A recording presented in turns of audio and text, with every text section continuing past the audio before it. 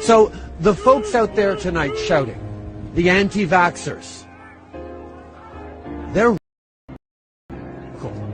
If you want to get on a plane or a train in the coming months, you're going to have to be fully vaccinated because everyone needs to get vaccinated, and those people are putting us all at risk. Yes, there is a small fringe element in this country that is angry, that doesn't believe in science, that is lashing out with racist, misogynistic attacks. Those protesters I don't even want to call them protesters, those anti-vaxxer mobs, they don't get to dictate policy of this government. Get vaccinated, and you know what? If you don't want to get vaccinated, that's your choice. But don't think you can get on a plane or a train beside vaccinated people and put them at risk. Croient pas dans la science, qui sont souvent misogynes, souvent racistes aussi. C'est un petit groupe et qui prend de la place. Est-ce qu'on tolère ces gens-là ou est-ce qu'on dit, voyons, la plupart... You need to condemn those people. You need to correct them. And I am not going to back down, no matter how many of them show up to try and shout us down from what I know to be true, what science tells us.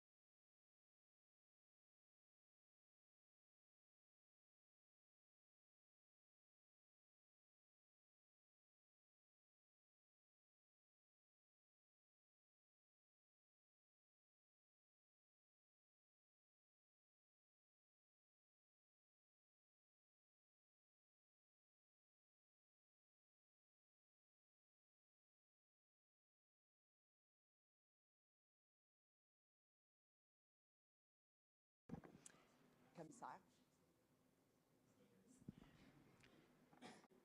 Commissaire, on m'indique de commencer, puis ça y est, j'ai le problème.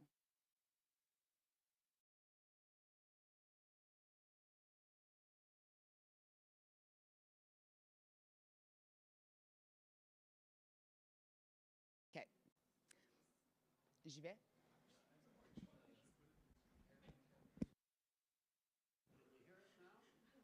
Christian?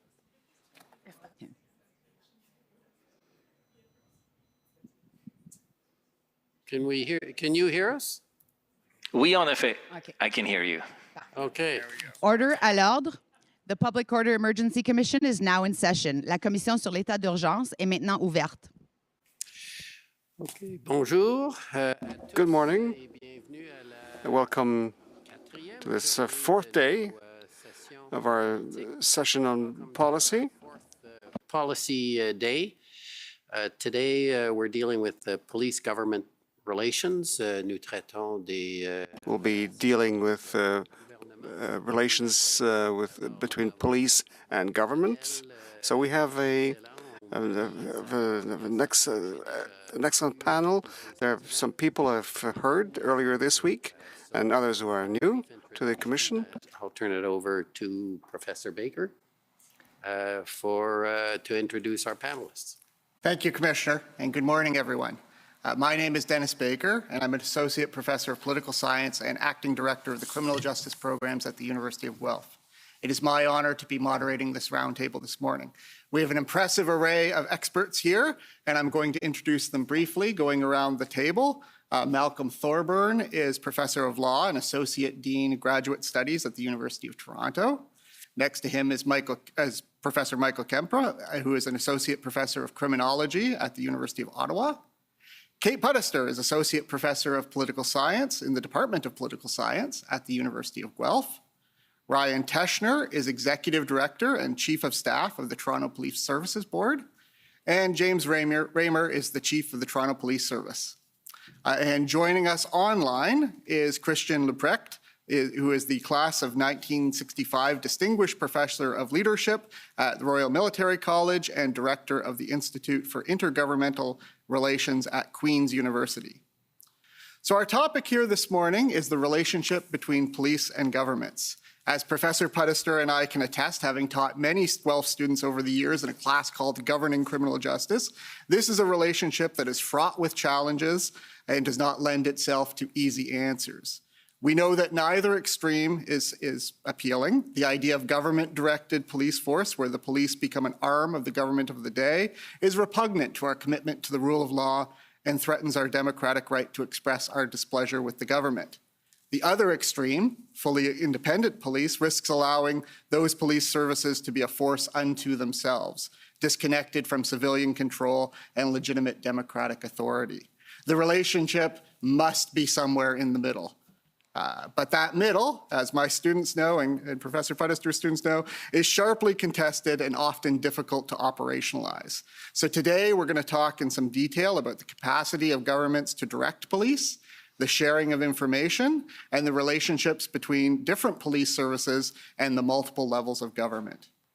My hope, Commissioner, is that even if we cannot provide you with definitive answers today, we can at least assist you by outlining the contours of the debate and where some of the reasonable disagreements may lie.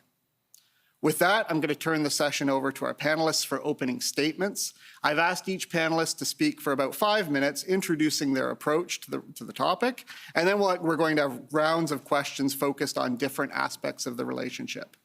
One final reminder to everyone on the panel, speak slowly, something I'm going to have to struggle with, and always identify yourself when speaking for the benefit of our translators and transcribers. So Professor Michael Kempa, I have you in alphabetical order, so you are up first. Great. Thank you very much for including me, Commissioner. And as you know, the issue of political engagement and civilian oversight engagement with policing has plagued the Canadian system since the MacDonald Report in 1981. It's over 50 years, but I have every confidence that we will resolve these issues here today and through the work that you'll do on the Commission after all this time. I approach policing basically as a window into politics and political economy. which is simply to say the way that a society sets up its policing system, divides responsibilities between public policing authorities, private policing authorities, and civil or volunteer policing authorities, says a lot about their broader views of the proper role of the state generally, what a market is and what its purpose is, who it serves, what a civil society is and what a civil society can contribute to a society, to the broader political economic context, how to define citizenship and how rights of citizens are to be institutionalized, including who is included and sometimes accidentally excluded from these regimes of rights. So that's at the theoretical level. At a practical level, I'm simply interested in who makes the decisions around policing policies, operations, and the exercise of policing power. And my general concern is that all three of these things are as democratic as possible, which means as close to community as possible, as reflective of community values and needs as possible, balanced by the need for the exercise of policing power as a form of legal power to be independent and democratically accountable. Now, the way that those things come together in different circumstances will vary. The answer will not always be the same depending on what type of policing powers we're talking about and what circumstances. But generally, by interrogating those questions, you get a good window into democratic theory and political economic theory. Thank you. Thank you, Professor Kempa. So next up is Professor Luprecht, who's on Zoom. Yeah, so if we frame the problem here, donc merci de l'invitation aujourd'hui. Thank you for the invitation. Modest but tenacious protest in Ottawa, and the system comes under moderate strain and is unable to come together to achieve strategic effect. I mean, we get more people in Kingston for homecoming than we did in Ottawa for the convoy. So let's think about that. So Police Services Acts call for adequate and effective policing. What does that mean? It means policing the response to the needs, values, and expectations of the local community. On the other hand, police swear an oath to protect life, property, and prevent crime. So the question for police is, what's the best way to keep the public safe? And you can already see emerging here the fundamental problem, which is the delta between public expectations on the one hand, as well as the quantity and the quality of policing.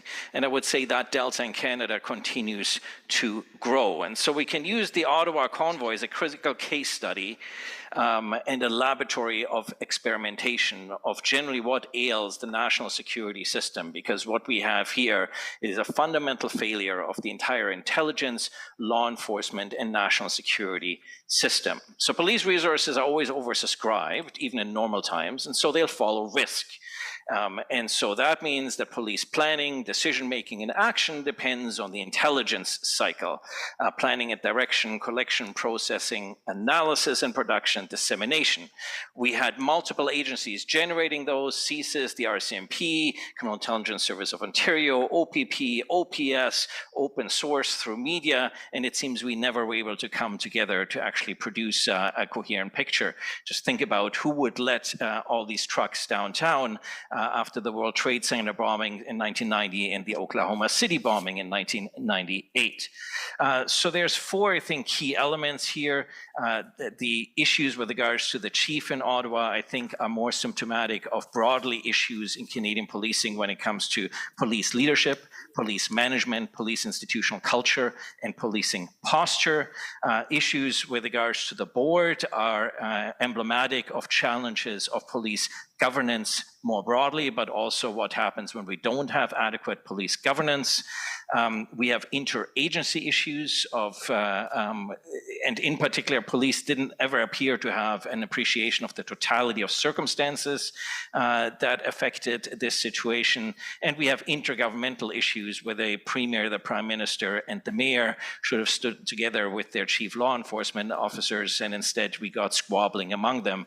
All this in the capital of a G7 country. So the system was unprepared. And so I think what we get here, this was more symptomatic of a number of broader issues. One is we have good incident response among law enforcement in Canada. We have difficulty with sustainment, in particular on issues of intelligence, planning, and logistics that a medium-sized police service, such as the Ottawa Police Services, cannot simply be expected to have for national protest. That's where we need national and to some extent provincial agencies to come in. Where was the RCMP surge capacity? We're always told we have this national police force of 17,000 people, so we can surge in times of a crisis. Between A Division, C Division, O Division, and headquarters, we have well over 2,500 people that could have simply gotten in their cars that are not on frontline patrol. Where were they? We had a loss of trust and confidence by the public that caused politicians to meddle. We had issues of outdated policy, which are governance issues. There's a broader debate about what constitutes national security. We have this very realist and traditional approach that I think does not do well in coping with economic security and political stability, issues of hate crime, ideologically motivated violent extremism, and so forth. 6, we have a reactive national security posture in preserving national security when we need a proactive and intelligence-driven one, where federal agencies have to have a firm and clear understanding of their mandate and on issues so that they can clearly advise local agencies. And I'd say there's a general vulnerability that was created in Ottawa, where this vulnerability to public safety and national security then create multidimensional issues of destabilizing Canada and its democratic institutions more broadly. The conclusion is that the Emergencies Act shouldn't and wouldn't have been needed had the system performed well to achieve strategic effect. The fact that the Emergencies Act was invoked is an indictment of the system and its inability to perform for Canadians, for the government, and for local citizens in Ottawa. Thank you, Professor Leprecht.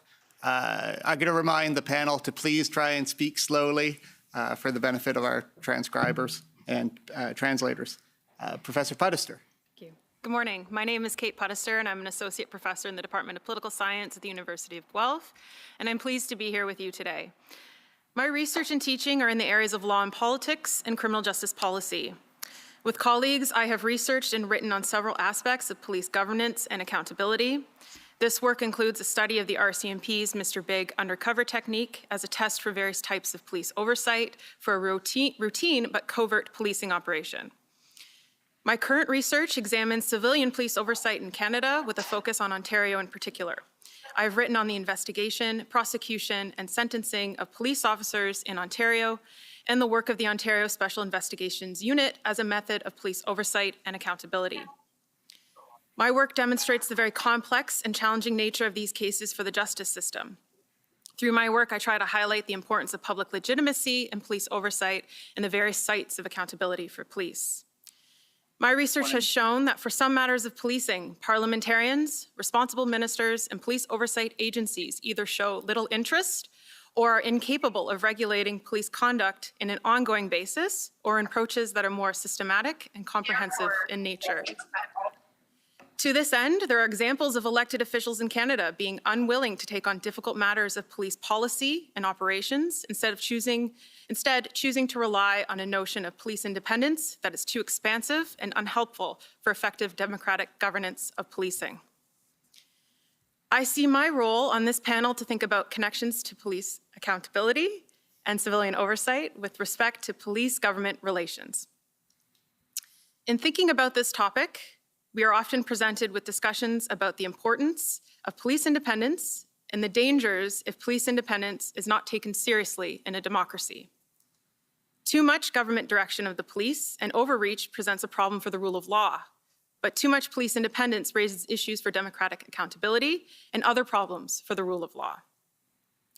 This conversation usually turns to distinctions between policy, something that is the rightful domain of governments and police service boards, compared to operations, something that is the rightful domain of police themselves. I know that we'll discuss these issues further this morning, but my perspective is that this distinction and an attempt to draw a clear line between the two does a disservice. This focusing on the distinction between policy and that of operations leaves out critical conversations about the role of the public through civilian oversight and the importance of other sites of accountability, such as the courts, the media, and inquiries like the present. Importantly, this formulation allows governments to shirk responsibilities with respect to policing, perhaps as a method of political strategy, instead of having a more nuanced discussion about the respective roles of each and how this might change based on the nature of policing that is required, considering the wide scope of responsibilities of the police. Police in Canada are tasked with a wide range of responsibilities as laid out in legislation: crime prevention, law enforcement, assistance to victims, public order maintenance, and emergency response. Each comprise different and occasionally competing demands. When thinking about the governance of the police, there's value in having a nuanced conversation about these different roles and how police independence or operational responsibility might take on a different meaning and importance.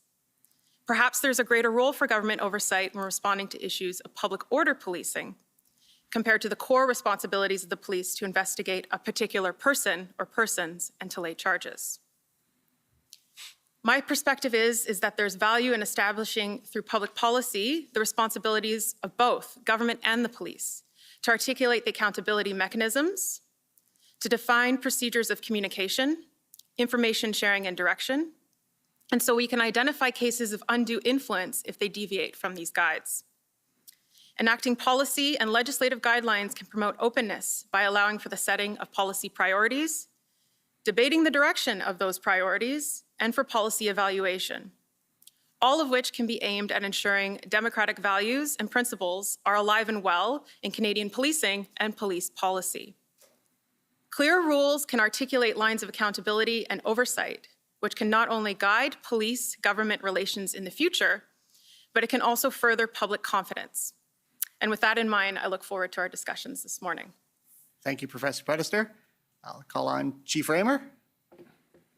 Good morning. Let me first thank you, Mr. Commissioner, for inviting me to participate in this very important exercise. I am a lifelong practitioner, having devoted my working life to policing, public safety, and crime prevention. I hope that I can provide some insight into how theory is applied. The title of this session is Police-Government Relations. The essence of the discussions is how do we construct and reinforce public institutions that preserve and promote democracy. I firmly believe that democracy is more than just voting. Many institutions promote democracy and the balancing of rights. Some institutions, however, can promote democracy or detract from it depending on how they are administered. Policing is one such institution. In my view, we must be careful to avoid adopting strategies aimed at remedying a particular problem that tend to undermine a system that, generally speaking, works well in this province and across Canada. A system of policing that is independent of political interference is a system to be protected and nurtured. It is a key aspect of democracy. It must, of course, be accountable to the people, and the leadership must be responsive to the people and ensure that the rule of law is maintained. The police cannot be seen as a tool to be used by any particular government, but must be seen to be operating on the basis of democratic principles. The leadership in policing need to be experienced, trained, empathetic, and humble in order to be effective. Long ago, in response to political interference in Toronto, born of divisions transplanted from abroad, the provincial government created a police commission designed to protect the police service from actual and perceived interference. That system has evolved into the Police Services Board system we have today. That system has evolved and matured to ensure that politics does not intrude into operations, but that the direction of policing is responsive to the legitimate needs and expectations of the people. I am of the view that while I accept there is room for improvement in the system we have developed in Toronto, we are currently positioned as well as we ever have been to ensure responsive, accountable, and independent policing for the people who depend on us. The service embraces the role of the board.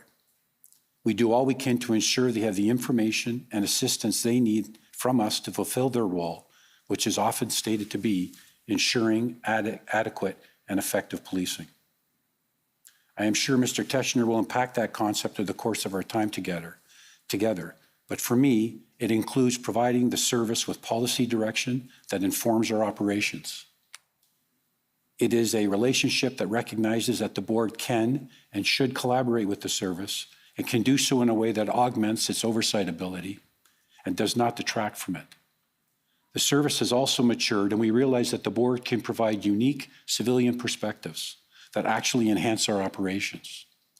So we have policy and operational discussions frequently, and each of us are the better for it.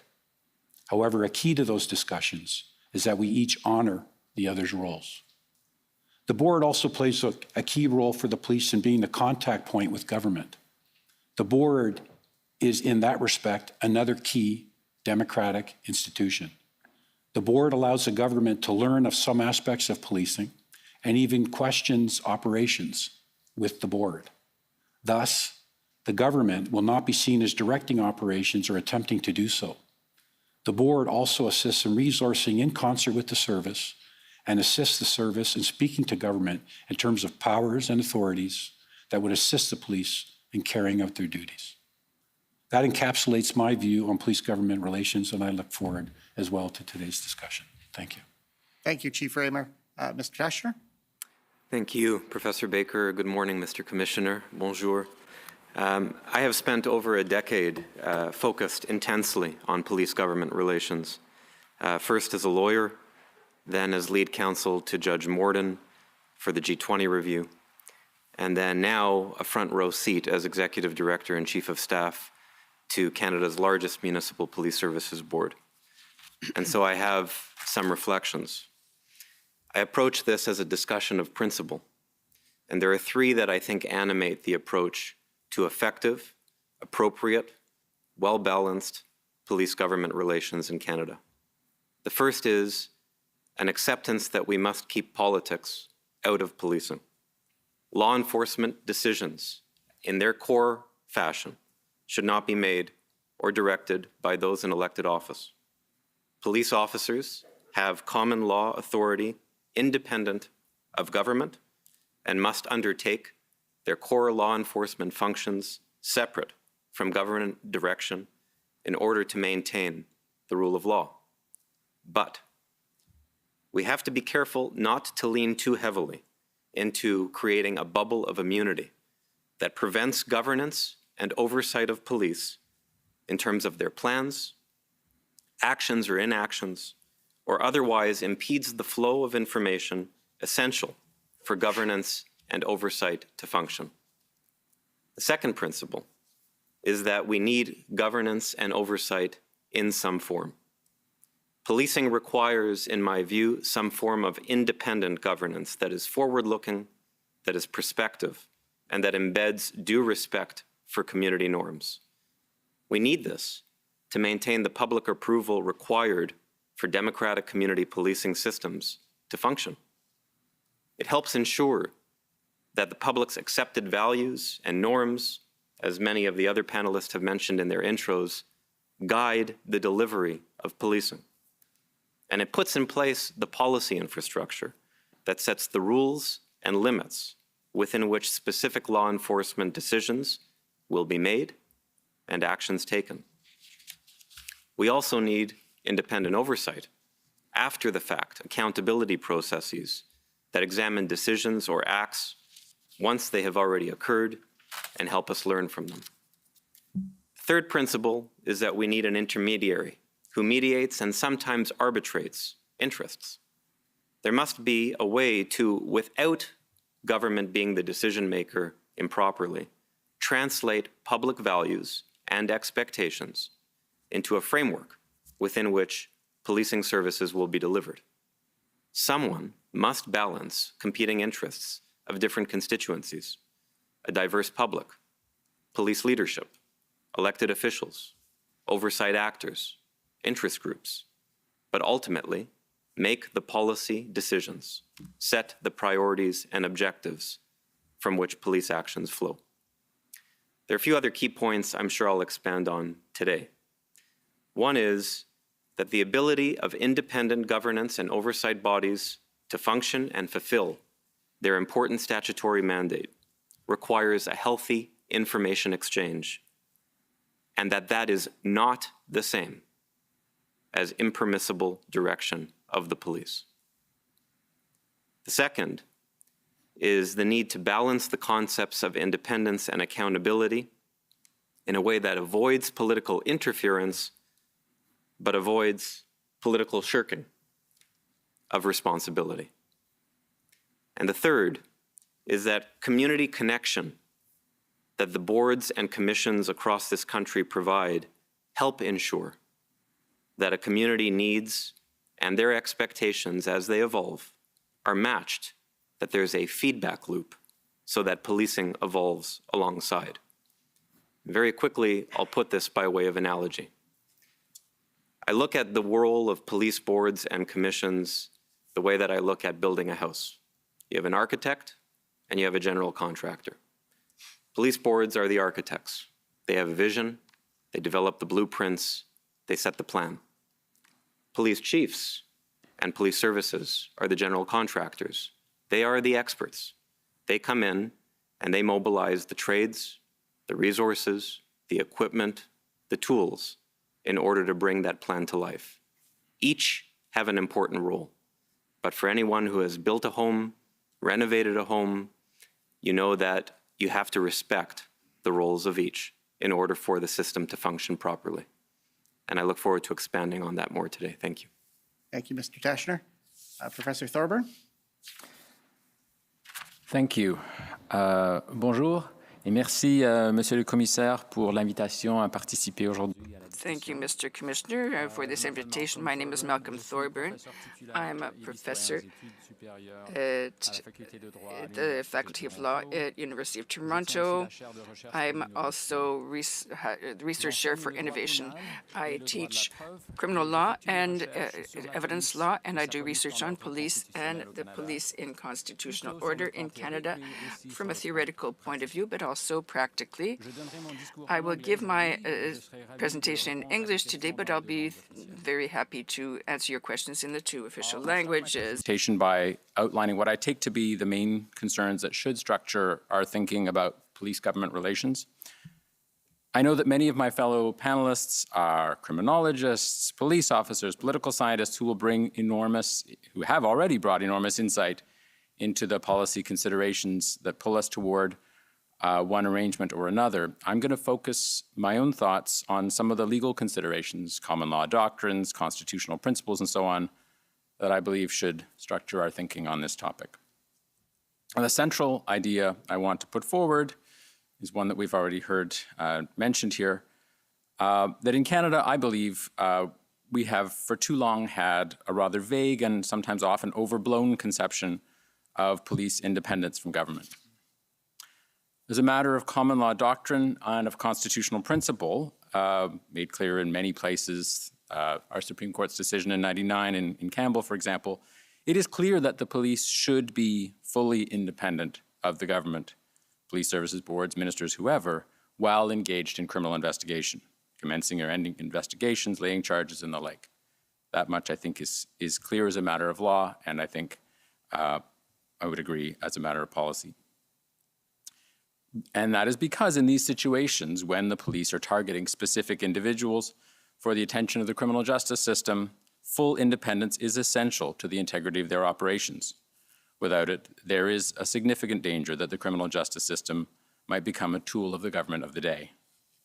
As with other parts of the criminal justice system, impartiality is crucial to its legitimacy. But outside the context of criminal investigation, there is no good reason, I think, to think that the police should be fully independent of government. Indeed, there are plenty of good reasons to think that they should not. So the police have wide discretion, considerable coercive power over increasingly wide variety of different areas, well beyond the scope of criminal investigations. It is, I think, intolerable in a democracy that all that power and discretion should be exercised without significant democratic accountability and input. When making decisions about crowd control at large-scale protests, for example, there are important public policy considerations at play. The possibility of economic life for the surrounding community, access to education, healthcare, other important services, sometimes matters of international trade and so on, that must play a part in decision-making about how to police those protests.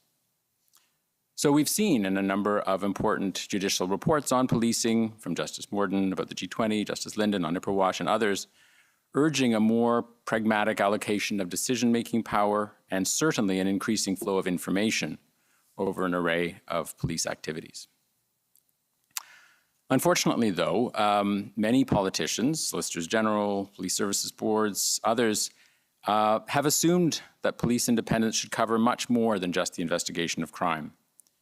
What's more, of course, there is legislative language in Ontario, Section 31(4) of the Police Services Act, that draws this sharp distinction between operational decisions with respect to day-to-day operations and policy matters.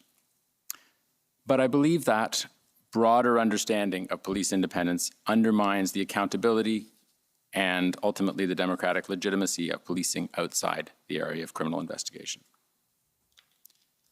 So how then should we demarcate areas where the police should maintain strict independence from areas where more government input is appropriate?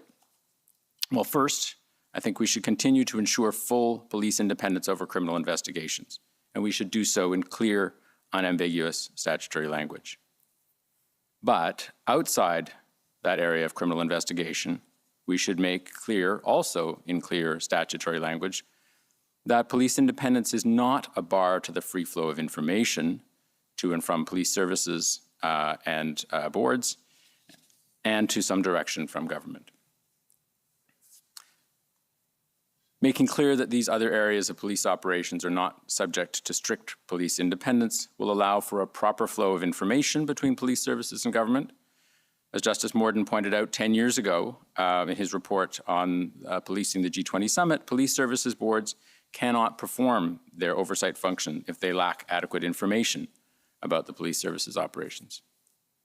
And further, we should allow for more guidance and input from government in crafting policies, priorities, and objectives in these other policing areas. As we have seen at virtually every large-scale protest in Canada over many years, including earlier this year, the police lacked clear guidance about how to regulate those protests. The police need more and clearer legal guidance about how to deal with these large-scale protests and other critical points, as they're sometimes put. That said, I wish to acknowledge that it is very important that political guidance and the sharing and information should not become a road into partisan capture of policing. The police mission must be one that is subject to democratic oversight, accountability, and input, but not to become the servants of the government of the day. So, to that end, I think we ought first to make any government input clear, publicly accessible, and in writing, such that that guidance can be subject to democratic accountability. Also, that where possible, organizations such as police service boards can act as intermediaries between elected officials and police departments. I look forward to the discussion later this morning. Thank you very much. Thank you, everybody. It's tempting just to let you all ask questions of each other right now, but we're going to have slightly more structure than that. Our first set of questions relates to directions from police to police from government. And we've already heard a little bit about that in many of the statements. So the questions we're going to specifically look at are, what direction may police boards and governments legitimately provide to police? And in particular, I know this commission is interested in whether specifically may governments provide directions establishing priorities for which regions police resources should be deployed during a major event that impacts multiple locations. So that question is before us. What decisions in relations to managing protests should be made by police alone? Is the policy operations distinction that we've already heard about meaningful, and can it be usefully applied? So with that, I'm going to ask Professor Kempa to start us off. Thank you. So, Commissioner, I've made a real commitment to our panel chair to be as practical as possible in my discussion today and to really try to avoid getting bogged down in the theoretical weeds that have accumulated over the last 50 years on this particular topic. The issue of whether or not the policy operations distinction is even useful in terms of discussing what types of questions political overseers or civilian overseers can ask of police organizations, what types of direction these same bodies can give police, is a good one. And I think the metaphor that's come up over and over again over the course of this commission is the separation of church and state, where the idea was that political direction or questioning should definitely not cross some sort of a threshold which was understood as church throughout the commission. But the opinions as to what exactly the line was within the church were mixed from the evidence that you heard here. There were some that would have given you the idea that political overseers or civilian overseers should not even put a toe into the church, for example. And there were others who said, no, political overseers can come in and ask questions, but certainly not even make a suggestion or tell us what to do on any operational level whatsoever. So what I would suggest when we go through the history of the reports looking at these matters, at the level of civilian oversight bodies, police services boards, Linden is the report that is most helpful for us. Rather the Morden report is the most helpful for us. At the provincial level of political direction, it's Linden. And at the federal level, of course, it's the McDonald report and the more recent Brown report looking into these matters with the RCMP. So what I would suggest, rather than thinking of church and there's really no role for the state or political or civilian overseers inside the church, in fact, they're fully welcome in. They can ask questions about operations. They can give advice about operations at a general level, but they ought not to be allowed into the confessional, which is to do with the exercise of police powers specifically. So my answer to the question on whether that dichotomy is useful is I would say yes, but I actually prefer to think in terms of a trichotomy that just makes it a little bit more specific. So on the one hand, we do have policies, which is the domain of either civilian oversight bodies where they exist or the political ministers responsible, if we're talking about the federal level of the RCMP. Then there are plans, which can be conceived as the more general level of operations, where there is a legitimate role for any of these bodies to ask questions, demand answers to these questions, offer even suggestions about overall plans, but in the end, it is the final decision of the chief whether or not those suggestions will be executed at the level of plans on the ground. And then finally, powers. Powers, the exercise of powers is the most specific level of operations. This is the confessional, and this is where there is absolutely no role for civilian oversight bodies or for the political directors of policing, the ministers responsible. So where we think about some of your more specific questions, for example, what directions may police boards and governments legitimately provide to police? Well, obviously they're setting policies. But in terms of an operation like something for a major protest event, there is no precise legal definition for what type of advice a board would give a chief of police on how to generally go about strategizing to deal with a mass protest.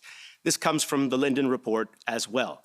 Rather, there needs to be a deliberative discussion process in place where these issues would be worked out. I know that very many would say it's difficult to define these things in law, and it's important to leave some space for your professionals to have room to work these things out amongst themselves within a framework. So I'm suggesting this is a general but specific enough framework, policy, plans, and powers, that within plans, there's the space for the participants to negotiate where the board would offer advice and where they would stop. Some of this would be common sense, for example. The board's members are typically not police professionals, so they don't have experience in deciding exactly where you would send contingents of officers on particular corners and so forth, nor would they even really have very many questions about those issues at that level for their chief. They would have questions about whether certain laws might be used as tools to be enforced, but not when and where those laws would be enforced or not. The timing and the ultimate decision to use those authorities would be for the police and the police alone. What types of information can boards or political masters ask for? On matters of operations, they should be asking questions about planning before and after plans are designed and executed. So before, again, the types of questions that a common sense approach within this framework would dictate would basically be what any good board of management would be asking. Chief, how did you come up with this particular approach? Were other alternatives considered?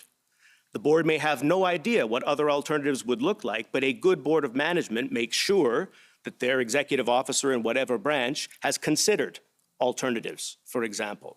Is there any evidence to suggest that this would be a better approach than something else? The chief might simply reply, yes, this was a model that was deployed to good effect in protests in Seattle. We feel that there's some similarities, and that's why we're following this model here. It's a standard deliberative type approach in that sense. On your next set of questions here, we have a question, may governments provide directions establishing priorities for which regions, for example, police resources should be deployed to during a major event that impacts multiple locations?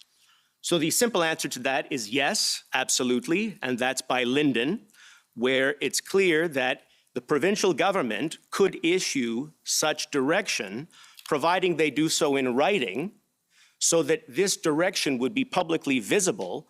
If the public felt that this was unreasonable direction, the government would then be accountable for providing that level of detailed instruction to the police. Further, if the head of the OPP, for example, were to feel that those were unreasonable directions on the basis that they could compromise public safety, that commissioner would provide that explanation again in a public fashion so that the logic of where the police were going, either before, if that could compromise the safety of the operation before, that could be explained after, where the police are going and why.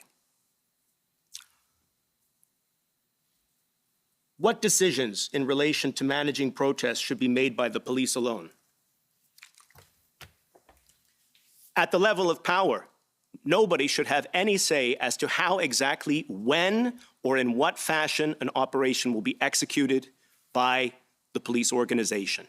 So while a board may ask, are certain laws going to be enforced, for example, around the transportation of jerry cans of fuel, that board cannot direct that at a specific time of day, you will begin enforcing these laws in any location in Ottawa or elsewhere for that matter.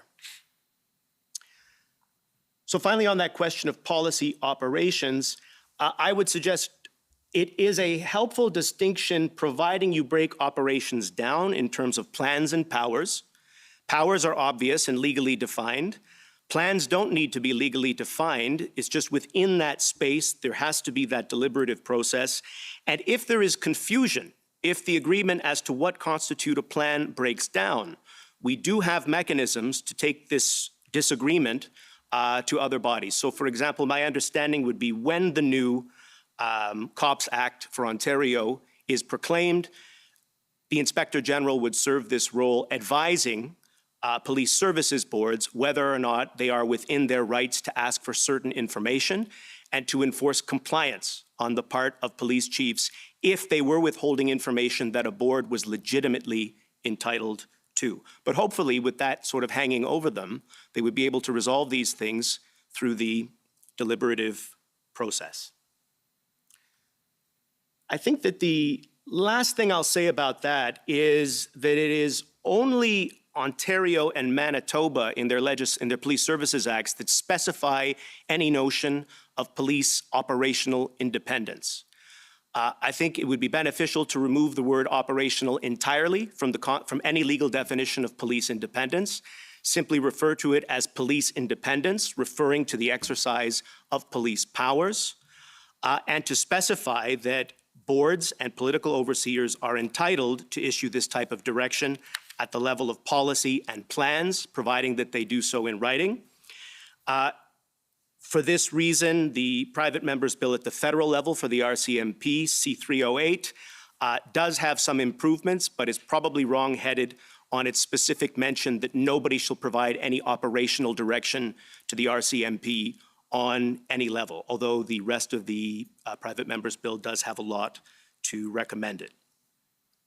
So I can leave that there. Perfect. Thank you, Professor Kempa. So Professor Pudister, I know that we've had lots of discussions about the policy operations distinctions, and Professor Kempa is already breaking it down to plans, policies, and power, which I think is an interesting way of looking at it. But would you share your thoughts on some of these questions? Thanks. Yes. So yeah, I want to focus more on the policy operations part of this questioning that we're going through right now. And I think the distinction that we tend to rely on, a policy on one side and operations on the other, is really not useful.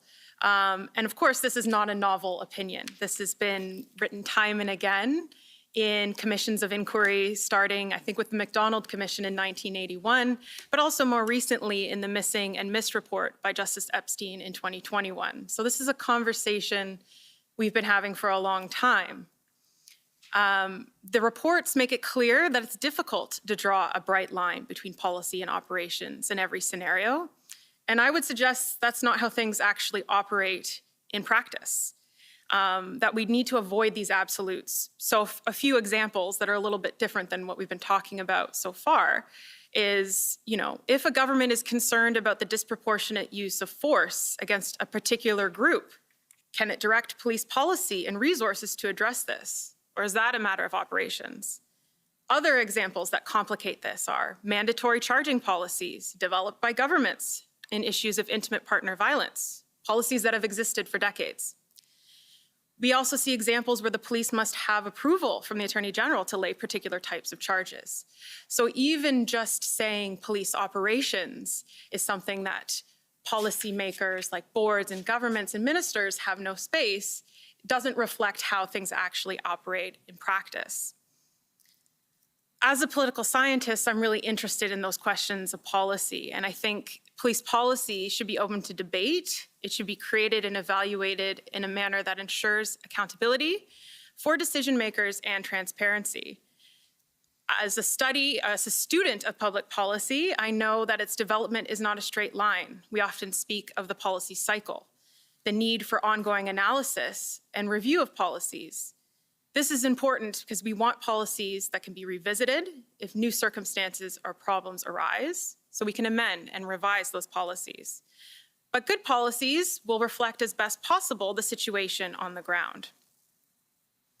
Generally, when we're having discussions about police-government relations and the policy operations distinction, references are made to the principle of police independence that Malcolm mentioned earlier.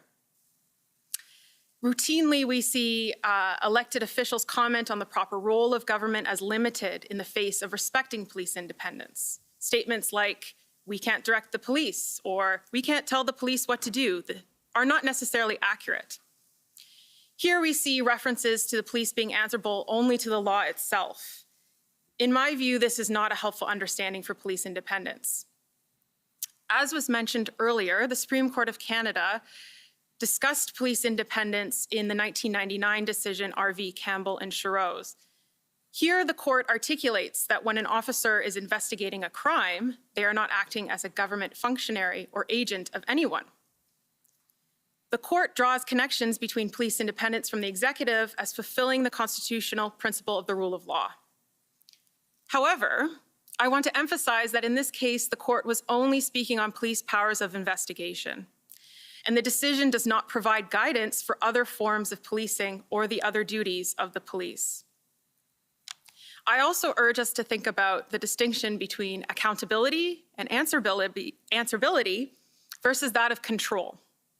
My perspective is that there's need for more government responsibility in policing, certainly at the federal level, and not less. Police independence, or some prefer the term operational responsibility, should not be interpreted in a broad manner to cover all things operational, which I think Michael agrees with. Instead, it should be narrowly tailored to respect what are sometimes called the quasi-judicial role of the police: investigation, charging, and prosecution of particular individuals. In other matters, this is where the space for government and policy can come in. Democratic models of police-government relations recognizes that for some decisions of policing, it would be improper for the government to make determinations.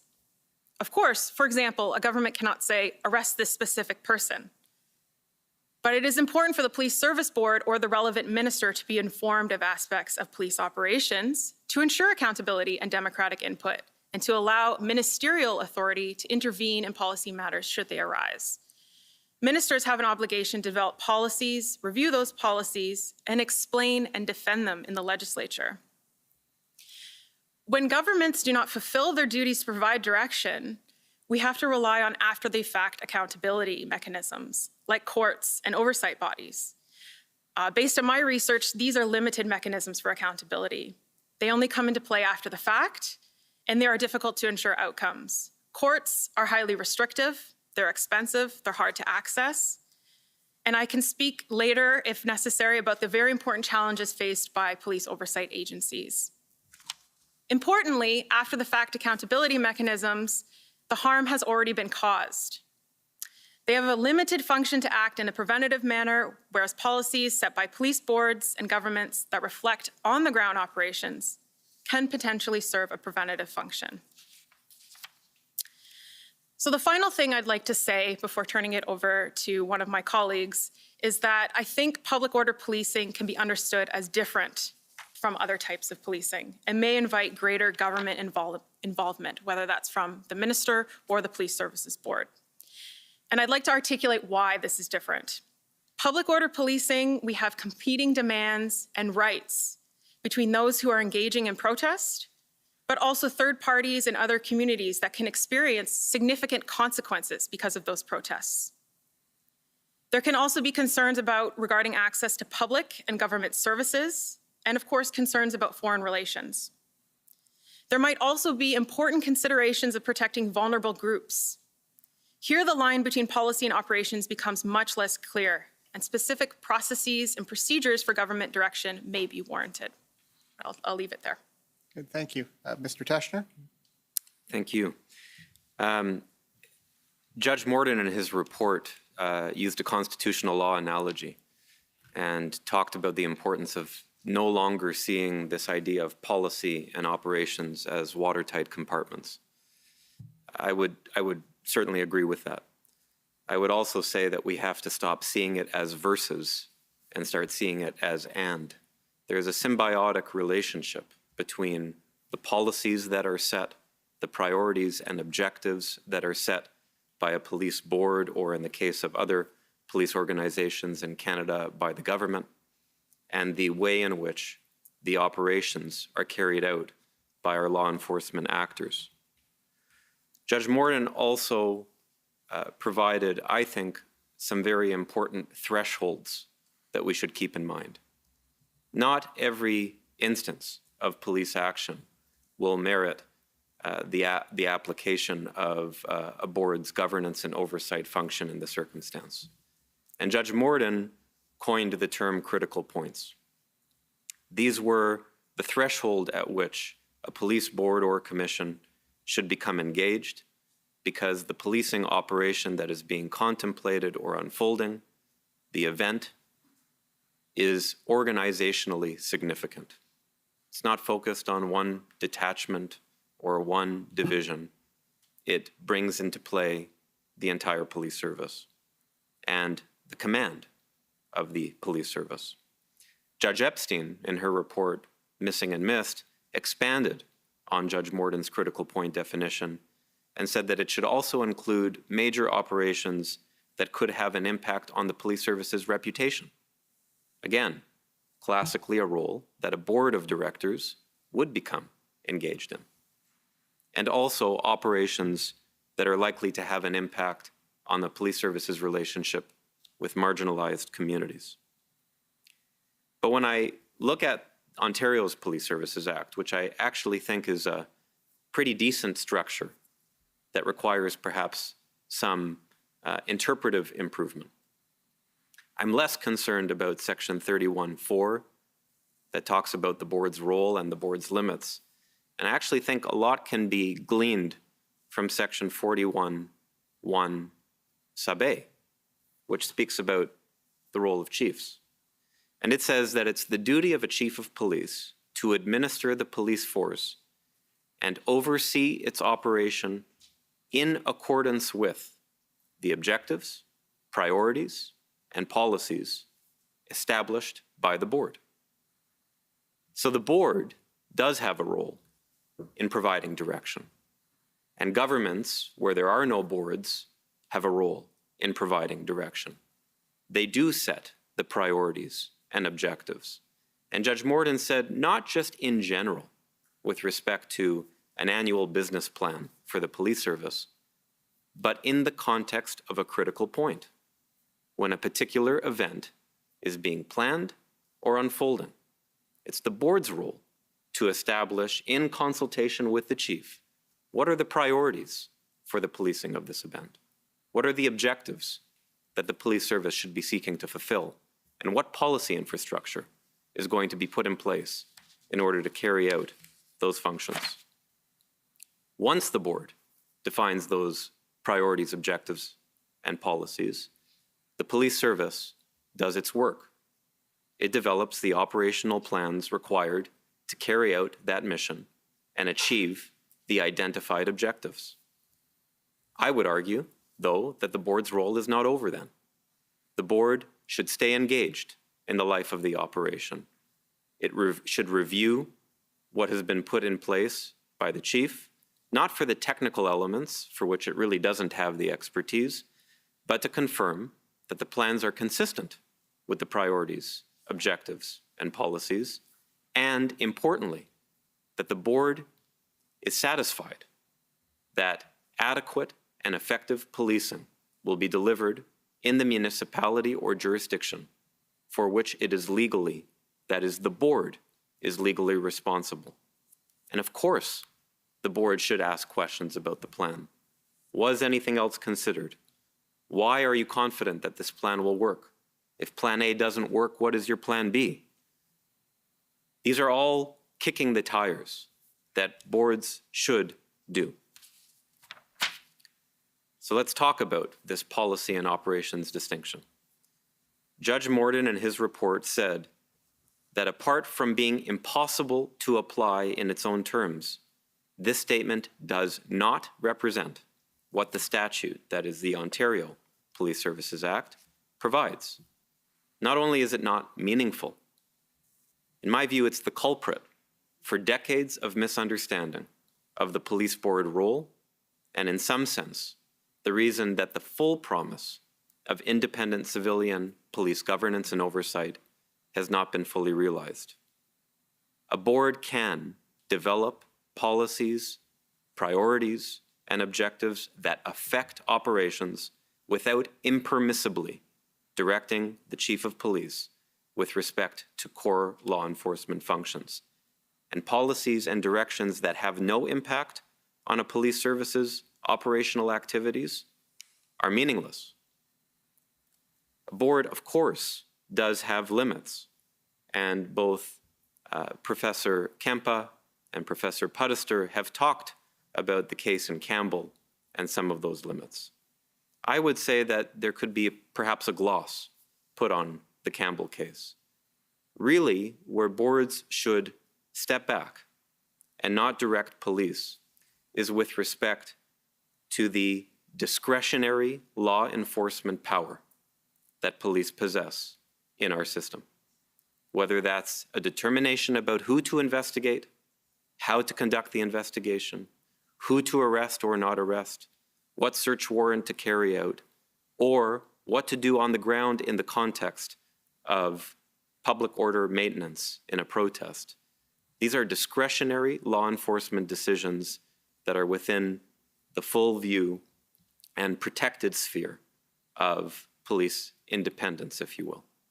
But the infrastructure in which it's carried out, the priorities, the objectives, the policies, that is the role of the board. And so I think in approaching it this way, rather than an either or, we can start to appreciate the symbiotic relationship that should exist between these two functions. Now, Professor Pudister talked about this in the context of policies, and she mentioned one that I just want to illustrate through an example: a disproportionate impact on use of force against particular populations. In Toronto, the Toronto Police Services Board put in place a race-based data collection, analysis, and public reporting policy that is lengthy, is dense, and is detailed. It's not just high level, it talks about what the priorities and objectives are in that particular space. And it compels the chief of police and the service through him to put in place action plans to identify the results of the analysis, the disproportionality where it's found. Many would say, in the past or even today, that's an impermissible intervention in day-to-day operations. You're telling the chief that they have to develop plans to address a specific issue, and you're creating the infrastructure in which that occurs? And the answer is absolutely. That's the role of the board. And the Toronto board has taken this role in the context of artificial intelligence, body-worn cameras, things that traditionally have been seen as the domain, the sole domain of the police service. But that infrastructure in which it's carried out is absolutely the domain of the board, in consultation with the operational leader that has the expertise to express how these things are going to impact the way they do their job in an effort to try and find a place that makes sense. Thank you, Mr. Teschner. Professor Thorburn? Yes, thank you. I'm glad to see that there is some convergence on some of these questions among the panelists. The question of what exactly the scope of government input might be into police operations turns on a number of questions. As Professor Kempa already pointed out, there's a big difference between providing specific directions and asking for information, and even making suggestions and calling for a response. In those kinds of questions, I think what we need to do is keep in mind also, as Mr. Teschner pointed out, recognize that it is not a simple model of setting down policy and then leaving it to the chief to create specific day-to-day directions based on that, but rather a relationship of the flow of information in both directions, and a give and take on questioning how those particular implementations are going to be made out. What I want to suggest, though, is that in certain contexts, the foreshortened time window of planning and execution is going to make that dynamic ever denser. That in some contexts, planning and priority setting can take place well in advance. That kind of discussion can take place in a way that is more easily insulated from day-to-day operations because it happens long before those day-to-day operations take place. In circumstances like the ones we saw earlier this year, in Toronto at the time of the G20 and a number of other events, sometimes the flow of information needs to occur much more quickly, and decision-making as well. And so I think the easier distinctions that we're drawing as to whether or not we are making specific directions to day-to-day operations becomes much more difficult to draw.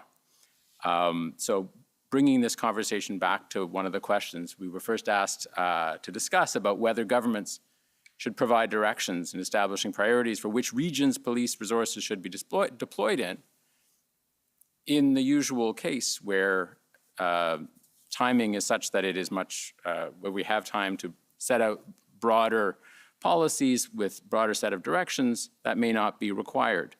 In situations, in some of these critical point situations, the time window is going to be such that the flow of information, the flow of directions will be virtually simultaneous with some of those policy day-to-day decisions. So the kind of input, it would be unrealistic, I think, to say that the kind of input boards might have could be fully insulated from that kind of operationalization. So would it be best to try to insulate oversight boards, and particularly ministers, in the case of RCMP and so on, from directing chiefs on those specific matters? Absolutely. That although I would want to emphasize, I think that public order policing is a very significant step away from the specific law enforcement role of police with charging and so on. It is true that nevertheless we want to make sure that the government of the day is not giving specific directions on those questions. Given that time window, however, I think it's unrealistic to suggest that we can keep them quite so separate. Okay, thank you.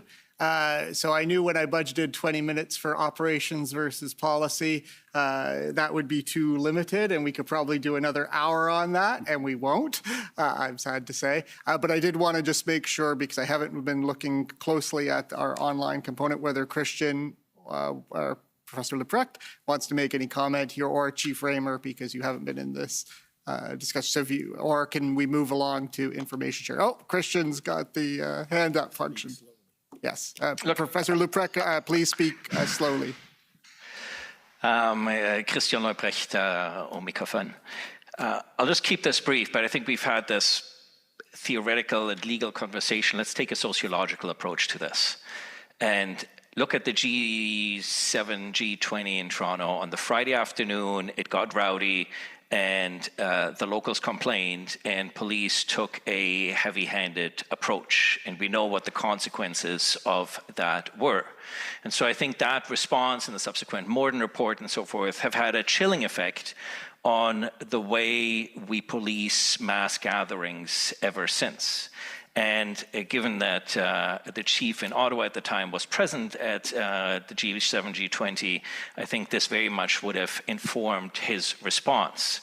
We also need to consider that in Ottawa, under the circumstances, with only the Ottawa Police Service on the ground, had there been, for instance, a more aggressive posture, there's a high risk that the police would have had a rebellion in his own ranks on his hands.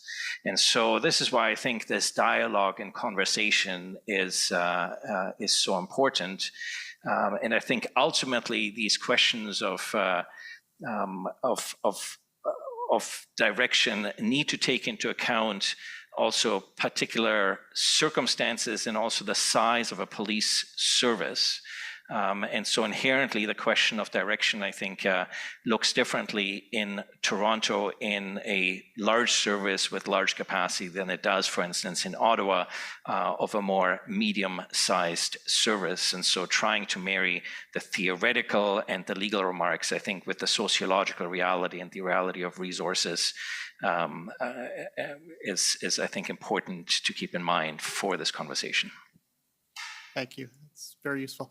Chief Raymer? Yes, just one quick comment. What I would say is that police know and have training and expertise to execute law enforcement functions. But what we do is made more legitimate when it has a benefit of independent oversight that's framing what we do. And I think that's the essential ingredient. Thank you. So now we're going to turn to information sharing between police and government. And some of these discussions, I think, will overlap. But we're going to focus more particularly on the following questions. What information may police boards and governments legitimately request from police? How can requests for information be distinguished from direction? Is there a danger of it being taken as an implicit direction? In what circumstances, if any, may the police decline to provide information as requested by police boards and governments? Is it a problem for departmental officials to speak directly to police below the chief commissioner level to get that information? And what about elected officials doing that, making those kinds of communications?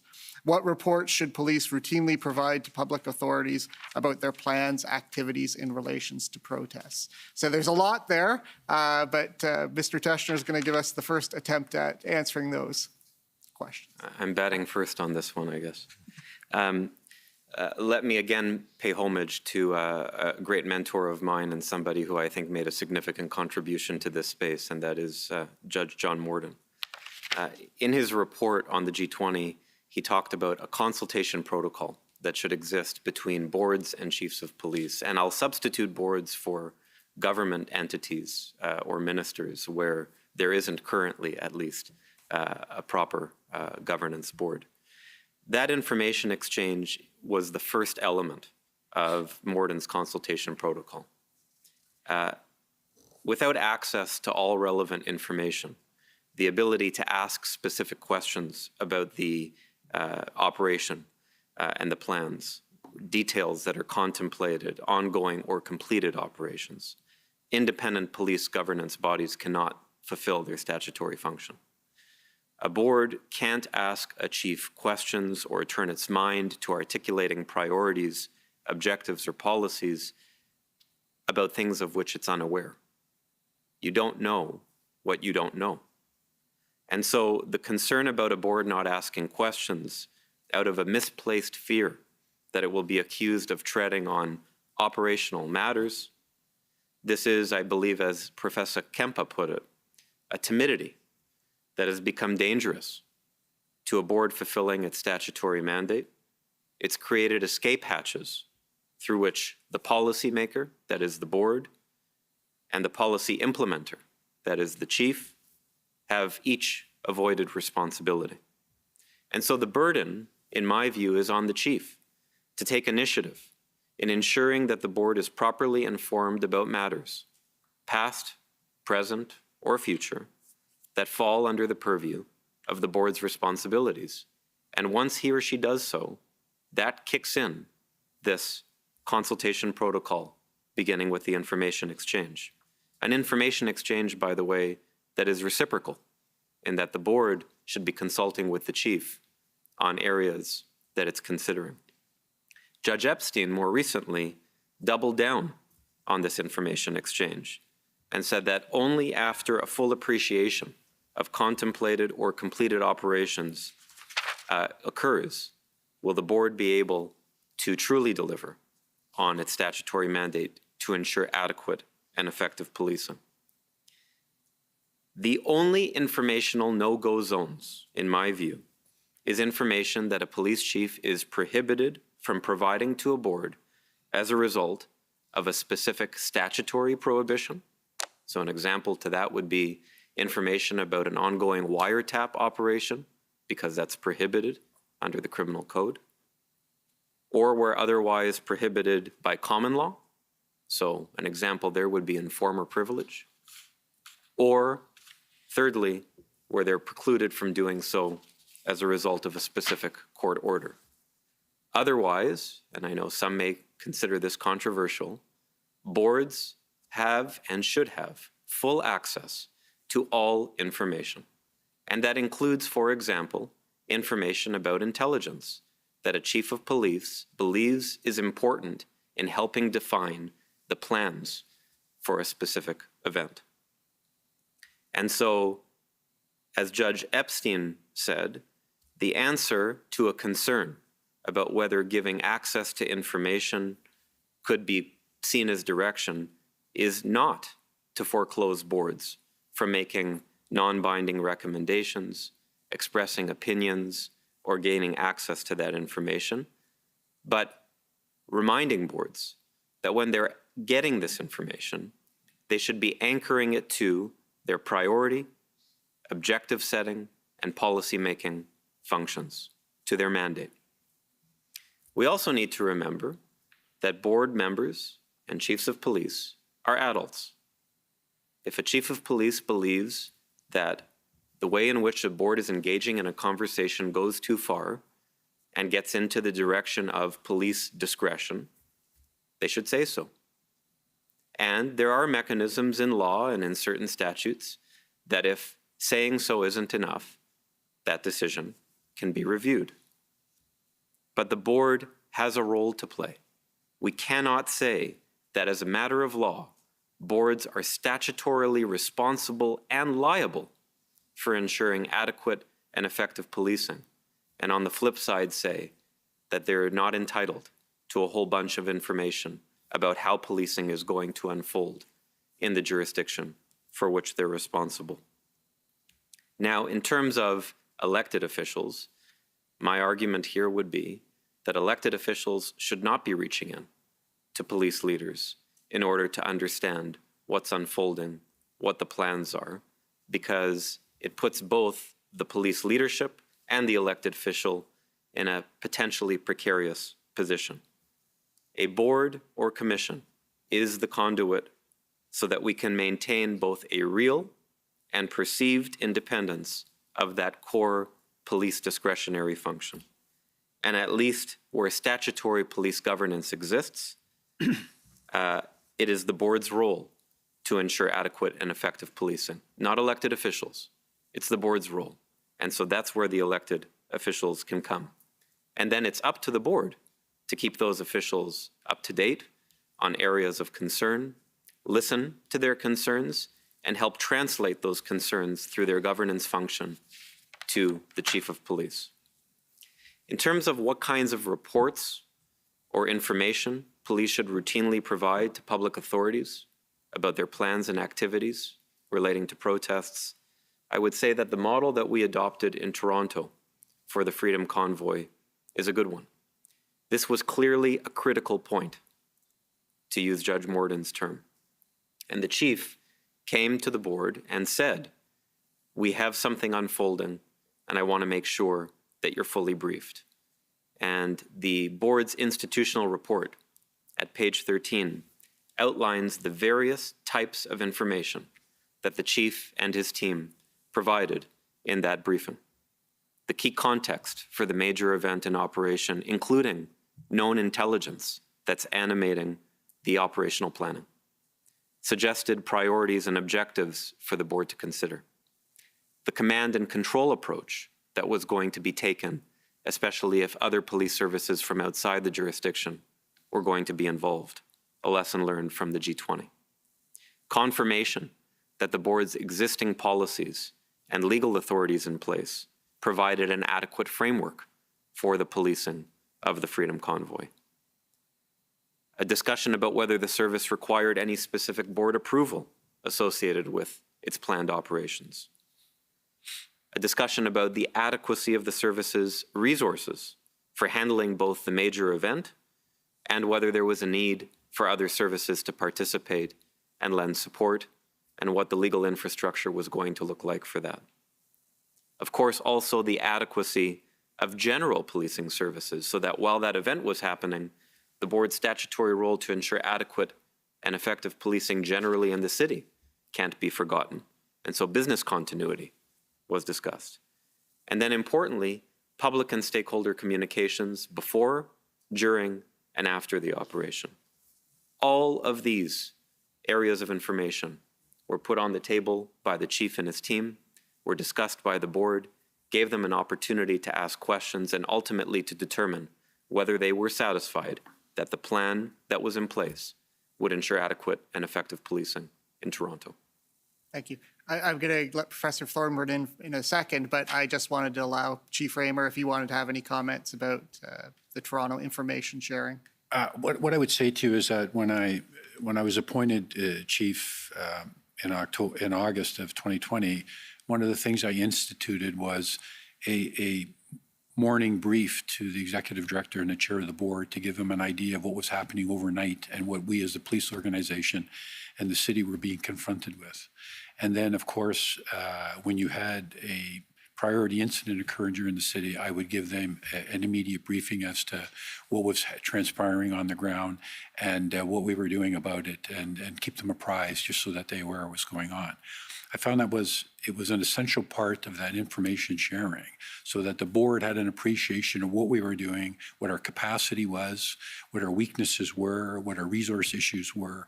These are all important things for the board to understand, because it was important in terms they oversaw budget recommendations, guidance, policy, and direction, and they had to be involved so that anything that they decided to implement what was going to be the operational effect of those decisions. So they had to be done in collaboration, and they had to be done with knowledge and of actually what we were being faced with as an organization. So I just wanted to add that point in and to the importance of it. And with respect to, how can requests for information be distinguished from direction? And I think there's always an opportunity where the lines are going to be blurred there. When you look at the danger of actual or perceived direction from government to the police. But that's the origin of commissions and police boards, and that's why we need them. Do you have any comment on the question about whether police chief may decline to provide information? Mr. Teschner gave us some examples of where it's statutorily barred, but do you have any reservations about other types of information? No, quite frankly, no. I mean, there's things like informant privilege that we do, any type of, secret operations that we'll have going on, we don't discuss. We might discuss them after they're done and talk about some success, but not while they're undergoing, not while they're occurring. But other than that, as far as I'm concerned, there's an oath of secrecy, and the board cannot perform an effective oversight function if they don't understand what we're doing. Many of them, was mentioned earlier by the professor, are not police professionals. In some cases, we have lawyers, and then you'll have city councilors and people selected, like social workers selected by government to be on the board. But we have to inform them so they have an understanding. And without that information coming into them, it makes it very, very difficult for them to do their job.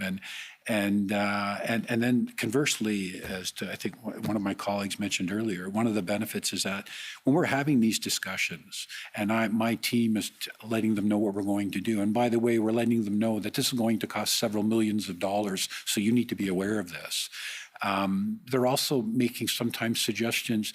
How about, are you communicating with city councilors so they got an understanding of what's going on? They could become helpful to this discussion with the city. That's a good idea.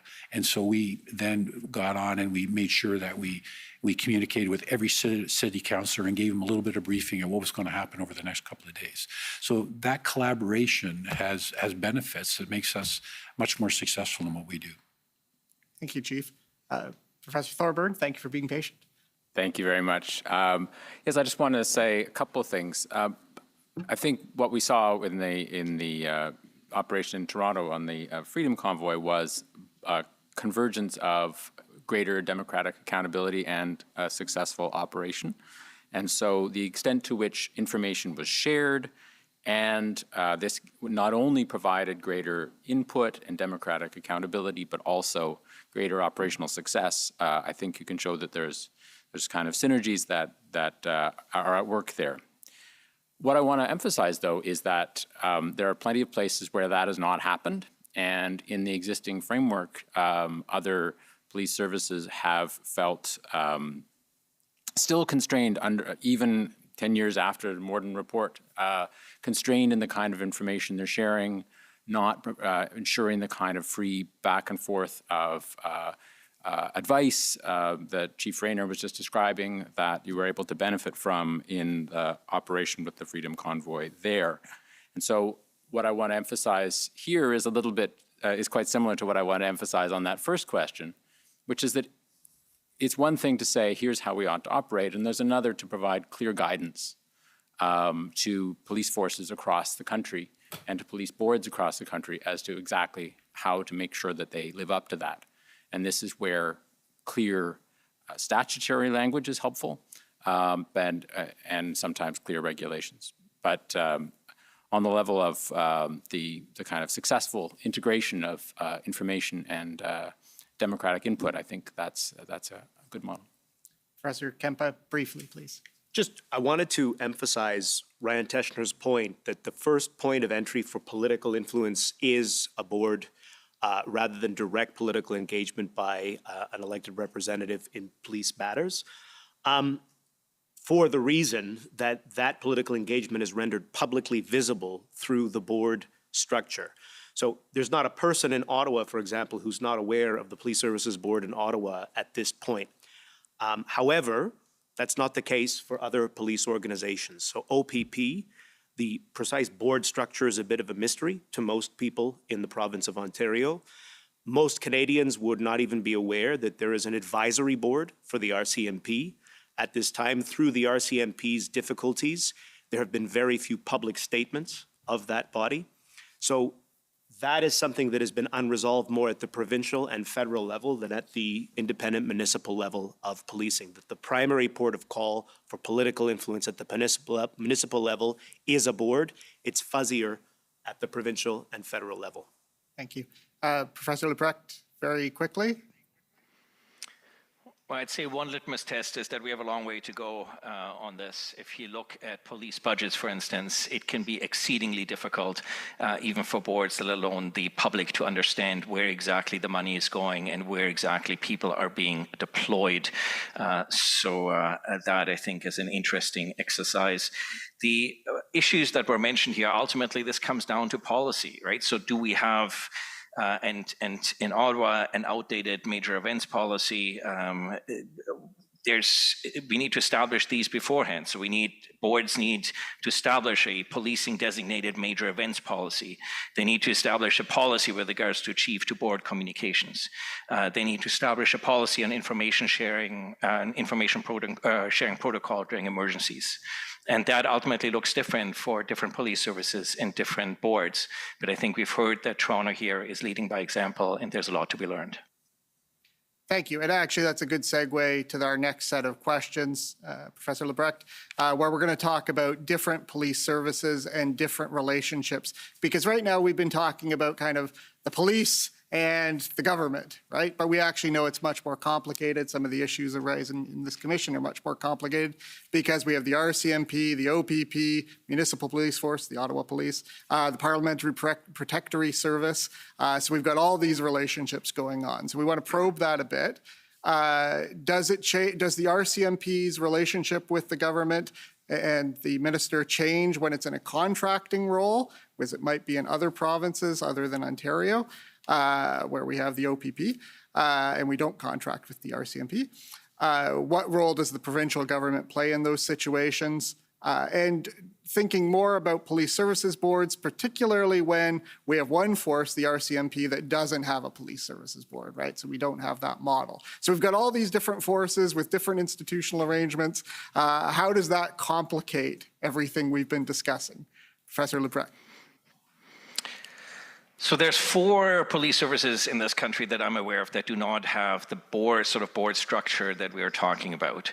The RCMP, the OPP, the Sûreté du Québec, and the Royal Newfoundland Constabulary.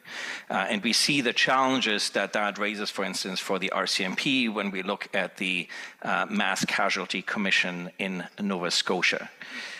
So that's, I guess, the first observation. The second is that boards can find themselves challenged. Most appointees to boards don't necessarily have the expertise, have the experience, and have the time that they need, because in most cases they're volunteers and they don't necessarily come from any sort of public safety background. And so there, I think there's a considerable gap, and that asymmetry often works for chiefs, in the sense that chiefs can sometimes rule with an iron fist, especially when they face boards that don't quite understand their particular remit. The third is that it is the benefit of boards is that you have, as Mr. Teschner outlined, the ability to develop a strategic plan that sets outcomes, which we refer to as priorities, but that also defines outputs that are measurable. Those are what is known as objectives, and the way we translate those outputs is then through policies. And while that happens at the strategic level, it also needs to happen with regards to certain elements of operational elements as defined sort of by policy, as we had sort of in the previous conversation. Ultimately, information sharing on a high level is also always about trust. And I think we have serious challenges when it comes to trust within police services, between the chief and often associations, not to speak of any particular service here, but people will be familiar with forces in this country where this has come to the fore. So it's difficult, I think, for a force to be effective. And so boards ultimately need to make sure that those relationships relations are working well. If you have a police service without a board, it is going to be, I think, more difficult to have insights on, in that regard. And you also ultimately need to have trust with other stakeholders and agencies. We'll get back to that in a couple of questions. I would like to close when we're talking about the relationships among different police services, that this ultimately are fundamental questions about police governance. And I would say that if you look at the recent webinar on police governance held by the Canadian Association of Police Governance, with some terrific interventions, I would say that police governance in this country is extremely challenged, and that one of the opportunities for the Commission here is to provide a way forward on police governance more broadly, because if we can remedy the shortcomings on police governance that were on full display during the Ottawa convoy and the meltdown of the board during a local and arguably national crisis, then that means we wouldn't need to invoke emergency measures to try to remedy this, because ultimately we need robust governance mechanisms. Anyone else want to comment on that set of questions? Oh, Malcolm. Just a quick intervention.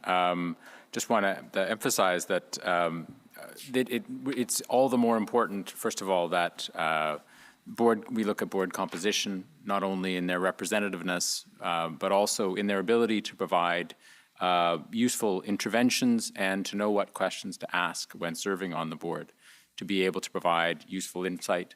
The model that several of us have been discussing this morning of flow of information, question and answer between board and the chief requires that the board members have a certain level of ability and knowledge of some of those areas in order to engage in that kind of conversation.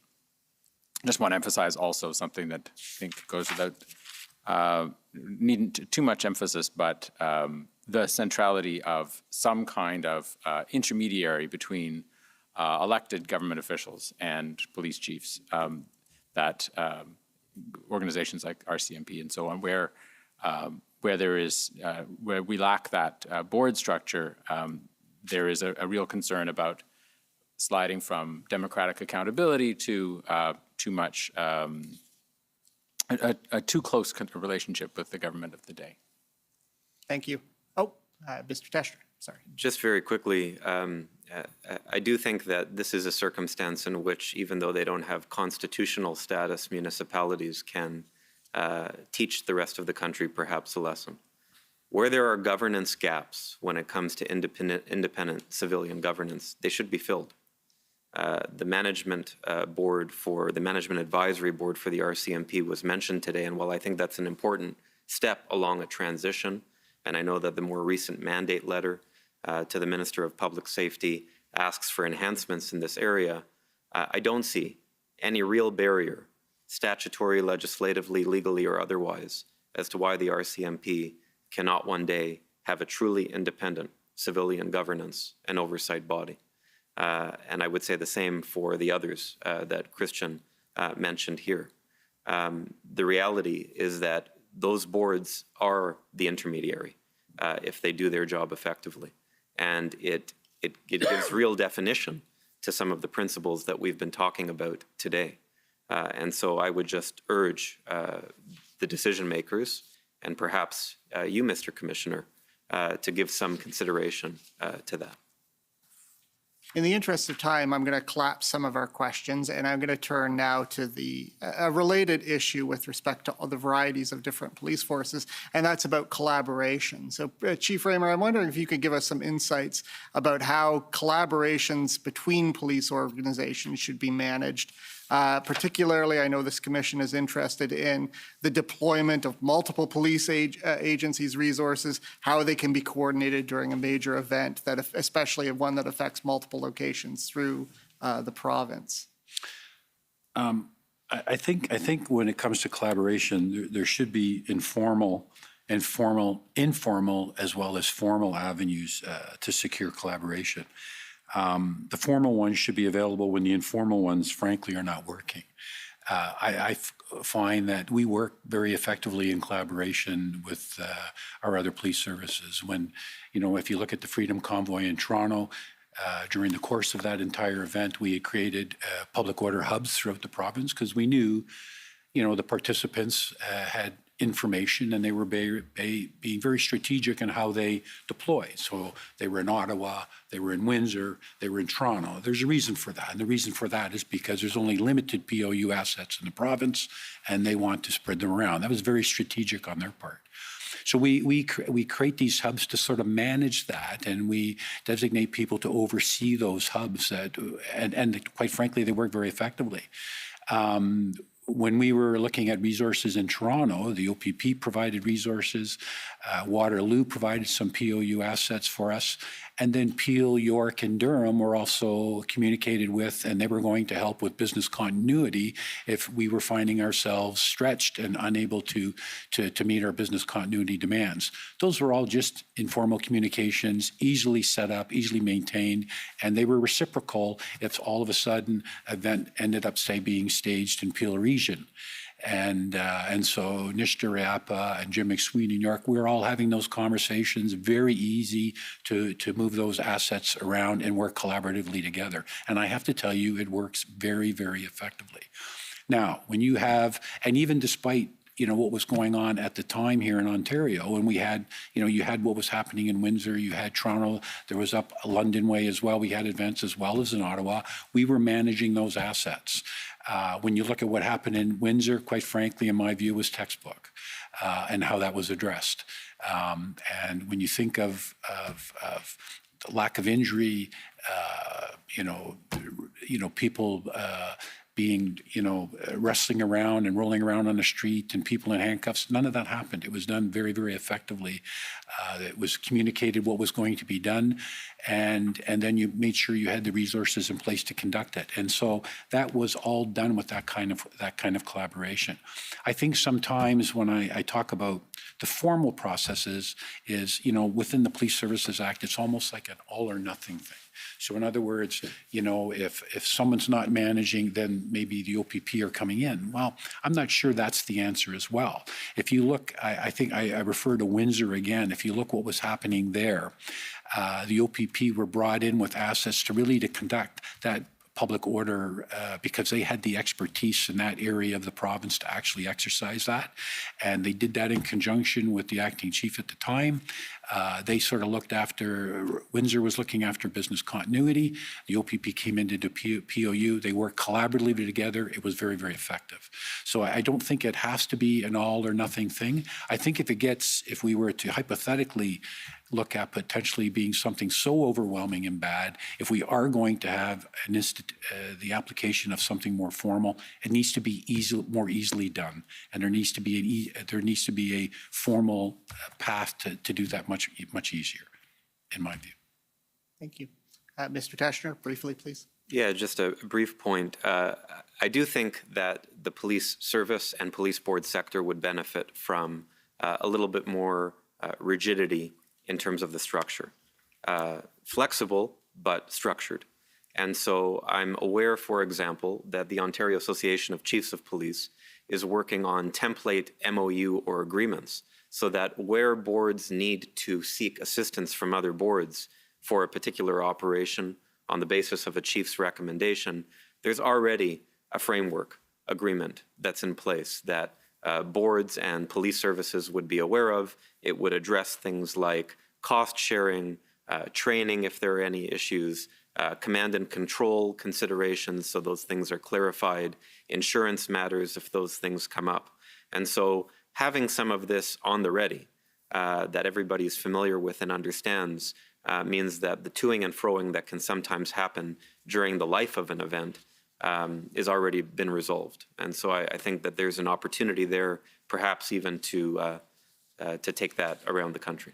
If I could just, that's actually a good point, because I think when it comes to MOUs, quite often we're only looking at MOUs if there's going to be a financial cost.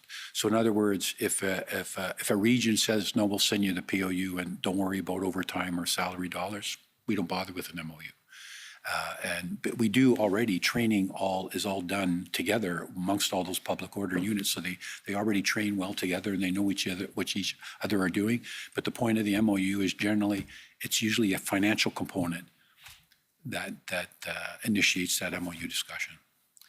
Chief Raymer, I wonder if we could, we talked a lot about police independence pretty vaguely and generally, basically the police as a whole independent from government. Could you comment on police independence within the force? So incident commanders might have some independence, right down to the line officer. Every police officer has a scope of independence. I wonder if you could tell us more about that. Well, I mean, all police officers are independent agents of the Crown, but when you have an operation and you designate an incident commander, the incident commander is in charge, not the chief. The incident commander is in charge, and he will direct all operations. Really, at the role of the chief, my only role is to oversee, ask questions if I have any concerns, and if I'm unsatisfied with the performance of the incident commander, to replace them. But my role is not to direct operations. If the chiefs were constantly directing operations across, you'd see us in court every day. And that doesn't happen for a reason. It's not our role in managing an event. You have trained experts, and those are the ones that you allow to carry out the event. We have expert planners. The operational plan is approved. It's not approved by me. I'm briefed on the operational plan after it's approved, but it's briefed at a senior command level, but not by me. And then it's operationalized. And then that incident commander there's a review team of chief superintendents that will sit and be an advice to that individual, to help guide them, provide some instructions, just as a secondary thing to help that incident commander fulfill the role, particularly in a very high-profile event. And that's something we found was missing in the G20, and it was something we implemented afterwards. But you have to allow the people that are designated in their role to actually carry out the operation. And then because when you designate who's clearly in charge, everybody else now knows who's making the decisions and what that chain of command is. And to me, that's what leads to a successful operation. When that G20 was going on, I was sitting in my command boardroom and I was watching what was happening on TV with with the fire chief, my deputy. We would brief our executive city managers every couple of hours just to let them know what was going on, because there were so many different assets that we were using throughout the city. But that was our role. And I might have a question or something, but that's it. The incident commander was in charge. Thank you. Do any of the academics want to probe that a bit? But we've talked a bit about police independence. Does that complicate any views on that? No. Okay. Everybody's happy. So we're nearing the end of our time. We've got about 15 minutes left, and we've got a big section of questions next. I'm going to call a little bit of an audible here and restrict us just to the first two questions on the list, which are what changes to legislation might be appropriate, and what laws, regulations, policies, or norms governing the powers and responsibilities of police in relation to the public processes and their relations to public authorities, well, this is a long-winded question, should be revisited. So this is really the question, to think about the rules we have in place, the legislation. What would your prescriptions be if a commissioner was to make such recommendations? Professor Prattister. Thank you. Yes, so I'm going to suggest two. The first is not novel or new and has actually already been mentioned already. But I think one of the biggest challenge for police-government relations in Canada is thinking about the RCMP Act. So we've had a lot of really great conversation about what Toronto has done, and I think that's a really great model. And I think things are working well there. The Ontario Police Services legislation has some more defined roles about police-government relations and police independence. But when we look to the RCMP Act in Section 5 in particular, we find none of this sort of guidance. So the current situation federally with the RCMP really lacks a statutory framework and articulation of police independence. It's unclear who can intervene and when, the nature and scope of that intervention. There's no clear guidance on what process should happen if there's a disagreement between the minister, so the Minister of Public Safety, and the commissioner. This, of course, results in a lack of transparency and accountability for those who are involved.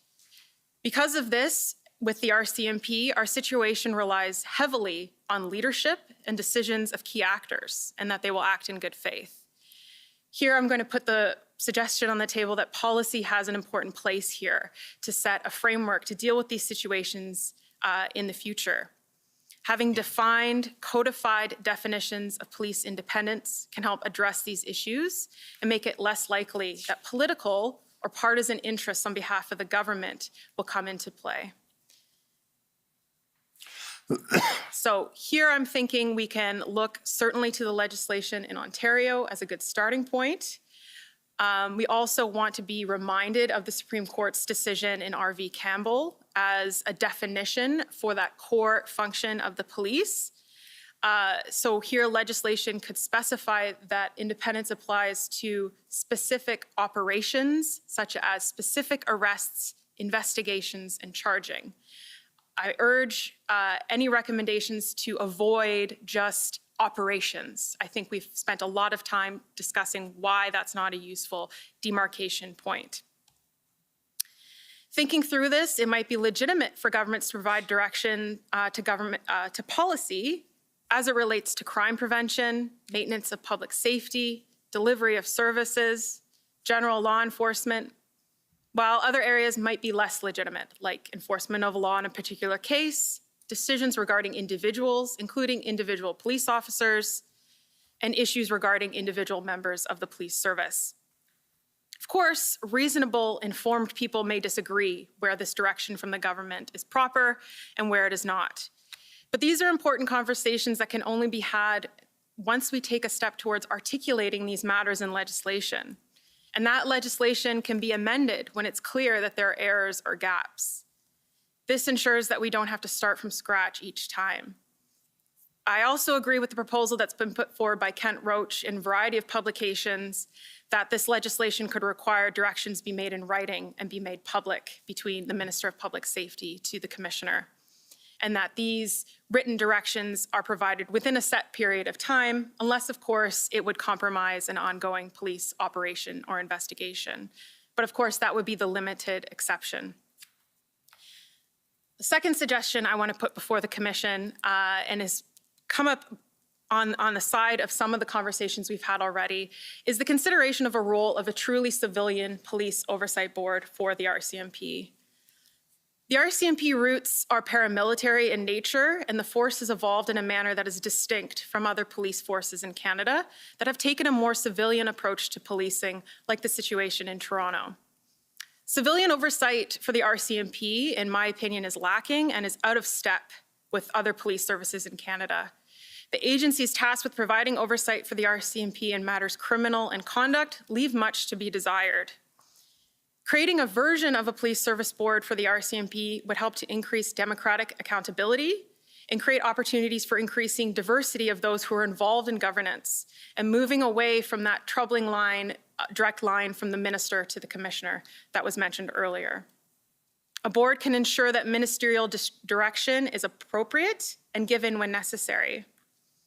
This can be helpful to transition the RCMP away from being a paramilitary organization, which was a recommendation from the recent House of Commons Standing Committee that examined systemic racism in policing.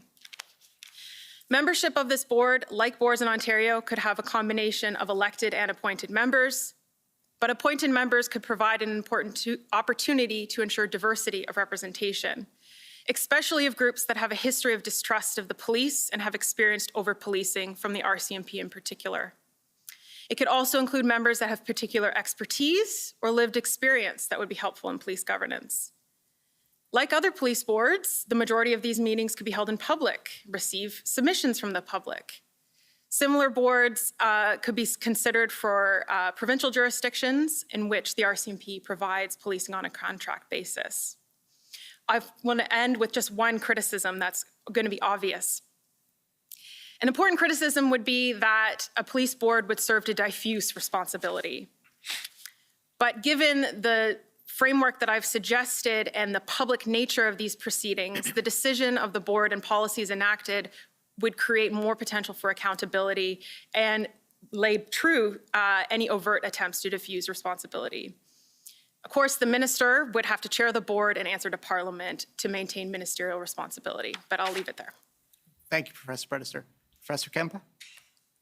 Just to say that I agree with everything that Kate Pederster just said, except I would add one precision, or maybe a slight difference, which also follows Roach, and I think can be inferred from other sections of Campbell, that when defining police independence, you simply jettison the term operations altogether and define police independence in itself in terms of the exercise of their powers of investigation, arrest, and the laying of charges. Of course, they do that in consultation with the judiciary and the Crown, but that is the area, and that also follows, as I say, Kent Roach.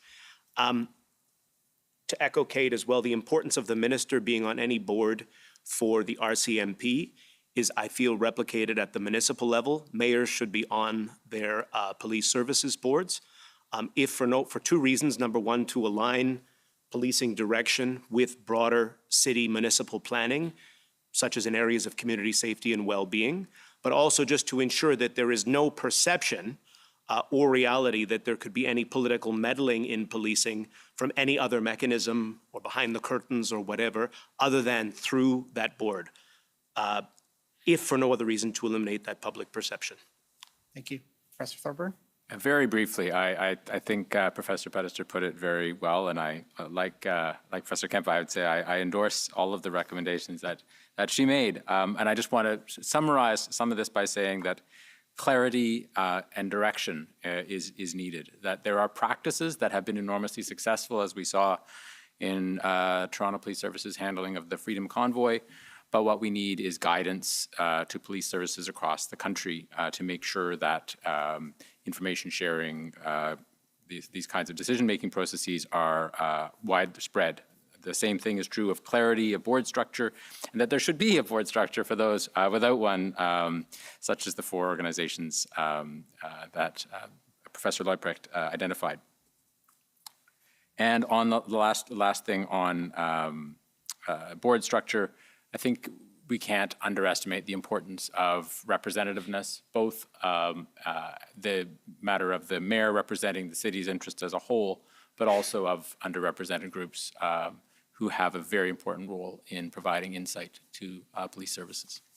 Thank you, Professor Thorburn. Professor Leubrecht, did you?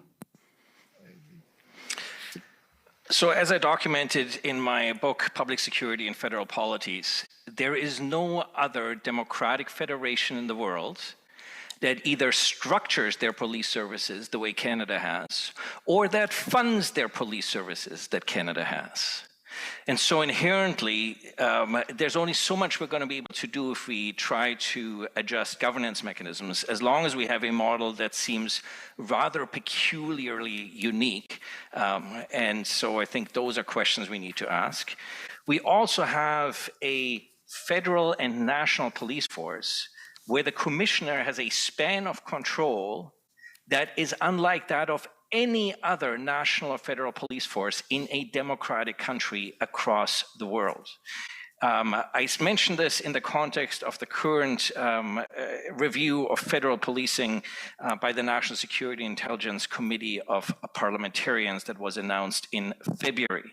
And so I do think that the Commission may perhaps want to take the RCMP's and the Commissioner's span of control into consideration because I am not sure that this is a model that serves the public interest particularly well, in part because the RCMP is torn in too many directions. And when called upon, when a situation such as in Ottawa transitions from public safety to national security, and you need federal involvement on the national security side, we had a considerable, I think, breakdown in both resources and interagency collaboration. I also believe that there need to be clear qualifications and certification laid out for members of police services boards, because that's essential to them performing their function. And so simply getting an appointment, I think, is not enough.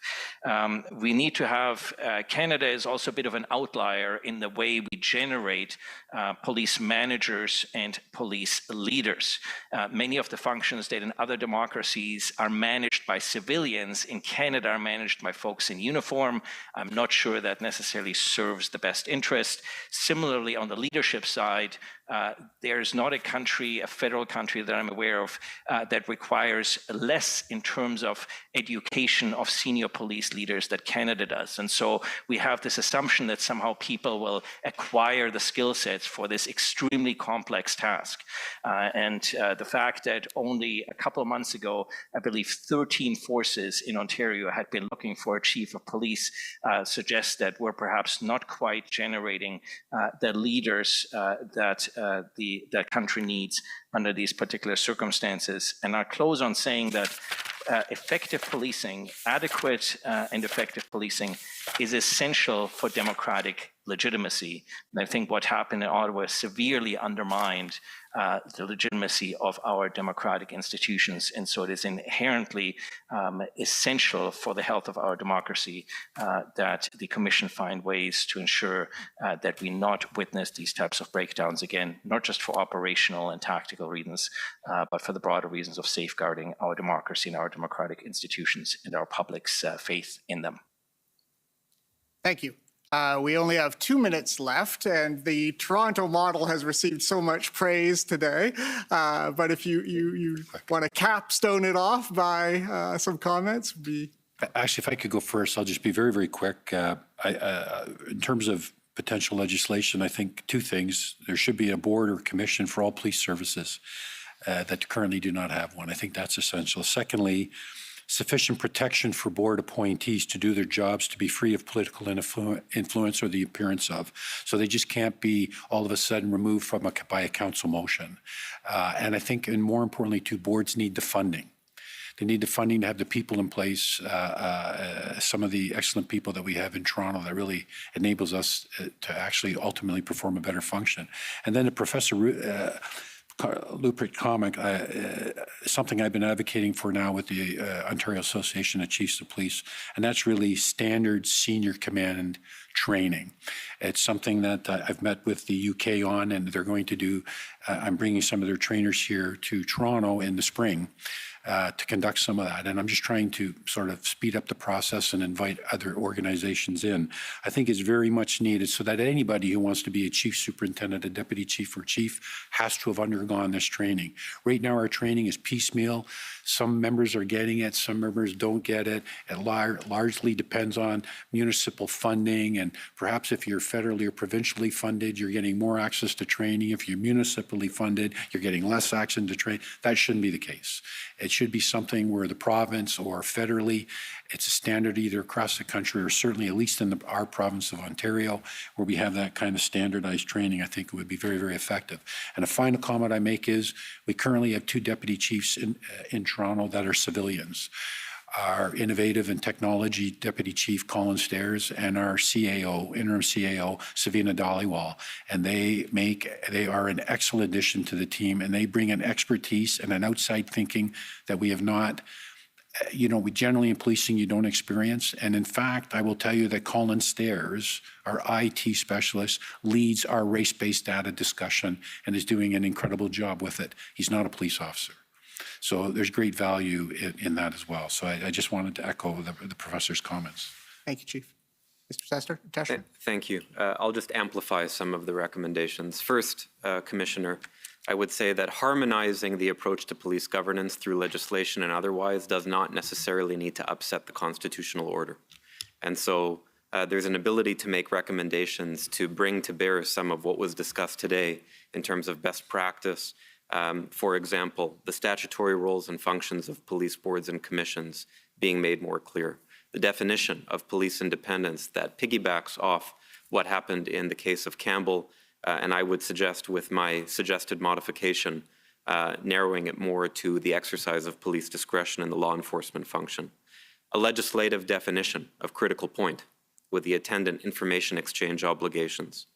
Mandatory training requirements for exercising the governance function and for chiefs and command officers to receive mandatory training on engaging with their governance bodies. And then the chief mentioned mechanisms to protect, from a security of tenure perspective, if you will, board members in certain circumstances.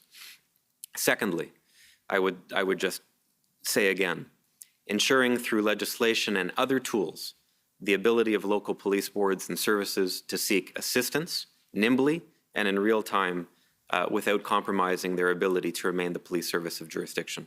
Template agreements, MOUs, and the like established in advance so that some of the legal issues can be thoughtfully worked through and not necessarily dealt with on the spur of the moment.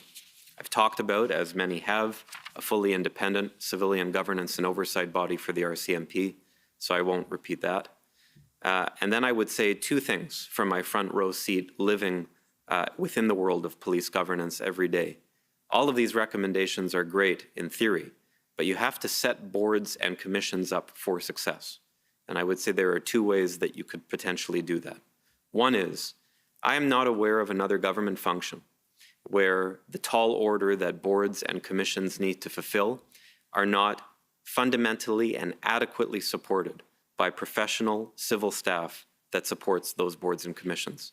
And I think resources and a consistency of approach needs to be brought to bear to ensure that part-time board members who are doing other things and may not necessarily have the expertise within the public service or otherwise are supported by independent civil servants.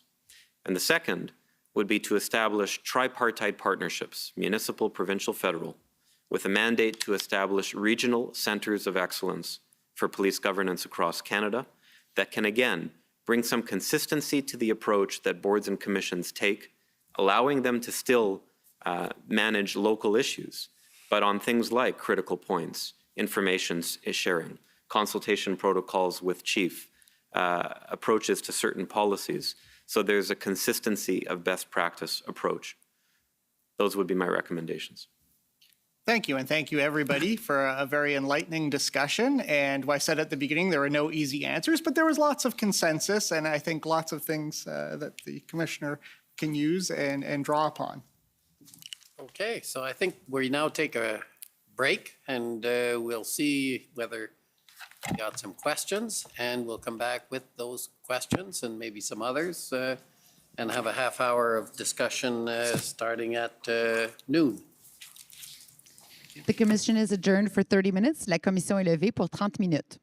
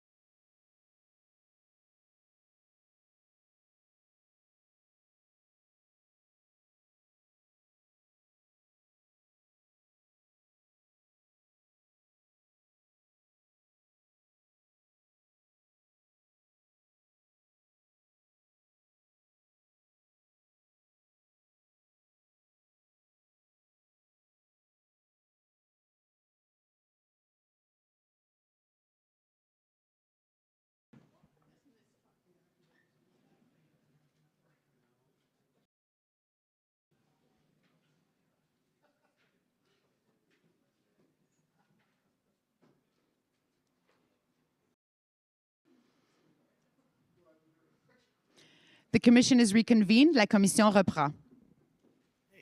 Okay, so we're back, and as I understand, we have a few questions. So I turn it over to our moderator. Thank you, Commissioner. You'll be all pleased to know that your comments generated lots of questions, and I've got a whole list of things that we probably won't be able to get through in a half an hour. But let's try and move through them as quickly as we can. We talked a lot about prohibited direction. So when we talked about police independence, we said you can't interfere with investigations. Everyone basically has that kind of understanding. But how does that apply in the public order policing context? So what would constitute a prohibited direction in specifically that context? So not in investigations, but in public order. So the commission would, the parties would like to know about a sharper definition of that. So some examples that were proposed were whether should you negotiate with the protesters or act?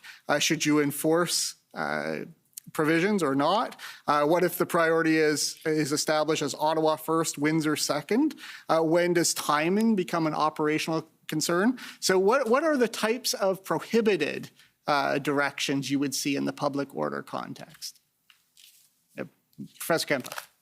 Sure. So I would just say the moment it has to do with the actual carrying out or execution of the operation, that's the moment where the board cannot direct. So the board may have a policy that PLT or negotiation is an important part of mass protest management, but exactly when that negotiation would be carried out would be a police leadership decision, because they would be weighing in the safety of their officers, whether they had identified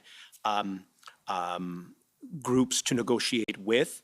But then the board would be properly asking questions if they felt that they didn't see, for example, PLT starting. They could ask why and demand a response.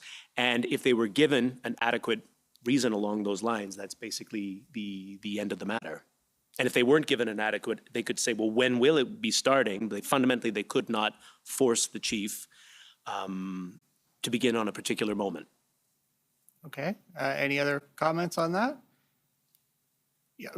I would just come back, Mr. Commissioner, to my suggestion that you add on to the Campbell definition or clarify it in terms of the exercise of law enforcement discretion.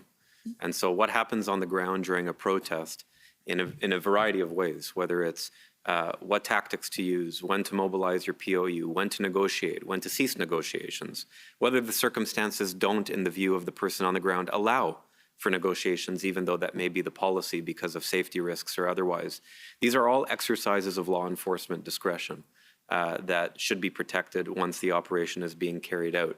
And to use an administrative law analogy, the board should not fetter that discretion.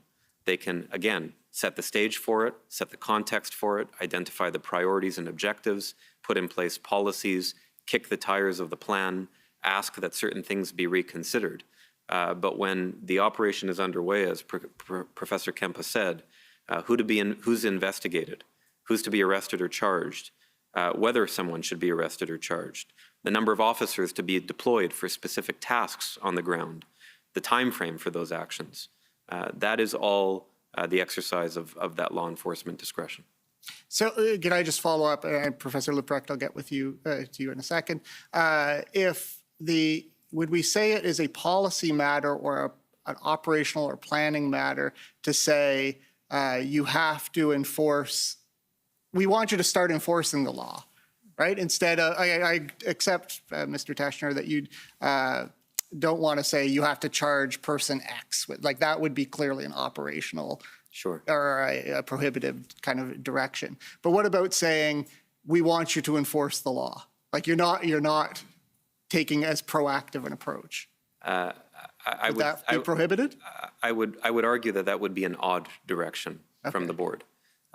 Police officers have that independent authority and are required by law to enforce the law based on the exercise of their discretion.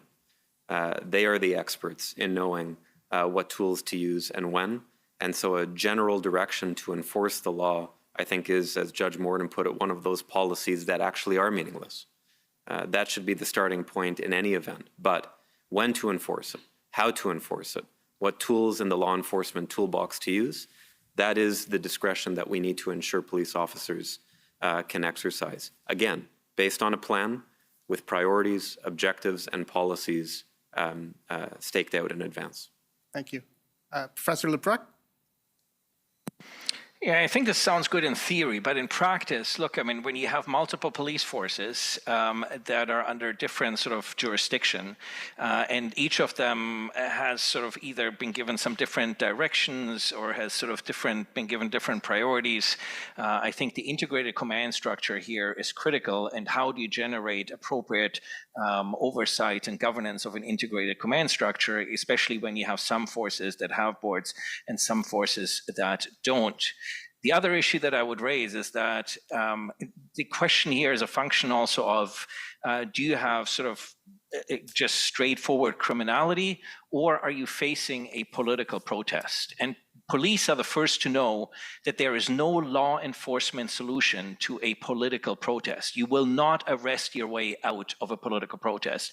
And officers know that. And I think there would have been a rebellion of, initially at least, when there weren't enough resources of officers in Ottawa, had they just been told, you go and just arrest people. And so I think there needs to be, police will look for top cover in terms of what approach do you want us to take? Because if they take an aggressive approach, they know that there's going to be repercussions. So when in doubt, I think police will err on, we're here to keep to maintain public safety. So that's what we're going to do. And we're going to find a gradual strategy out of the situation that we find our ways in. If the political authority is unhappy with that approach, then it needs to set a clear signal that federally, provincially, and municipally, they will have the back of the police forces that are in place. And the governance asymmetries that we have make that difficult in Canada and especially in Ottawa. If I could just jump in. Thank you. Yeah, Chief Raymer. You know, when you're having these events, I just want to say first off, the police position is always to do this safely and peacefully. No one wants to be rolling around on the sidewalk because everybody's getting hurt. And it's not just the public, it's the police officers as well. And so that's always the goal. And when we look on the events in Toronto on the one day, I believe the 5th of February, we had a number of very large trucks come down Avenue Road and try to breach at Bloor Street, and they were unable to get through. But they ended up staying there during the course of the day. And as we briefed our executive body, which is the different city leaders, the mayor and the executive director, to keep the board informed, they were asking questions, well, what are you going to do? And we just said, well, the vehicles have stopped and people are demonstrating, and we're going to facilitate peaceful demonstration. But consistent with our mission of all day, no vehicles are staying overnight. And so we discussed with the leaders, and by the end of the night, most of them moved on. There was a couple of people in large vehicles didn't want to move, so we brought the heavy tows into place, and then they went home. And so, because they saw that we meant business. And so that was the plan, but the whole goal was to do it peacefully. The board asked questions, and we told, no, we're just going to allow them to demonstrate peacefully. They're not hurting anything. We're there for the day, but we'll encourage them by the end of the night. We will help them move off.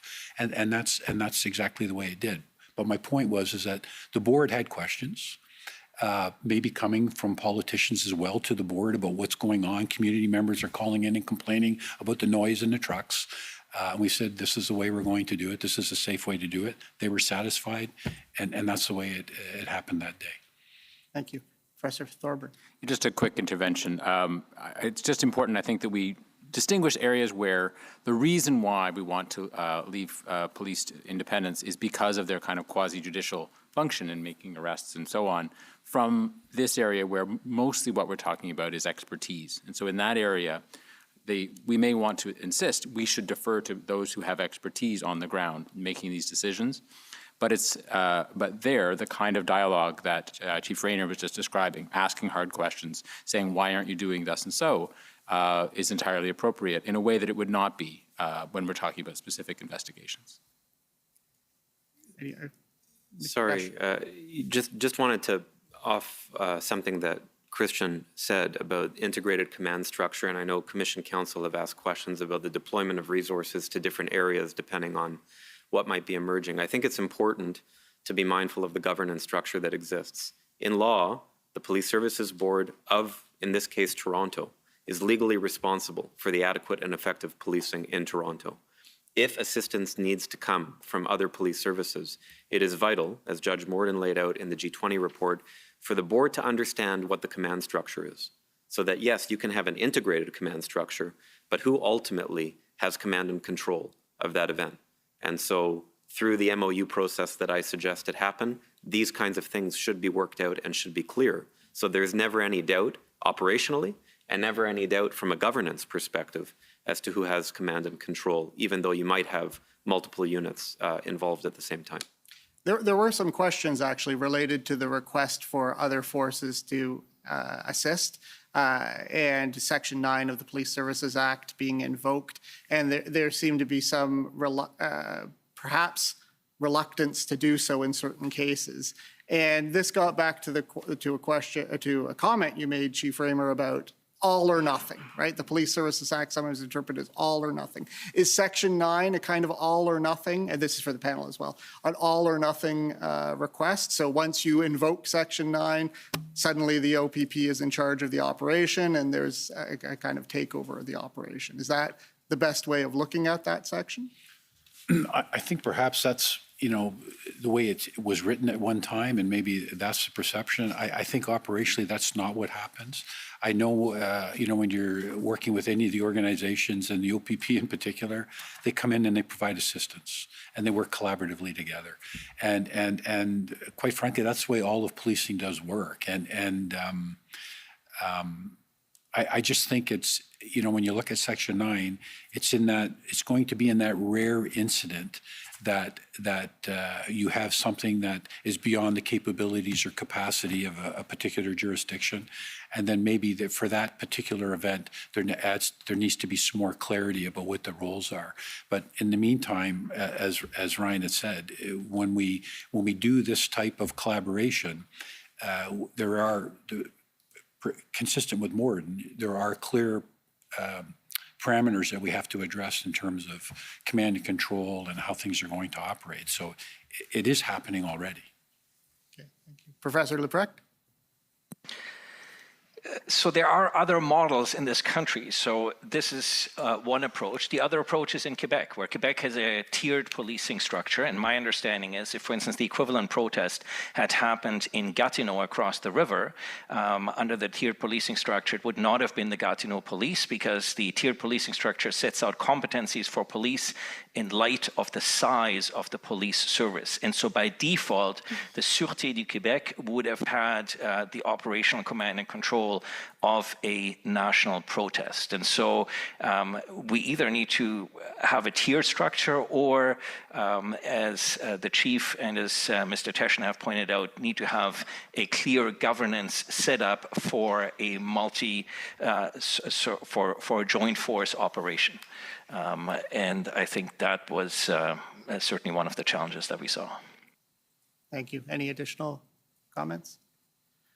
So we have about 15 minutes remaining. Let's shift a little focus to the role to being a little more concrete about the role of the chiefs and the board in situations where there's a combined effort with multiple police forces and a whole bunch of other actions. So we talked a lot about some of the informal discussions and the trust and mature relationships, which is great. But what happens when that breaks down? Not just within a single police service chief and the board, but also when there could be competing boards, politicians of different levels, all those sorts of things. How do we deal with that? And in particular, how do we would describe the role of the chief and the board with respect to the declaration of emergency, whether that was done at a provincial level or the federal level?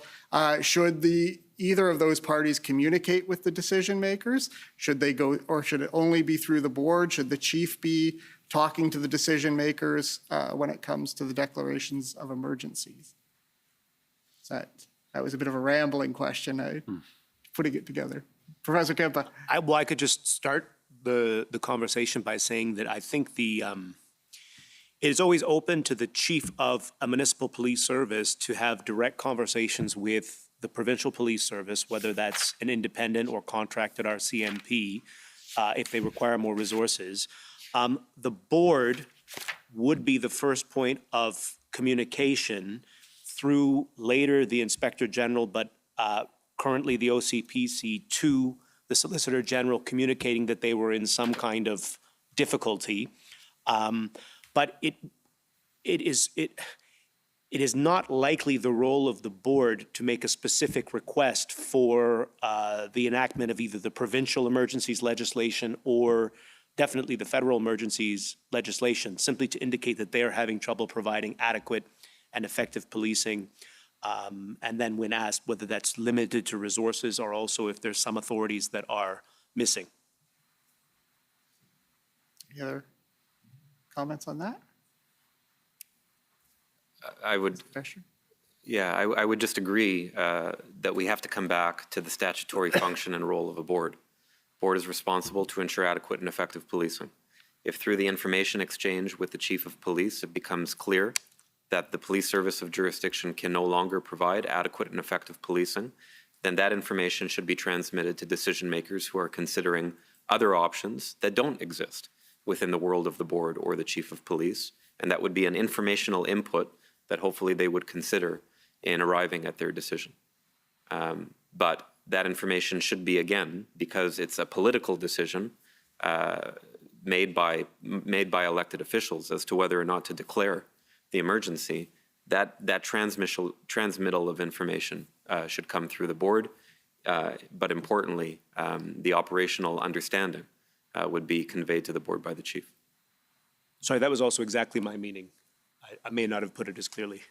Okay. So is the board then the exclusive conduit in that situation? Or if an elected, the person responsible, the parties responsible for declaring the emergency want to phone up the chief of the police and have a conversation with him, is that appropriate? I would suggest that it would be far better for both the chief of police of the day and for the elected official of the day not to do that. But rather to use the infrastructure and the framework that is set out. The board has that responsibility.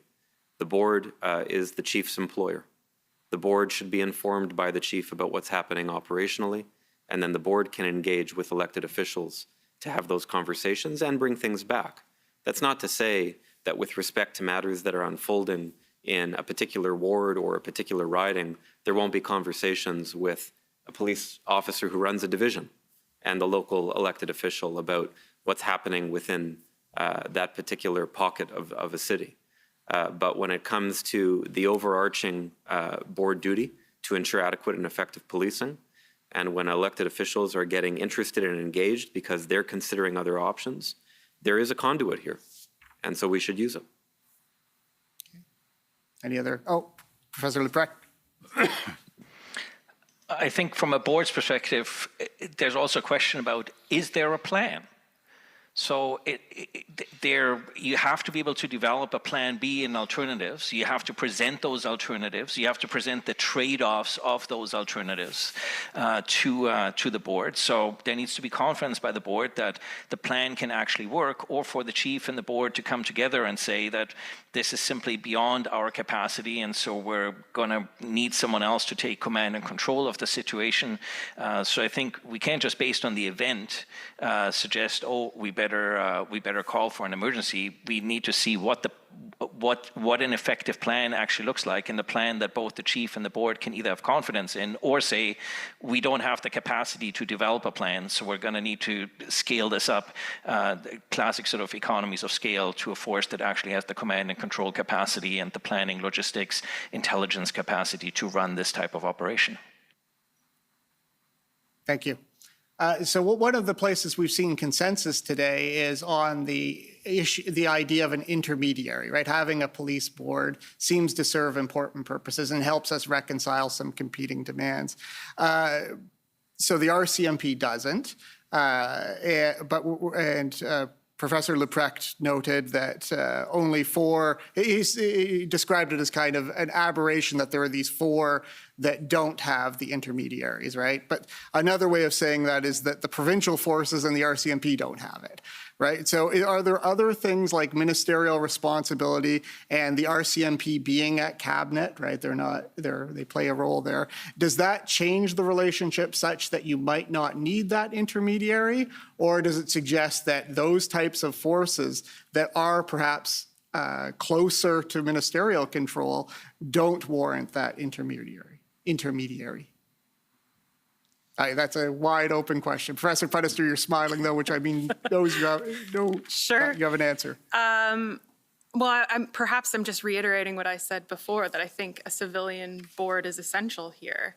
I do think in the current configuration, the relationship between the public safety minister and cabinet could be altered. This could be a halfway step.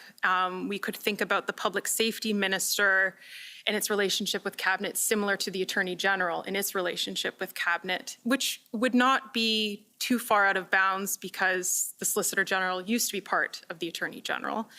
And so when I'm speaking of the attorney general, I'm thinking of the role in such that they represent the views of the Attorney General at Cabinet, solicit views from other members around the Cabinet table, but still hold that ultimate independence to make decisions. A model like that could be implemented for a Solicitor General or the Minister of Public Safety, but I suggest perhaps one other change would be necessary. Currently, we have a Minister of Public Safety that has a wide portfolio of responsibilities. Other jurisdictions, like New Zealand, for example, have a Minister of Just Policing. So perhaps in the scenario I'm suggesting, we have just a Minister of Policing that's fulfilling that duty. But I'll close in saying, I still think the more compelling solution is a civilian oversight board. Okay. Professor Kempa, you're nodding along. Anything to add? No, just that, in fact, that close relationship with the commissioner being a deputy minister has been specifically identified as a source of a number of the problems facing the RCMP, in that whether there is real or perceived political pressure on the deputy minister / commissioner, there has been a tendency to manage upwards to anticipate the needs of the minister in ways that may not reflect the needs, the downward needs of the organization. That was, of course, the main conclusion of the Brown report. Professor Leprec. There's considerable symmetry in Canada with regards to the expectations attorney generals have and lay out for the RCMP. So they are quite detailed, and the most detailed, to my understanding, in British Columbia.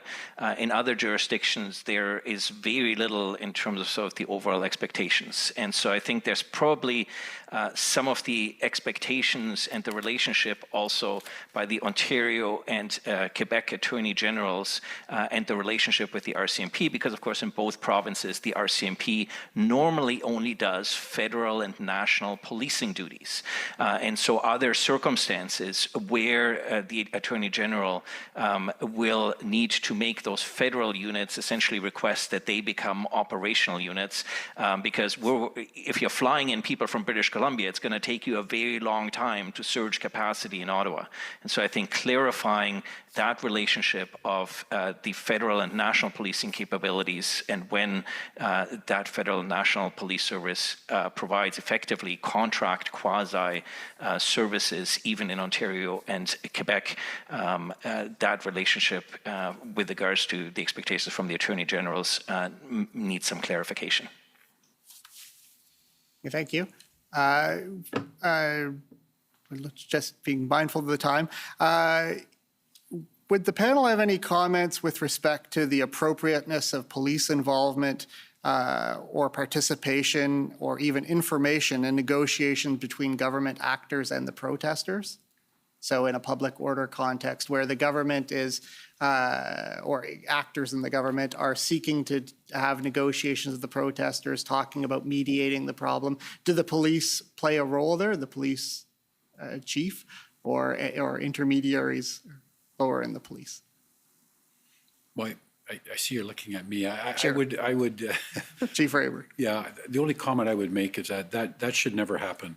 unless it's done in conjunction with the police operation and with the full knowledge and support of the police to help to come to some type of peaceful conclusion or perhaps, I mean, it's done every day. We have 17, 18 protests every weekend in Toronto. And the first thing we do is we meet with the protest leaders. And we talk to them and say, no, you can't shut down all the city, but maybe we'll facilitate a march around these locations and we'll help you do that. And we come to that. And I think that really, at the end of the day, that's what, by going to that level of government individual to help, it's obviously going to be a more significant event, but you're going to try to accomplish the same thing in conjunction with the police operation. So I think they need to be done in tandem if they are undertaken, and there's agreement that they should be done. Okay, thank you. So we did have a specific question for Professor Pudister. You spoke early on about the significant challenges faced by police oversight agencies, and there was a question about whether you could elaborate on those challenges. Sure. So my area of research on this is mostly on Ontario, but thinking about the jurisdiction of these oversight bodies and the SIU in particular, is what I'm going to talk about. And it's useful to focus on the SIU because that's the model that's been exported across Canada. And I think one of the biggest challenges in relying on an oversight body like that to provide accountability is that they have actually a very limited jurisdiction in which they can investigate. The SIU in particular is involved in serious injury, death, allegation of sexual assault, or the discharge of a firearm. Beyond that, there are other accountability mechanisms that come into play, but their jurisdiction is actually very limited. And I think the public has a very poor understanding of what they can actually do.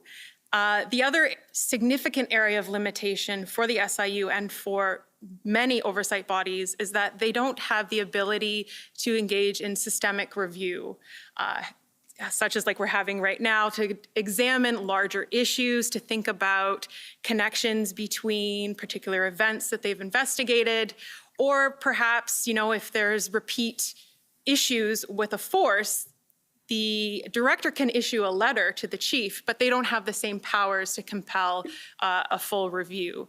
So their role is very limited in that they are reactionary only, very important mechanism of oversight, but are very limited in the ability to provide any, you know, guidance going forward beyond criminal investigation. Any other comments? Sorry. Sorry, yeah, Mr. Commissioner. If I could, I would just say certainly the SIU's jurisdiction is as limited as the statute says that it is. It's a criminal law jurisdiction. There are other players on the landscape that we have to also take into consideration. Of course, boards, which we've been talking about, which have a unique ability, actually, almost an unlimited ability in some respects, to review a number of issues, both with respect to complaints that are being brought forward because they have a statutory mandate to review the administration of the complaint system by the chief, and particular issues that relate to their policies or the implementation of their policies. A capacity, though, that requires, again, back to my recommendation, professional resources to actually have some oxygen. These are all great things in theory, but as a practitioner, I can tell you that not all boards across this country are in a position, in fact, very few, very, very few, would be in a position to actually carry these things out. And so if we're serious about them, then we need to appropriately invest in them. In our final minute, does the panel have any concerns about, so we've been very suggesting that police services boards do provide an important function. Are there any problems with that where we might have some reservations about having that kind of model at the federal or provincial level? Or is it all goodness and light? Well, no. As Ryan Teschner is alluding to, without proper resources, police services boards have not had a record of untrammeled success across Ontario or Canada, for that matter. And in fact, for example, in the United Kingdom, they've moved away from the police authority model, which is the same essentially as the police services board model for an elected local body, that through the theory of being elected has even greater legitimacy to intervene in operational type matters and so forth. So it is a question of whether, to evaluate whether the Police Services Board model is a good one for Canada, it's a bit unfair to look at the track record on the basis they've never had the training, resources, or clear explanation of their authorities to actually carry out their functions. Any other comments? No, we're 1 minute over time. Oh, sorry, Professor Leprecht. Briefly. Just to point out that ultimately it's up to the people to decide. We live in a democracy, and the people create the framework under which police, boards, governance, and so forth transpires. And so we can blame police, we can blame boards or whatever, but ultimately the importance of the commission and the inquiry is that it's a question of are the frameworks appropriate and are they fit for purpose? And the nature of the discussion today suggests to me that they are not entirely fit for purpose for the 21st century. Thank you. That's a good point to end on. Okay, well, thank you to all the panel members. It was very interesting. Made a lot of recommendations. Some of them may find their way into a report. I'm not quite sure which or whether, but certainly you've been very helpful in sharing your knowledge, sharing your expertise, and sharing your thoughts. It's very appreciated. As always, I learn a lot, and I have learned a lot today thanks to you all. So thank you to all the panel members, and special thanks to you, Professor Baker, for your moderation and I'm sure preparation for this, as everyone I'm sure has put a lot of time, and probably you a little bit more. So thanks again. We're going to adjourn until 2 o'clock when we have another panel. The commission is in recess until 2 p.m. La commission est levée jusqu'à 14 heures.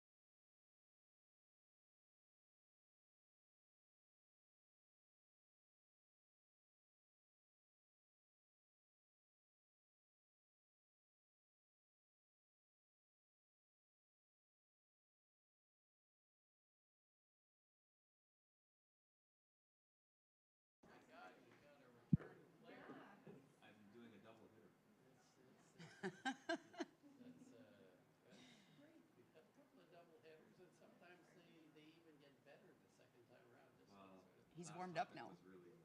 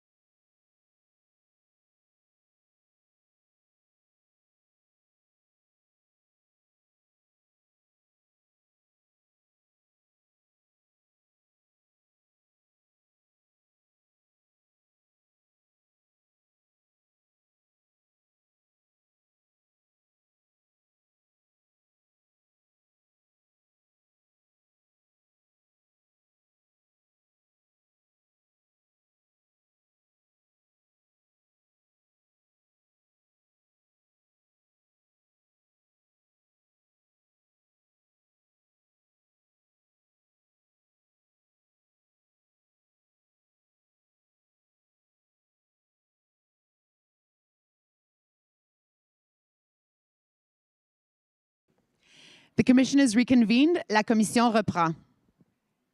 Okay, well, good afternoon to all those who are online and to our guests who are here to debate another subject. This one more related to interjurisdictional responses to protests and emergencies. Alors, bienvenue à tous. Welcome to all. This session will deal with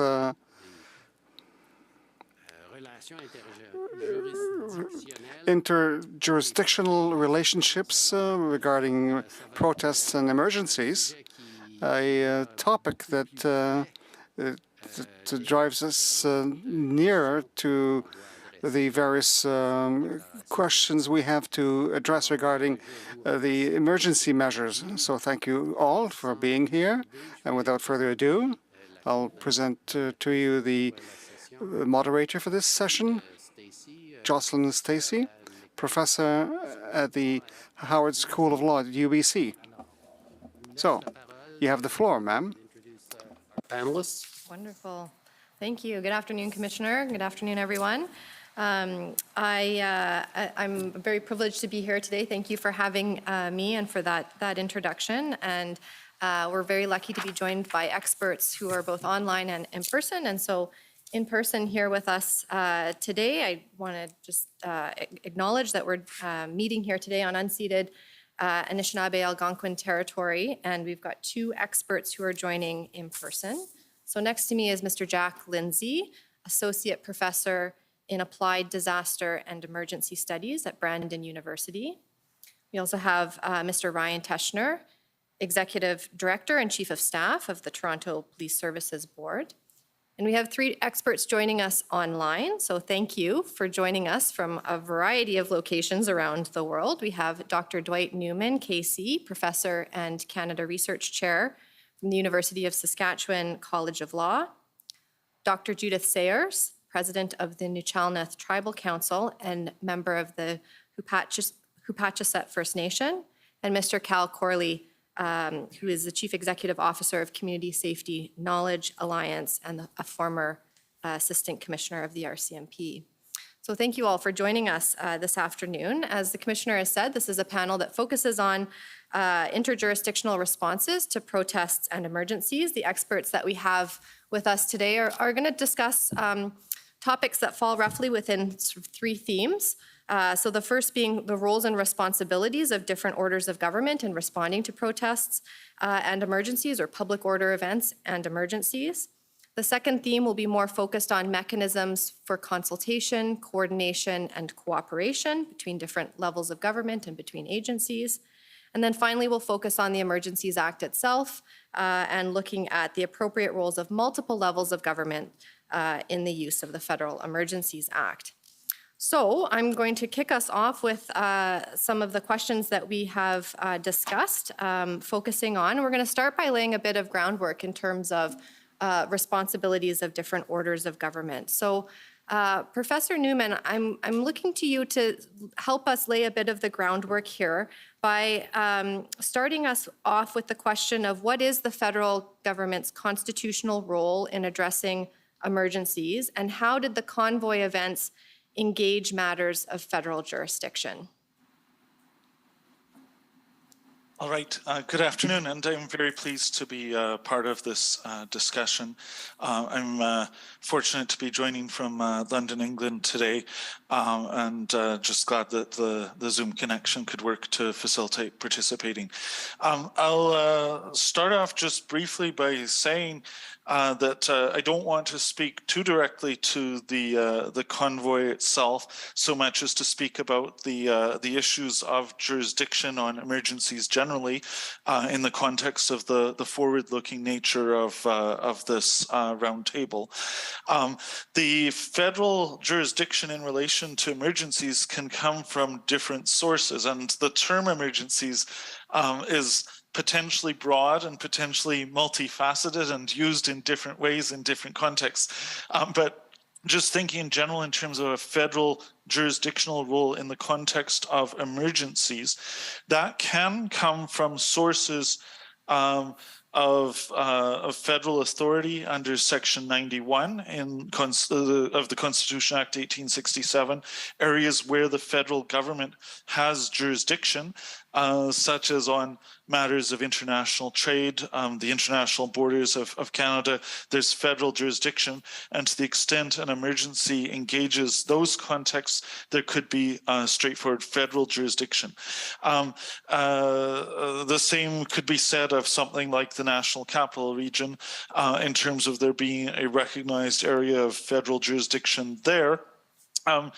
At the same time, the federal government can also take up jurisdiction that it would not normally have in the context of an emergency, making use of the emergency power branch of the peace, order, and good government power held by the federal government. And that's been interpreted in some case law to allow the federal government, in the context of a temporary situation where it has made a formal declaration of an emergency, and there's controversy on just how to describe it, but where there's a sufficiently strong basis for that determination of there being an emergency, with that being defined differently in different cases, the federal government has constitutional jurisdiction in relation to something that normally would be within provincial jurisdiction.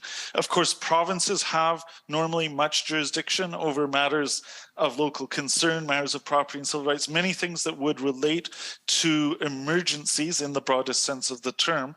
And so this POG emergency branch power is significant. The Emergencies Act is a federal statute that doesn't necessarily use all of the powers of the POG emergency branch, but that uses that POG emergency branch in some circumstances. Some parts of the Federal Emergencies Act relate to matters more within federal jurisdiction. An international emergency or a war emergency would be within federal jurisdiction. Something that's a public welfare emergency or a public order emergency might normally have been in federal jurisdiction or provincial jurisdiction, or a bit of a mix of both. And the Emergencies Act says that in some circumstances, the federal government may take up jurisdiction there, presumably relying upon the POG emergency branch if the matter would normally be within provincial jurisdiction. The Emergencies Act shifts power from the legislature to the executive at the federal level, and it shifts sometimes jurisdiction temporarily from provinces to the federal government based on a set of balancing mechanisms within the Act. including a number of provisions on consultation with provinces, requirements of provincial consent in certain circumstances in sections 14 and 25 of the Emergencies Act, and various matters. I'll just say, in the context of emergencies where federalism is at stake, federalism can be affected by responses to emergencies, whether symbolically or in practical ways that resound over time. And certainly the invocation of the War Measures Act in the context of the October crisis, obviously predecessor legislation, had some long-term effects on federalism and issues related to the federal-provincial tensions in the country. It remains to be seen what will happen out of the 2022 situation.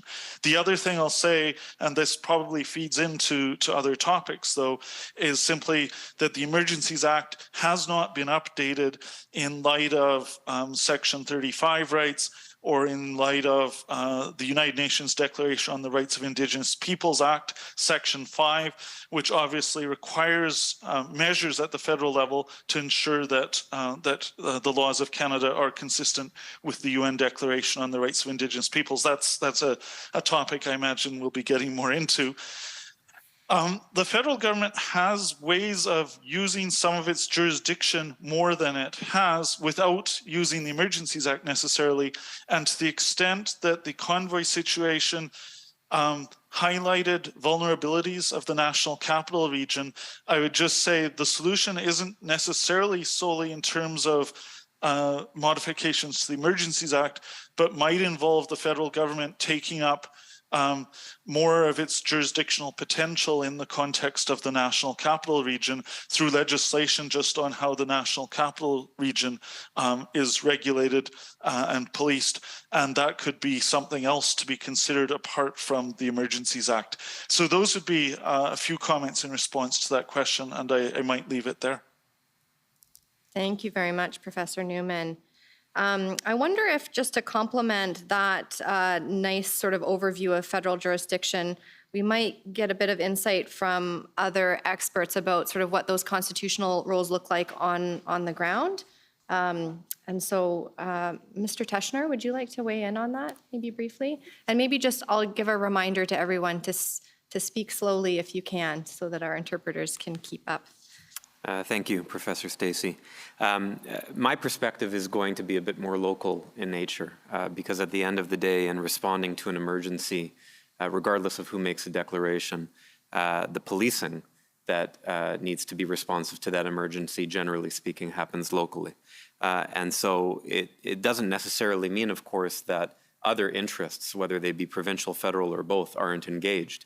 But my message here today is that effective coordination in responding to an emergency, assessing whether or not to invoke the act or make a declaration, requires us to really take the lessons that we should learn from cooperative federalism.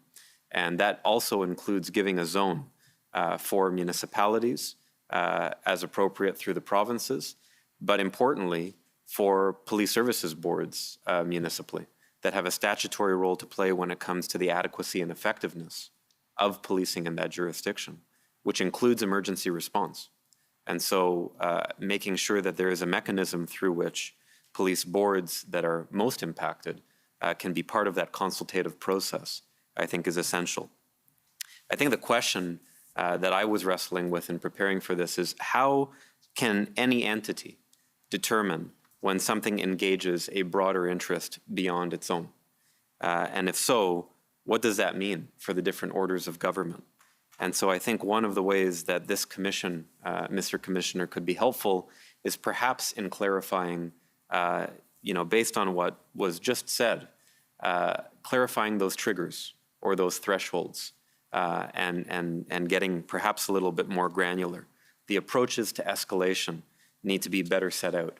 And that doesn't necessarily mean that they all have to be set out in legislation, but they have to be set out and they have to be understood so that we ultimately can move towards a modern, multi-agency governance framework that defines roles, responsibilities, escalation methods, communication protocols as an emergency is unfolding and while it is unfolding. Ultimately, so that these responses don't unfold in an ad hoc manner. And everybody knows, to borrow an Abbott and Costello analogy, who's on first. Thank you. Okay, so we're quickly getting the picture of emergency management being a multi-jurisdictional endeavor. And so one area of jurisdiction that we want to bring into the conversation is the role of Indigenous jurisdiction in protests and emergencies. And President Sayers, can I turn it over to you to speak to that?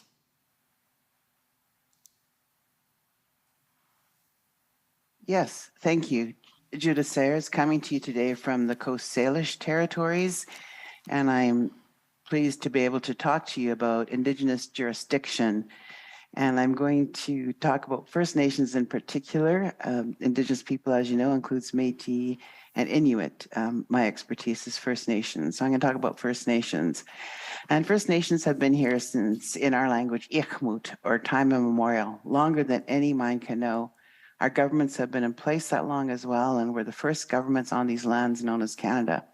We had in place our own laws, protocols, communications, and looked after and protected our own lands and resources.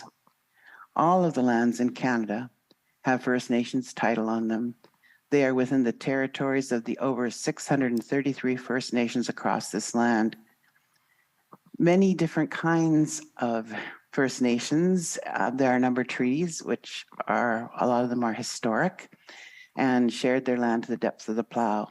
There are Aboriginal title lands in British Columbia, which have never been subjected to treaties, war, cession, or discovery.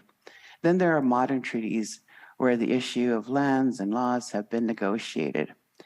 Yet, as important as First Nation governments on these lands, the title and the role of First Nations in Canada, neither the Emergencies Act or the Emergency Management Act mentions First Nations as governments. Everyone else gets notice of provincial governments, municipal, but not First Nations. So there's no formal role to play when emergencies arise. Yet when emergencies happen, it is First Nations' lives at stake, their lands, resources, and their ability to carry out their Section 35 protected rights. The danger, of course, in not mentioning First Nations jurisdiction in the Emergencies Act is that other governments would assume authority over the lives and lands of First Nations without their consent and without the proper background and knowledge, and usurp the authority of First Nations. As a first recommendation, the federal government must amend the two Emergencies Act to include First Nation governments. This amendment process must be inclusive of all First Nations in Canada as to what role First Nations will play in emergencies, how they are involved in decision-making, what information they are provided, ensure that their people, rights, lands, and resources are protected. Canada has now in place a law called the United Nations Declaration on the Rights of Indigenous People Act, and it's now law and needs to take into consideration and make their laws consistent within their emergency law. And so this is something that has to take place because this is now legislated. And in particular, Article 30 of UNDRIP talks about military activity shall not take place in the lands or territories of Indigenous people unless justified by relevant public interest or otherwise freely agreed with or requested by the Indigenous people concerned. And states shall undertake effective consultations with the Indigenous people concerned through appropriate procedures, and in particular through their representative institutions prior to using their lands, territories for military activities. So if by any chance an emergency, the military is called in, we have to define what does that procedure look like? What say do First Nations have in that? While Oka was not considered an emergency, no one will forget the tanks rolling onto the Mohawk lands, called in to stop the First Nations people from defending their lands. UNDRIP and the changes that need to be made to federal law and policy to reflect these commitments must be done. And it must be consistent with all the articles in UNDRIP. there is a duty on the federal government to report to and engage First Nations. First Nations need to be able to help define what an emergency is, and not just a decision of the federal government. We must be able to determine what is critical infrastructure and services. Often remote or small communities are not considered critical infrastructure because it only affects a small number of people or a smaller community that is critical to them. During the big fires in British Columbia a couple of years ago, I was meeting with a minister and I got a call from one of our First Nations, and the fire was just coming down the hills quickly to their community. I had to plead with the minister to send in helicopters and to consider that critical infrastructure. But that wasn't what they had thought. But thankfully, they did send in the helicopters to start the fire. These are the kind of critical situations that we need to talk about. Or during the flooding in British Columbia, where gas wasn't being brought into the province due to all of the transportation corridors being shut down, we were all limited to 30 liters per car. Had to negotiate with the government to increase that for our remote communities, because you can't get very far in our communities on 30 liters. You can't get in to get your food and necessary supplies on that. So it's very critical that there is an amendment to the Emergencies Act and Emergency Management Act so we can clearly lay out what is needed in First Nations communities. Thank you. Thank you, President Sayers. So I think maybe what we should do is move on now that we have the sense of the different jurisdictions that are involved in emergency management to talking about mechanisms for facilitating consultation, coordination, and cooperation, and see if we can get into some examples of what kinds of mechanisms have facilitated successful interagency and intergovernmental coordination in past emergencies. And so I'll turn it over to Mr. Teschner to start us off with that, and then we'll bring in some others as well. Thank you. People that I work with will understand me when I say that I use a peewee soccer analogy to talk about how I view emergency management sometimes. And those who are intimately familiar with it may not quite see it that way, but I think there are many, including those in government, who perhaps don't understand that there are different responsibilities at different levels and different methods of engagement. And so to some, I think it does seem a lot like peewee soccer, where the whole team is chasing the ball and no one is respecting the position that they're supposed to play.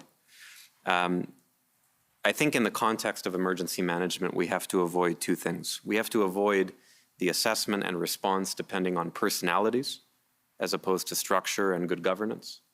And we have to avoid what have been known as stovepipes or silos to information sharing. I believe that we need to update, to some extent, our multi-jurisdictional infrastructure and approach to better align with the principles of cooperative federalism I mentioned earlier.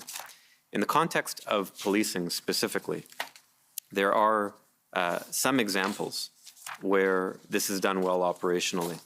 And if you think back to the G20 summit and to the 2010 Winter Olympics, you did have the RCMP, the provincial police of jurisdiction, at least in the case of Ontario, and municipal police services in Toronto, in an integrated security unit where there was plans that were co-developed, co-designed, where everybody understood more or less. Of course, the Morden report spoke to some of the gaps, but where they went in at least among themselves, understanding who was responsible for what, and everybody understood how the information was supposed to flow.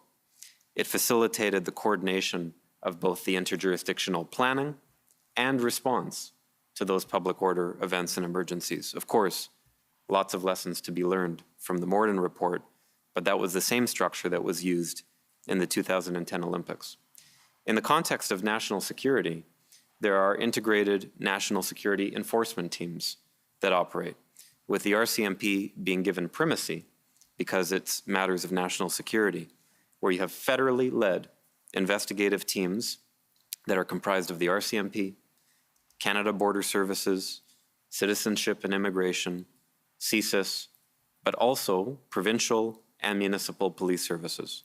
And so even though the RCMP have primacy, interwoven within the relationship is a joint forces integrated environment where police share the operation responsibilities that flow from the national security needs, and the decision-making process is structured in a more shared way. My suggestion here is that emergency management could potentially benefit from an upgrading, if you will, to its governance structure when it comes to interjurisdictional responses. And I take some of my inspiration from the UK Emergency Response and Recovery 2013 document that provides non-statutory guidance that accompanies the UK Civil Contingencies Act. And I think that a modernized emergency governance structure would have 5 key components. The first would be, well, the premise would be that you would have an interjurisdictional coordinating group, a superstructure of sorts that would be designed and that would operate based on 5 elements. The first is an understood structure and hierarchy with a sufficient role for, yes, the local level, and to President Sayer's point, the First Nations and Indigenous communities that are impacted by that particular emergency. Clear roles, clear responsibilities, a clear mission statement as part of that structure. Each organization or entity would be represented and would retain their own command authority, but would exercise control over their own operations in a coordinated and facilitated fashion. It could rely on discussion and consensus for the most part, and it would allow for a common operational picture and more efficient response and deployment when you have multiple levels or orders of government involved. It would promote a full information exchange between the partners, where no local entity that is impacted is placed at a disadvantage. And of course, it would help ensure interoperability. The second is to include, yes, the formal actors I mentioned, but also informal actors. A hybrid structure that would involve outside of government actors that may be impacted or may be able to lend a hand in terms of the development and implementation of the response. And the 2014 Ebola outbreak in Sierra Leone was an example where that kind of structure was used to mobilize community groups, volunteers, religious groups, all involved in the response to that particular emergency. The third, and I'm sure Cal Corley will speak about this, is the importance of joint exercises and trust building through those exercises. That this interjurisdictional coordinating group should engage in long-term planning among the partners, but also modeling, tabletopping, and exercise in advance of any emergency so that they understand better how to operate within that context and so that they know what to do when you're in the gray zone of a plan that doesn't necessarily speak to precisely the circumstances that you're facing. The fourth would be a transference of duties as appropriate. Emergencies generally cause people to revert to institutional lines, but that can sometimes cause fragmentation and doesn't necessarily result in the best resource being deployed to address that particular circumstance. So looking for opportunities within the structure to properly and with consent redistribute duties in a way that still respects jurisdiction, but is premised on a functional or capacity approach.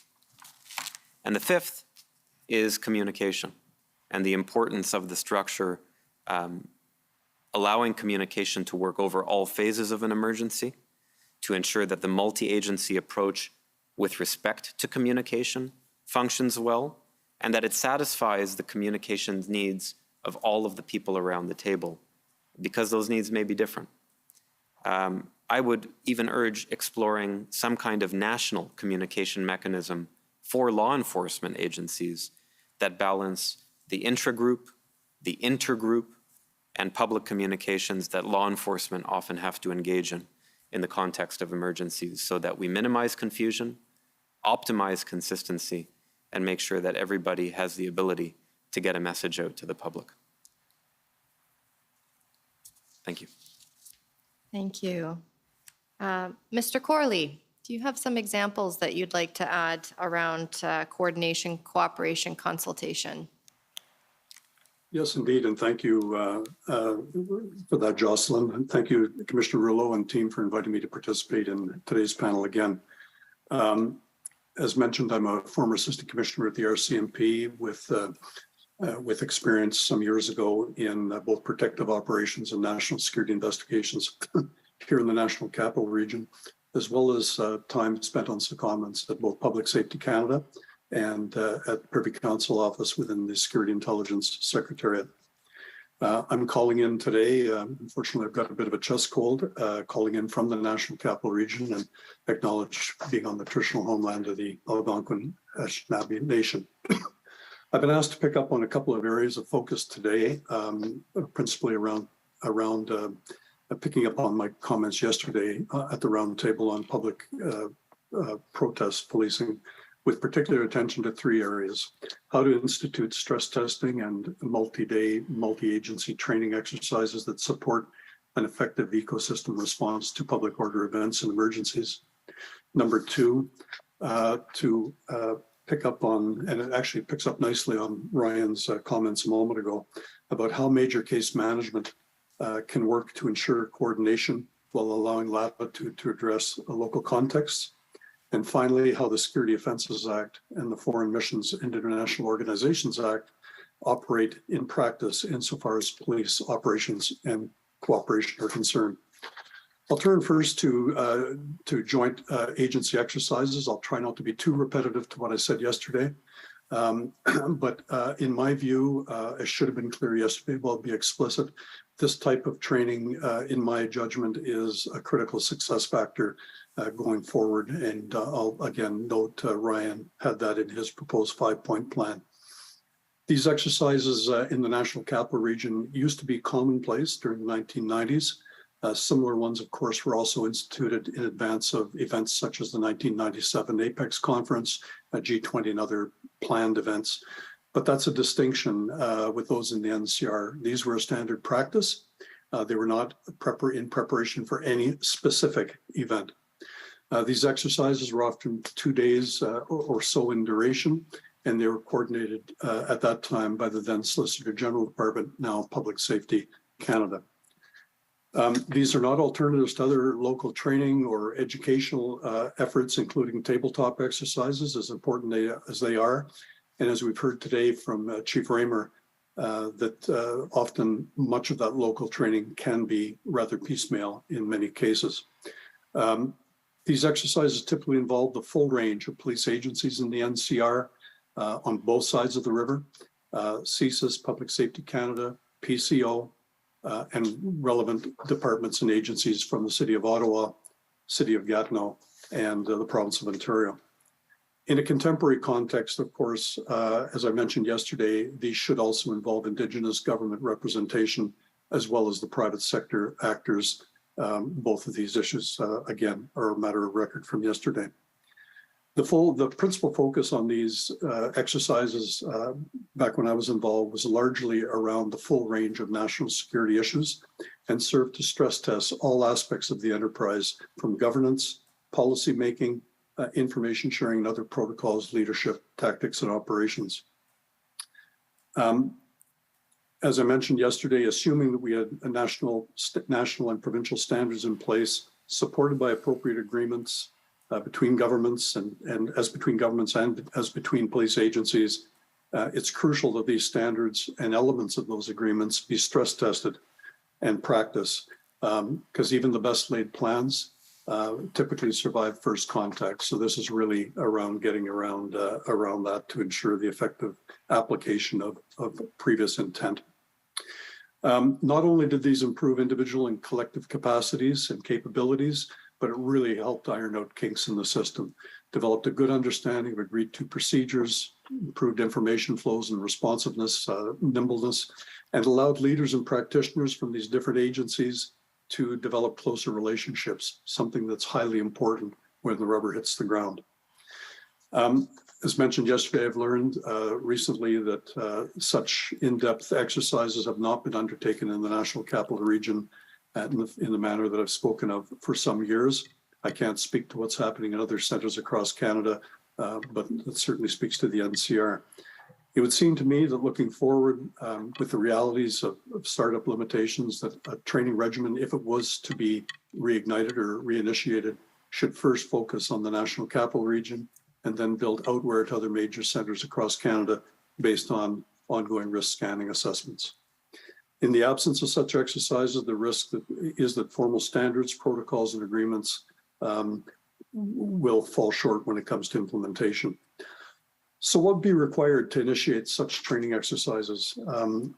I'd obviously defer to legal colleagues, but it strikes me based on my experience that initiating such an endeavor should not require legislative or regulatory change. Rather, it would require an informed policy decision supported by a somewhat modest funding envelope to enable Public Safety Canada and/or Emergency Preparedness Canada to consult, develop, and implement appropriate and ongoing sustainable regimen of joint training and joint learning. A commitment from the agencies and departments to participate in such exercises is also important. Today, certainly within policing, with the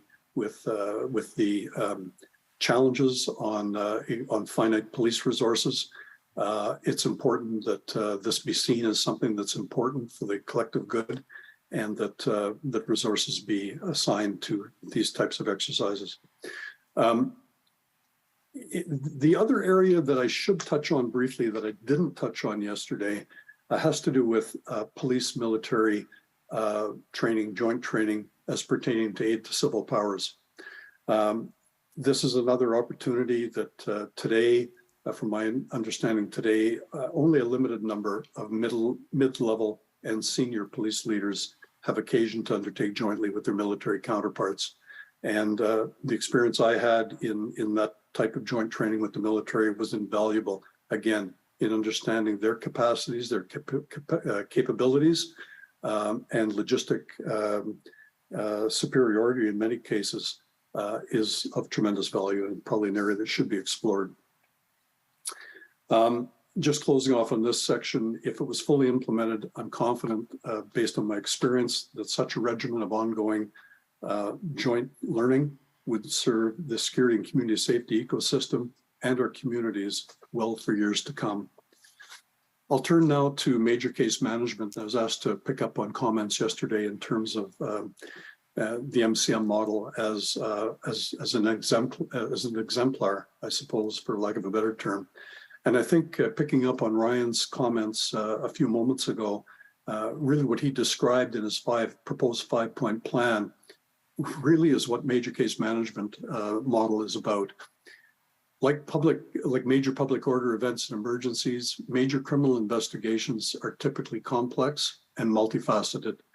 Those investigations often cross multiple jurisdictions and involve more than one investigative agency, in many cases, many investigative agencies. The stakes are high. The cost of failure, of not following proper methods or standards and not respecting evolving jurisprudence can result in breaches of charter rights, wrongful convictions, and other miscarriages of justice. Major case management provides a flexible yet standardized framework and supporting tools that enable skillful leadership and structured coordination required of these complex matters.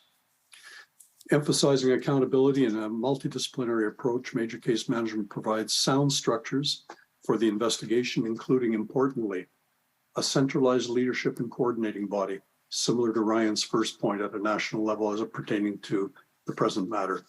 Clear and unambiguous standards, standardized training, and common technologies.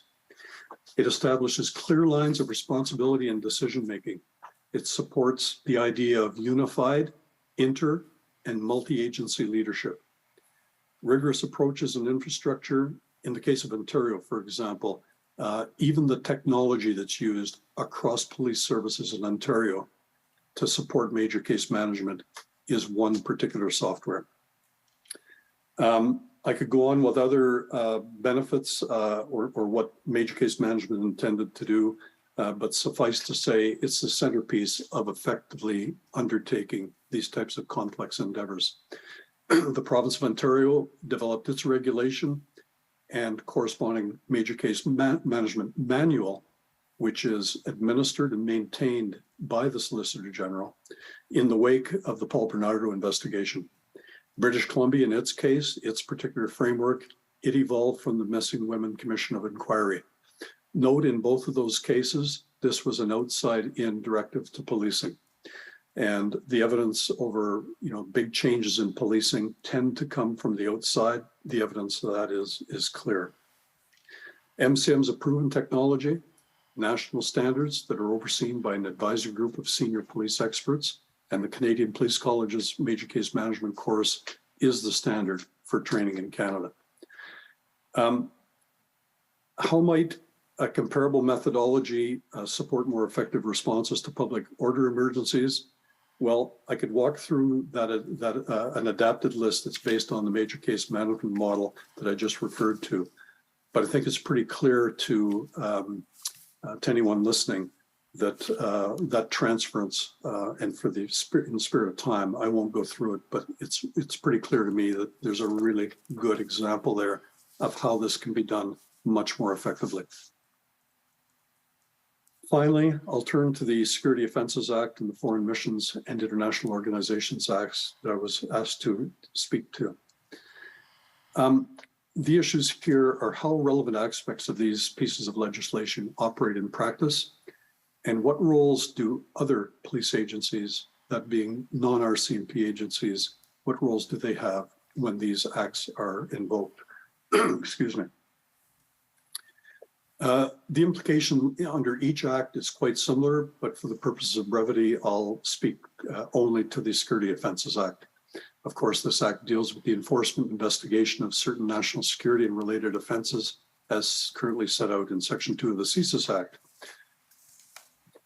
When the SOA is invoked by the Attorney General of Canada on the belief that an offense under the act has been committed or likely to occur, Section 6.1 stipulates that the RCMP will assume lead responsibility for an investigation. Importantly, though, subsection 6.2 deals with the practical reality of the conduct of these investigations. In essence, that subsection states that to facilitate consultation and coordination in relation to the undertaking of related duties, the Minister of Public Safety and Emergency Preparedness can enter into agreements with the provincial governments affected. Experience has largely been in practice that the RCMP recognize that they cannot successfully undertake these types of investigations on their own. At minimum, they often lack all forms of local knowledge. But local agencies also, beyond just specific local contextual knowledge, they also bring tremendous value in terms of complementary capabilities and know-how that can be beneficial to the investigation, hence the greater good. Now, in practice, this is part of why the regimen of stress testing standards, protocols, and such bilateral and multilateral agreements that we've spoken of become highly important. The transitioning of leadership in such instances, and I suggest here, and I think Ryan touched on it as well, whether we're speaking about the implication or the application of the Security Offences Act or the Emergencies Act, these tend to be investigations that evolve, and that transfer of leadership or transference of responsibility and accountability often occur at times when tensions are often already stressed by the very nature of the incident that's at play and the overall situation at hand. So these can be awkward at the best of times. Beyond that, personalities and egos, both institutional and individual, cannot be discounted. So having arrangements formalized and in place that are tested, exercised earlier as a matter of course can pay huge dividends in terms of that seamless transition. One example yesterday was in relation to back in 1986, hostage taken at the Bahamian High Commission in Ottawa. And of course, this predates these types of exercises, but it really featured two senior police leaders from two of our organizations on the sidewalk engaged in a heated debate over who had jurisdiction. We don't need, that doesn't endear trust or confidence in policing. and something that can be avoided through mechanisms such as have been mentioned. And now finally, just would like to come back on a comment yesterday as well.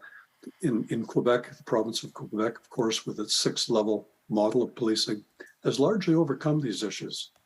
And it was referred to earlier today, I think, by Christian Luprecht. But I recall a conversation with the former chief of the Gatineau Police, Mario Harel, and speaking in this example, it was about murder investigations. So if his team is at a murder scene, and they're the police of jurisdiction, but once they realize, perhaps because the amount of drugs, money, weaponry that's there, that this involves organized crime, they no longer have jurisdiction on organized crime investigations. And they are now protecting a crime scene, and the Sûreté du Québec become the police of jurisdiction on that investigation. The 6-level model in Quebec has been in place for years. It took a bit of time early for this to become normalized within police culture. But today, if I listen to police leaders in Quebec, they like it. They don't have to prepare for events or investigations that are beyond their reasonable capacities based on the size of the police agency. And they can prepare and do very well within the scope of things that they can do. So clear, unambiguous models and protocols have become just part of the way business is done in that regard in Quebec. Thank you for the opportunity to share these views. And Jocelyn, I look forward to the rest of today's conversation. Thanks, Mr. Corley. It's great to have those examples. And President Sayers, I wonder if you might like to join in on this part of the conversation. Any examples that come to mind for you of successful coordination, cooperation between First Nations and Crown governments? Thank you. Yes, I would. Judith Sayers here. One of the government-to-government memorandums of understanding that we reached was during the COVID crisis. And as governments, we weren't able to make decisions because critical data was being kept from us. We didn't know how many COVID cases were in surrounding communities. We didn't know if it was okay to tell our members to go into those communities because we had no idea of how many COVID cases. So we went to the provincial government and we said, hey, we really need to know this. It took us 7 months to negotiate that, which, COVID was still relevant. So it's important that these kind of protocols be entered into prior to, but in order to make decisions during emergencies, First Nations need to have access to information. And I know that there's confidentiality, and we did deal with confidentiality in our agreement, but it was important to do that. It's also important in this data to ensure that we have specific data for First Nations on reserve, off reserve, if we possibly can have that information. And so any kind of information happening during an emergency makes it important to First Nations so they know where the fire is coming from. Of course, flooding happens pretty quickly, but just knowing the information that is required so we can manage emergencies, we can manage what is happening, our responses. Another example would be Canada closed its borders to the US. No doubt it needed to be done, not questioning that.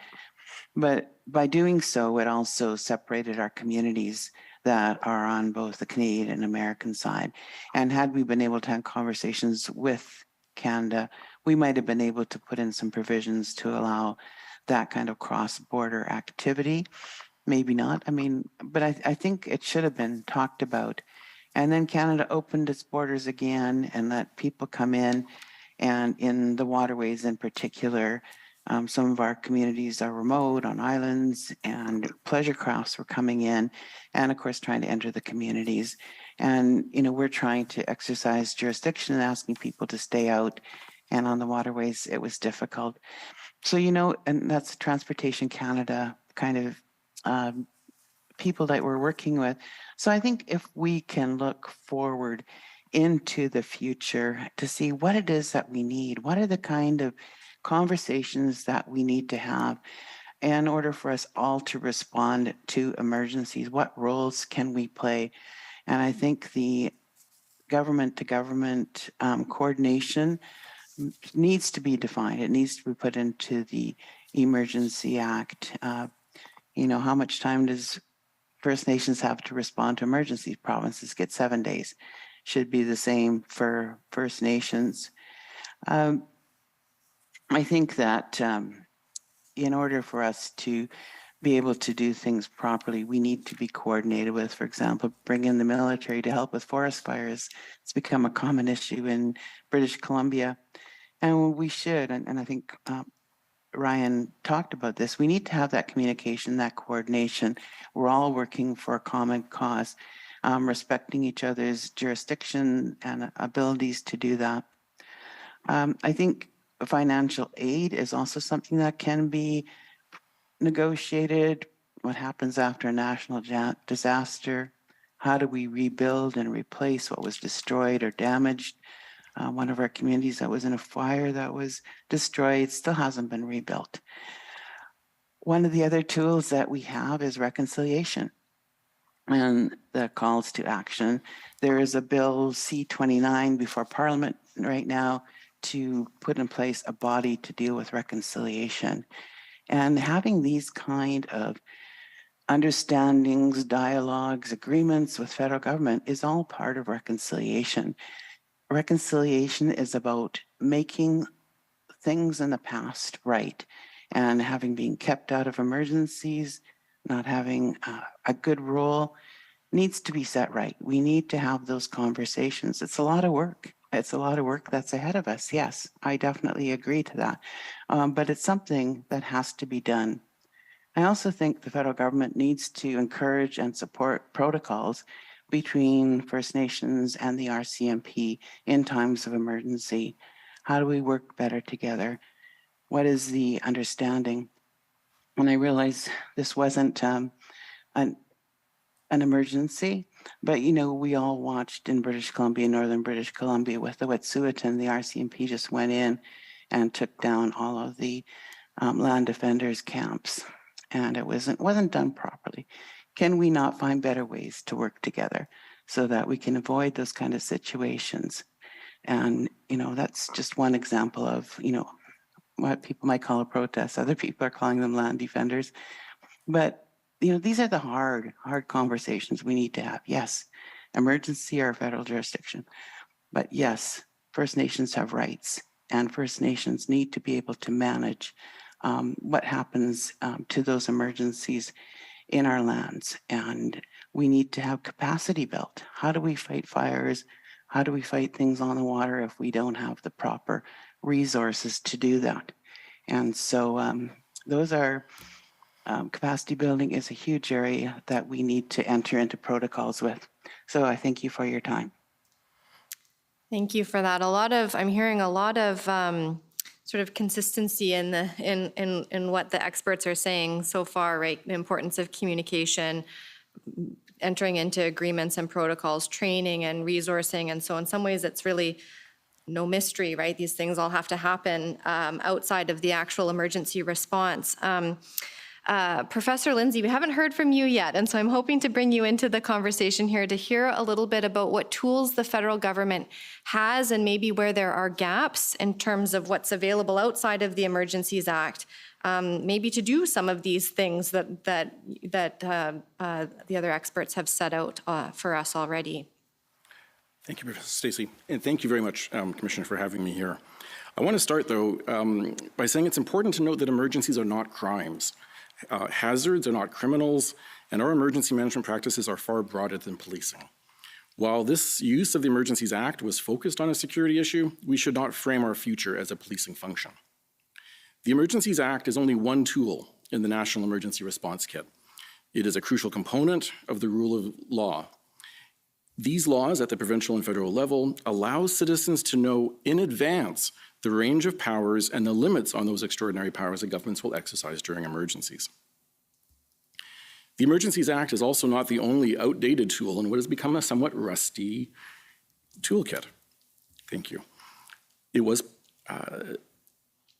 passed in 1988 alongside the Emergency Preparedness Act. That act, for the first time in law, set out how the Government of Canada would organize and undertake its emergency management responsibilities. It created Emergency Preparedness Canada, answering to its own minister and reporting annually to Parliament, a requirement that was quietly dropped in 1995. Prior to this, the federal government's emergency management function had been restructured or moved between government portfolios over a dozen times over the course of about 40 years. A trend that's continued with several more rearrangements before disappearing as a distinct government agency when it was subsumed into Public Safety Canada by the Department of Public Safety and Emergency Preparedness Act. The Emergency Management Act that was passed in 2007 to replace the Emergency Preparedness Act again revised the approach to how responsibilities were distributed within government.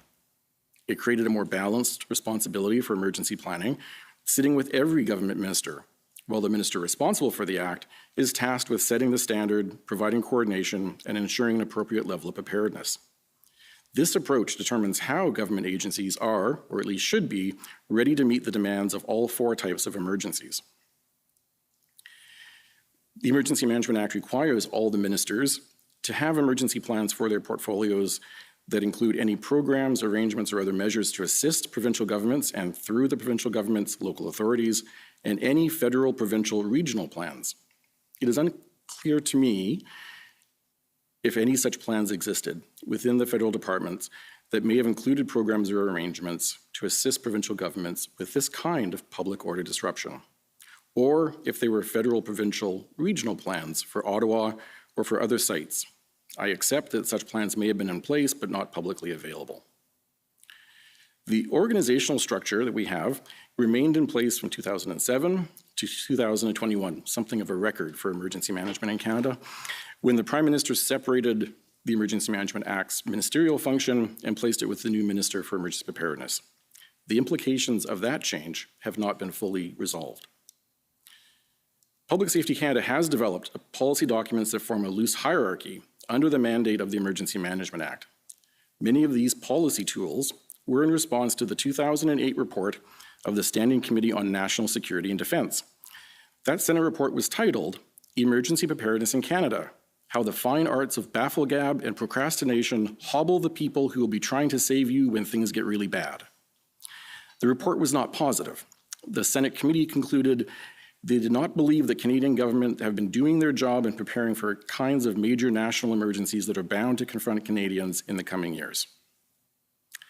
Time is too short to explore each of the policy documents in depth, and I must also again say that as a citizen, I can only see what Public Safety Canada puts forward on its websites.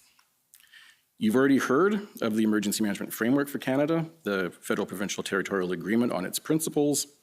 There's also the Emergency Management Strategy for Canada and its associated interim action plan that sets fairly aspirational goals for the portfolio over the upcoming decades. But there are many other policies that are where the polish is fading. The Federal Policy for Emergency Management 2012 simply paraphrases the obligations created by the Emergency Management Act into a policy statement. The National Emergency Response System 2011 describes how the federal, provincial, territorial relationships and coordination systems should be in place while also placing the principles of emergency management into a federal policy. The Emergency Management Planning Guide from 2010 was intended to assist all federal government institutions to develop their all-hazard strategic emergency management plans, each of which should establish the federal government's objectives, approach, and structure for protecting Canadians and Canada from threats and hazards in that minister's area of responsibility, and sets out how the institution will assess a coordinated federal emergency response. Also in 2010, they brought out the Federal Emergency Response Plan. Again, the website says it was last updated in 2010. It's designed to harmonize federal emergency response efforts with those of the provinces and territories, non-government organizations, and the private sector. And it includes in it the Federal Emergency Response Management System, which provides a governance structure and the operational facilities for the Government of Canada to respond to emergencies. It establishes emergency response functions and assigns tasks to different departments. I'm not aware of how any of this planning has progressed in the past decade, or if any of those plans developed or implemented were done so in regard to the 2022 public order emergency. However, Deputy Minister Stewart, the Deputy Minister from Public Safety Canada, testified to you on Monday, November 14th, and he said, I quote, "In general, we did not treat the protests as an emergency management issue, and that the framework that we've designed and agreed with the provinces and territories to deploy does not typically apply to issues of public security or in defense of law enforcement. It deals with natural disasters and the like." This is an interesting distinction that does not seem to reflect the laws and policies I have just discussed. For example, the Emergency Management Act requires each minister to include measures to support the Canadian Armed Forces in case of war. This should raise the question of which national emergencies the Emergency Management Act and all of its downstream plans and policies were meant to address, if not all of them. Of course, each type of national emergency has associated policies and procedures that fall into many different portfolios. Yet every federal government department is required by the Emergency Management Act to identify the risks to their area, and the express policy of the government is to take an all hazards approach, which includes addressing vulnerabilities, both natural and human-induced hazards and disasters, and all hazard approach takes in human-induced disasters that concern emergency management, including intentional events that encompass part of the spectrum of human conflict and the disruption of critical infrastructure. Again, this makes me question the relationship between the Emergency Management Act and the Emergencies Act if not all hazards and all four types of emergencies are to be considered in planning. That flurry of policy writing around 2010 may have seemed out of date, but Public Safety Canada joined the National Emergency Management Team late in the game. Prior to 1988, Canada had no emergency management legislation, while all the provinces had passed their own laws starting back in the 1950s. So there is now a lack of consistency across Canada's legal landscape with regards to emergency management. The provinces and territories each have their own statutes that combine features of both the Emergencies Act and the Emergency Management Act, but do not necessarily contain all the same requirements, nor are the provinces consistent in where their emergency management function is located. And I also wanted to point out that there is another, this is going to move ahead, challenge that we have, that the Public Safety Act of 2004 amended various federal acts after the September 11th attacks. It inserted emergency directive powers to ministers responsible for certain acts to allow for urgent action for the purpose of public safety. For example, the Aeronautics Act was amended to allow the minister to make interim orders to deal with significant risk, direct or indirect to aviation safety.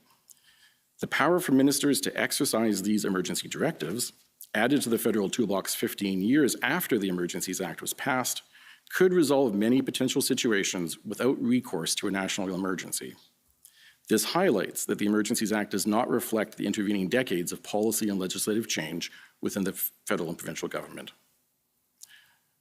And so I'll just make one recommendation type comment now. In line with the tiered approach that we have, the sections of the Emergencies Act on public welfare emergency and/or the public order emergency could incorporate a reference to the use of such federal directive powers at the request of a province when it is a question of exceeding the province's jurisdiction.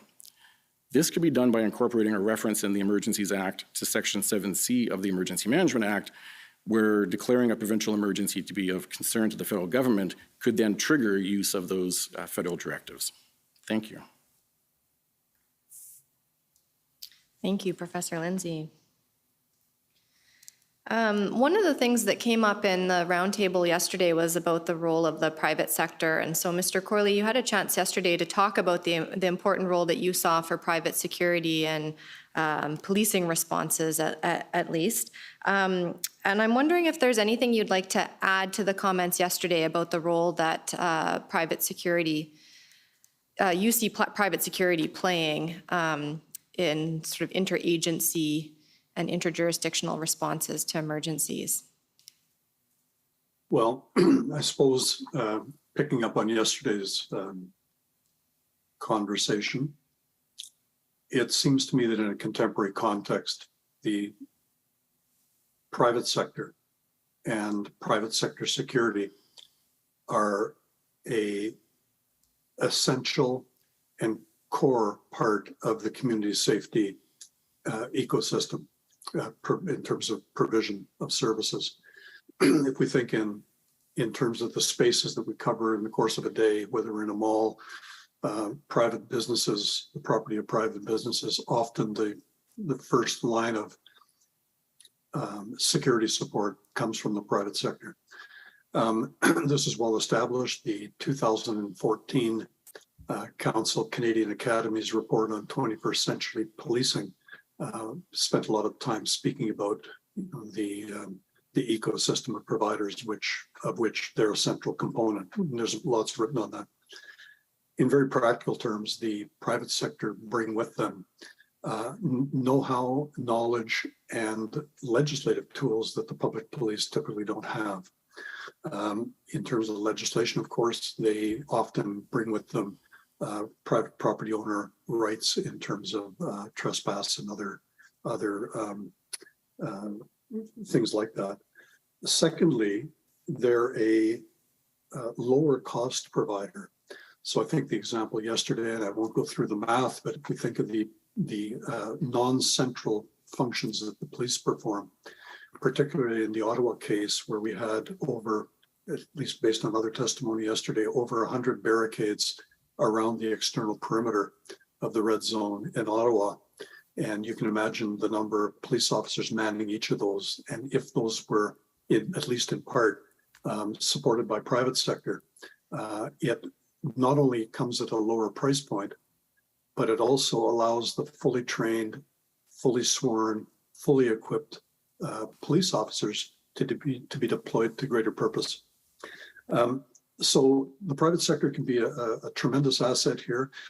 As we saw in the G20, in that case, of course, we have three types of events generally. Those types of events which allow for months and months of pre-planning, and in the case of the G20, the private sector was intimately involved at all levels of governance,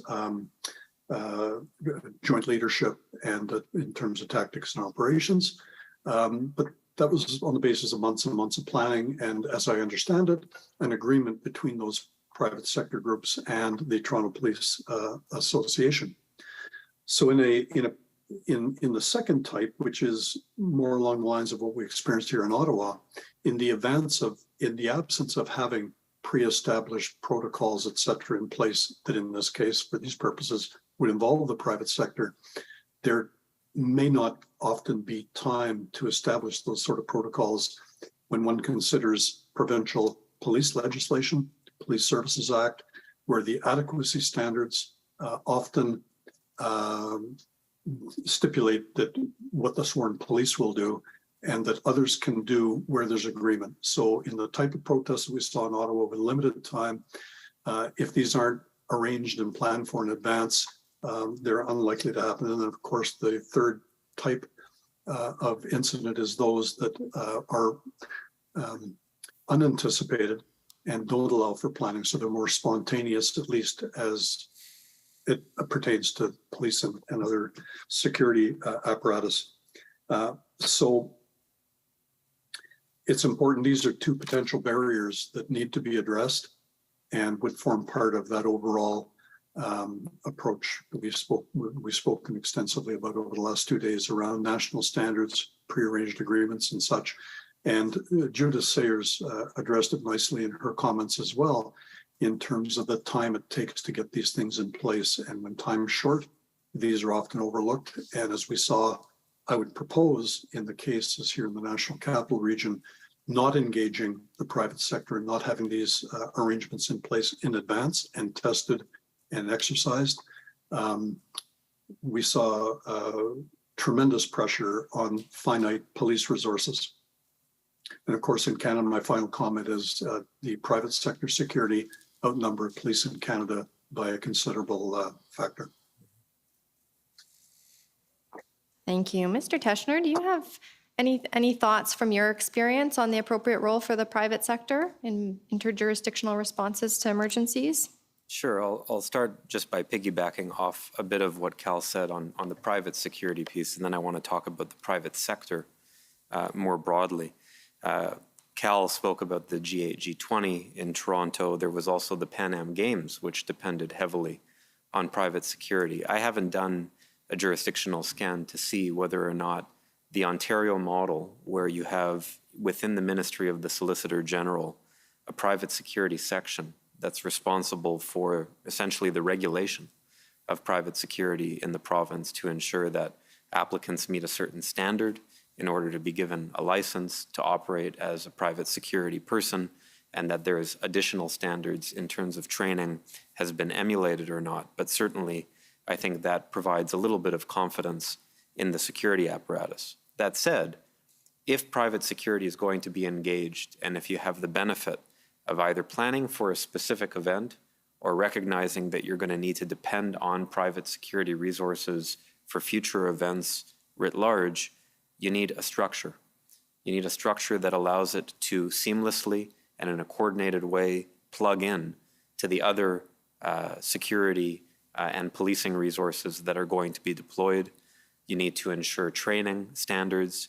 You need to ensure lines of accountability and clarity with respect to roles, responsibilities, and command and control.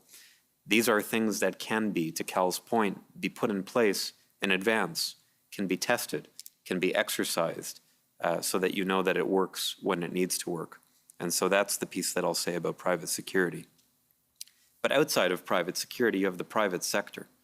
And I think when we talk about the way in which emergencies get responded to, there can be no doubt from the comments that are made today that a myriad of stakeholders, based on the geographic location and the nature of the emergency, are impacted in relation to that particular emergency.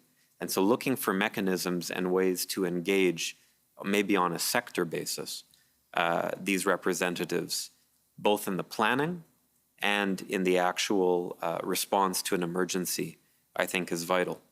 These stakeholders of interest can help monitor and help crystallize the issues, can help in relation to planning, can help with respect to public communication and awareness, and can help in the recovery period that follows.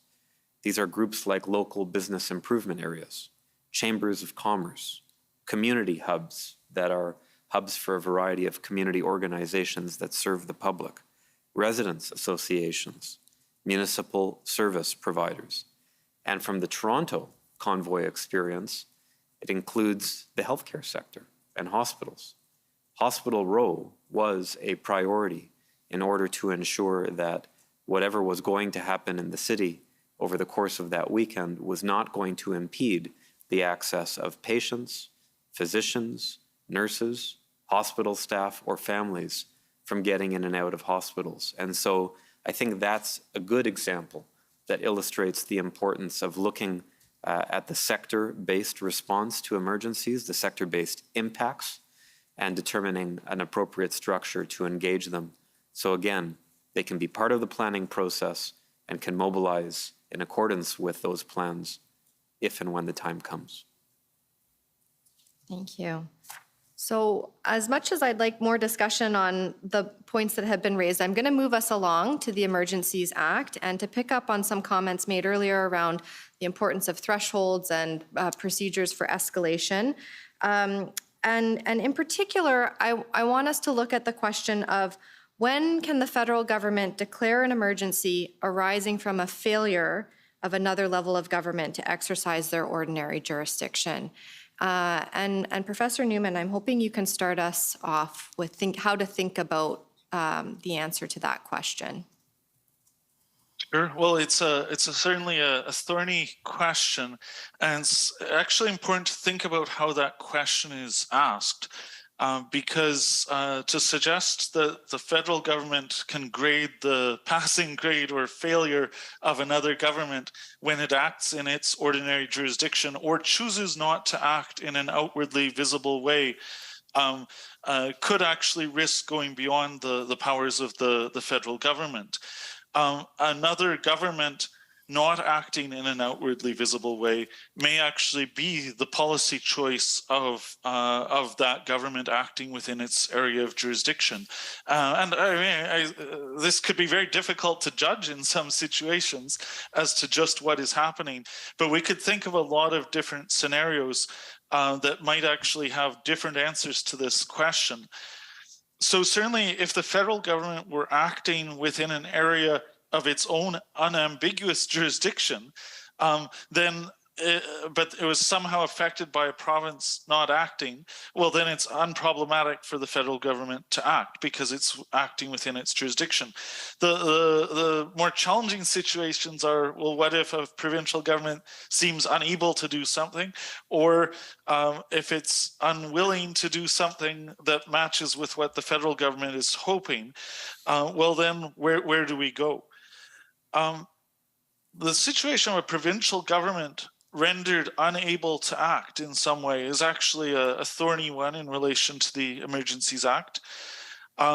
If a provincial government's cabinet were for some reason unable to meet and unable to communicate in a worst case scenario, in section 25(2), in the context of a public order emergency, there is a way in which the federal government can proceed even without consulting with that province in advance of it acting.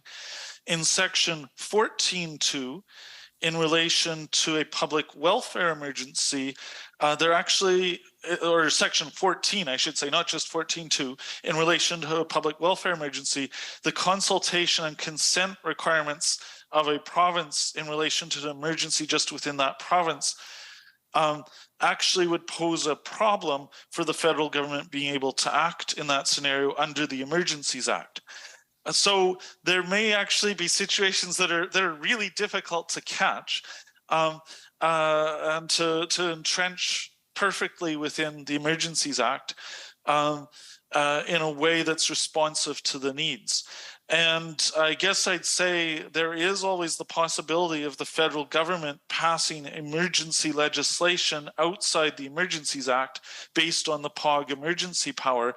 But crucial for that would be that the federal government be able to convene Parliament and that Parliament be able to function. One of the disturbing incidents in what occurred in Ottawa this year, to my mind, was that Parliament's ability to carry out its review of the use of the Emergencies Act was on a particular day actually blocked by what was going on in Ottawa.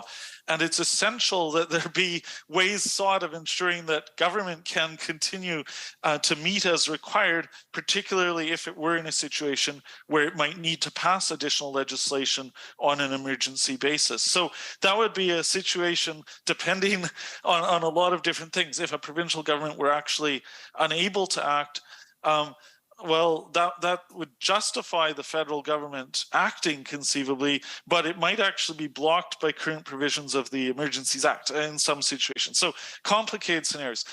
The really challenging situation here, though, is if a provincial government took a clear policy view in an area of its own jurisdiction, in its ordinary jurisdiction, and there weren't a clear federal stake in that, it might be that the federal government doesn't have simply a chance to jump in on that. So the question, when can they and when can't they, it really depends a lot on the context. And of course, some contexts will mix together these different considerations. So I think it's really important to think about the range of scenarios as between a provincial inability to act and a deliberate policy choice by a province not to act in an outwardly visible way, and to think about the degree of impact on other members of the Federation as a factor that that could come into things. When I was thinking a bit about these types of issues in advance, I was thinking, well, the solution might be in improving the consultation provisions within the Emergencies Act further. And I still think there are improvements that could be made there in terms of defining additional types of scenarios and the types of consultation that should occur. But I also think it may actually be very challenging to capture all of those scenarios in a way that keeps clear legislation, that doesn't make things worse. And I do think it's very important to ensure that steps are taken to ensure the ability of the federal parliament to continue to meet in some way, even in the context of more challenging emergencies, and that actually is necessary given the possible need to pass additional emergency legislation in some situation that might not be captured by the existing act. The other thing I'll just throw in as one further wrinkle is that it's also important to think about the term emergency and the concept of emergency, both in terms of what's an emergency versus what's a set of simultaneous emergencies, and whether they're linked or not bears on how some of these provisions on consultation and consent by the provinces actually play out. And it's important to think about what an emergency means in temporal terms. So if someone's just thinking about the emergency that needs to be responded to this afternoon because there's a pressing emergency, something genuinely urgent, well, that's one scenario. What if a government has weeks or even months to think about the situation that's to be dealt with under emergencies legislation, or the cleanup efforts after a natural disaster extend well beyond the moment where there can't be any consultation or any discussion. This is something that that actually has been written on in the Indigenous context. A scholar named Courtney Kirk, who's published or who's produced a thesis on emergency management in the context of First Nations, points to this issue where sometimes if you talk about creating all kinds of exceptions for emergencies, if one is thinking about the situation where there's no time to do anything other than just to react, well, that's one thing. But if you're talking about using emergencies legislation to carry out reconstruction afterwards, which is what has happened at the provincial level, for example, in the context of certain kinds of natural disasters, well, then it's actually much more feasible to carry out all kinds of consultation and discussions that might not be imagined in the context of something that needs to be done this afternoon. And so it's really important to break down these concepts a lot further. And I'd say to improve the, my recommendation would be to try to improve the consultation provisions of the Emergencies Act, but also to recognize that it may not be possible to capture everything about that, and to ensure that there's an ongoing ability of the federal government to function, even conceivably to pass additional legislation in response to emergencies in some situations. And that means Parliament may need to be able to meet in some innovative ways. And there was that unfortunate incident during this year's events where there were actually concerns about that. So I'll stop there and say that those would be a few comments in response to that question. Thank you, Professor Newman. Professor Lindsay, do you have thoughts on this question? I do. I certainly agree with the point about why that failure has occurred, whether there is a choice or whether there was some uncertainty, or if it's simply the inability of a provincial or local jurisdiction to exercise a power. But I think another issue should come up is when that failure occurs. Research shows that impacts of natural hazards like flooding may result from a failure of jurisdictions to act decades earlier, for example, in exercising local land use planning tools. So it's unclear to me if a declaration under the Emergencies Act to impose federal powers when a province or a local authority has chosen not to exercise a power that's within its jurisdiction would violate the aim of preventing a conflict between provincial and federal orders. I also want to mention that the consultation required by the Emergencies Act is not the only time, nor the appropriate time, to have discussions about what to do, who should be doing it, or many of the other points raised. All of the planning and strategic tools that I mentioned earlier and that have been in place for over 15 years should have addressed most of that consultation. There's also a challenge across the country in the provincial legislation that the provincial legislation is not consistent in the powers that it gives the lieutenant governors in council or mayors, but also between the legislation. So let me give one quick example from Ontario. The Ontario's Forest Fires Prevention Act says that for the purposes of controlling and extinguishing a fire, an officer may use any privately owned equipment and may employ or summon the assistance of every able-bodied person over the age of 18, except persons providing essential services and persons physically unfit, and on private lands may take such action as he or she considers advisable to control and extinguish the fire. Whereas Ontario's Emergency Management and Civil Protection Act says the Governor and Council can make orders in respect of authorizing but not requiring any person or class of persons to render a service of a type that person can reasonably deliver. And I know from my own research in Manitoba, we probably have 7 or 8 acts that grant very similar powers to different civil servants in different circumstances other than the Emergency Measures Act. Like the ministerial directives, I feel that we should be doing a much better job of first coordinating and informing the public of the kinds of powers that the government may exercise in these sorts of emergency situations. Also, the powers available to the federal government under the public welfare emergency in particular overlap with the powers of the provinces, mostly because the provinces all took their powers from the Defence of Canada regulations in 1939, played with them for 50 years, amending and adapting them, and then in 1988, when the federal government wrote the Emergencies Act, perhaps naturally they gave themselves the same powers that the provinces had been giving themselves for the previous decades. So we need to be taking, I think, a threshold approach to defining disasters. We need to be able to make sure we can have a clear escalation from routine local emergencies to a local state of emergency at a municipal level to provincial declarations, and the provincial emergency measures legislation takes this into account.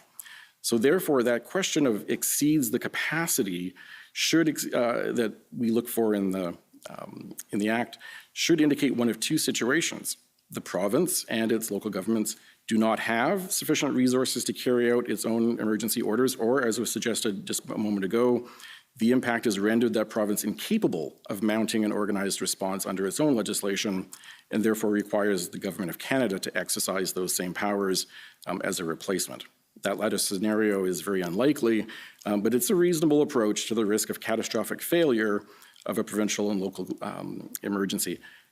That is what the United States went through with Hurricane Katrina. New Orleans and the state of Louisiana, their emergency management system collapsed as well.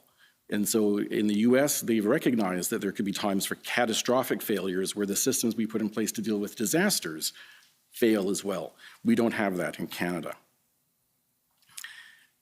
The other issue that I should just point out as well, if I may, contrasting us with the United States, is that in Canada, all of our resources can move between federal, provincial, and local governments without a declaration. We don't have to declare a state of emergency for federal government departments to help a provincial department or for a provincial department to help at a municipality. That is why in the States, where they have to have the declarations, they declared in 2019, they declared 61 major disasters because they have to declare them in order to have the money flow. We don't have to have that. And so again, our plans are more important because we can be doing a lot of this work without having to declare a state of emergency. So I guess it comes down to a somewhat philosophical element in Canada's entire emergency management system, that it presupposes that emergencies cannot be avoided, and therefore our governments rely on these laws of last resort as their normal practice. This reinforces that misconception that our emergency management system is only working when it is responding. And this is, again, contrasted by other nations, and I heard New Zealand mentioned this morning, that see avoiding the need for extraordinary actions as the purpose of comprehensive emergency management. Thank you. Thanks for that, Professor Lindsay. This is an important question, and one where from the answers already, I can see there's a lot of complexity. So I'm just wondering, we've got a little bit of time on this if others want to contribute. Yeah, Mr. Teschner? Is that... Sure, I'll add a few thoughts. First, to agree with my colleagues, and in particular, I want to pick up on Professor Lindsay's point that we live in a federation and we have to respect spheres of jurisdiction and the constitutional divide, but some harmonization across the provinces to back up Professor Lindsay's point when it comes to the approach taken to provincial declarations of emergency, and the provincial approaches, I think, would serve us well. And essentially, the lens that should be applied is they should plug in well to the federal sphere to the extent that that's necessary. I think they need to be designed for purpose that way. I'll also say that in addition to local governments not having the capacity, or the second option being rendered incapable by virtue of the emergency at hand, I would add a third piece for consideration, and that is where the federal government's stake or interest is engaged because there are emergencies happening across the country and some form of coordination that can only be brought to bear by the federal government is required. I think unpacking that a little bit more in light of what we've seen more recently in terms of events would potentially be helpful.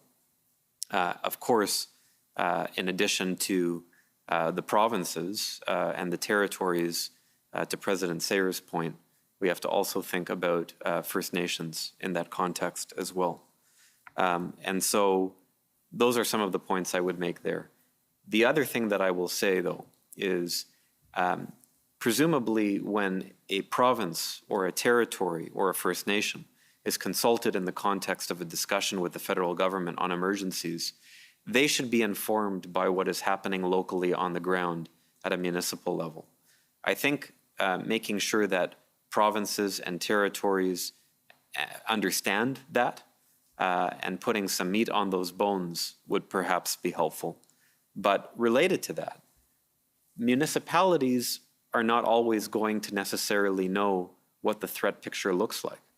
And so promoting information sharing, threat risk assessments that might be conducted by provinces, might be conducted by the federal government, and ensuring that municipalities impacted or likely impacted have access to that information so that they can properly and in an informed way make a determination about what their capacity actually is or isn't, I think is vital. Thank you. Other thoughts on this question? So I wonder if we can just keep going with that with that response, Mr. Teschner, around sort of questions about optimal mechanisms for consultation when declaring a national emergency.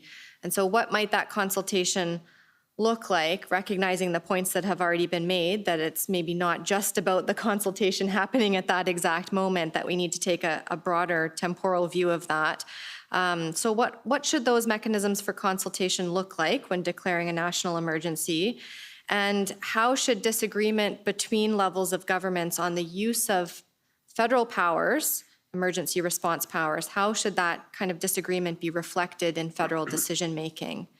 And so, Professor Newman, can we go back to you on that question? You brought this up earlier.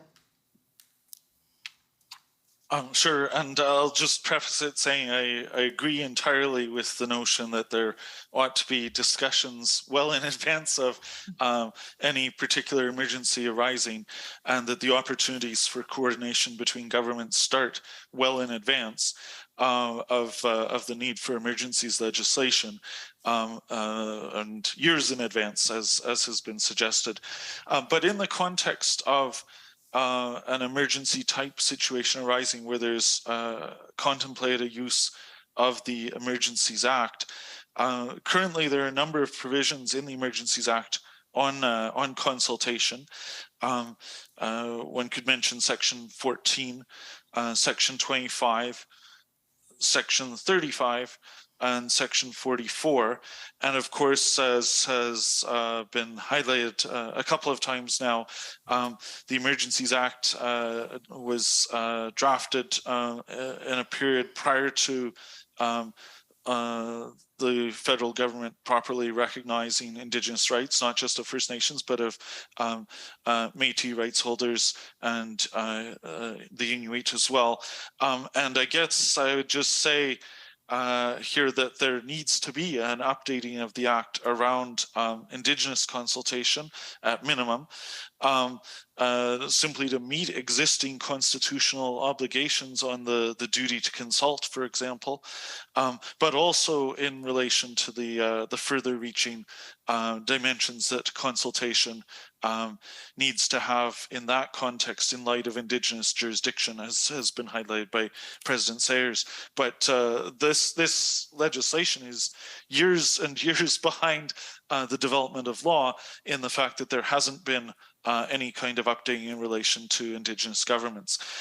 In terms of consultation with provincial governments, I would say there could be things actually learned from the duty to consult jurisprudence in the context of Indigenous governments, interestingly enough, because the word consultation appears in the Emergencies Act, but with relatively limited sense on what that might mean in the Act.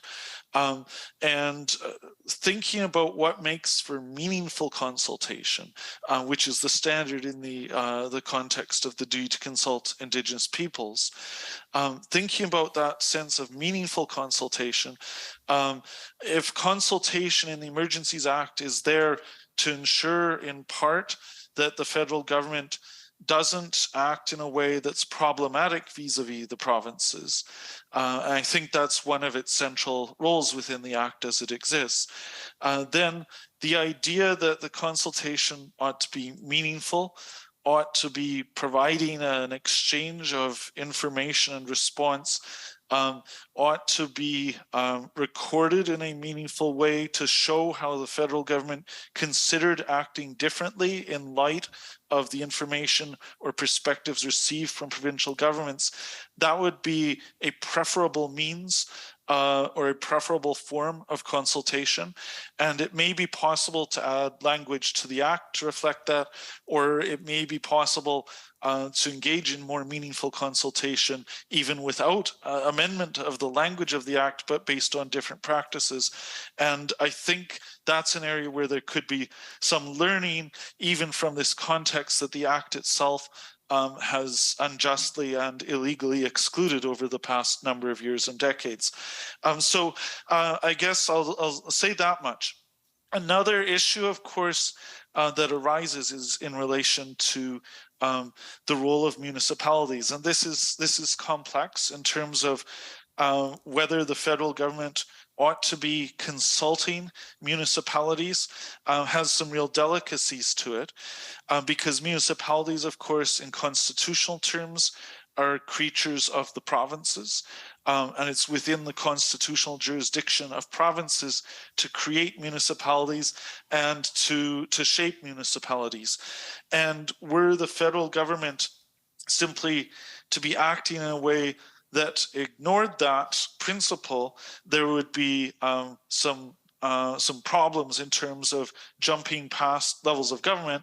At the same time, the federal government certainly wants to be informed by what's occurring in municipalities at a local level where that knowledge is held, and it might be appropriate to include language in the Act that at least permits the federal government to consult municipalities. That obviously has already occurred in the context of the recent use of the Emergencies Act in 2022. The consultation record reflects that the federal government actually was in contact with the mayors of some municipalities. Language that would specifically authorize that in the Act might be appropriate. Language that would actually encourage that might well be appropriate, subject to that delicacy in relation to the federal-provincial interaction here and the province's fundamental constitutional role in relation to municipalities. But in terms of getting information from larger municipalities or directly affected municipalities, it certainly would be helpful to the federal government to have that.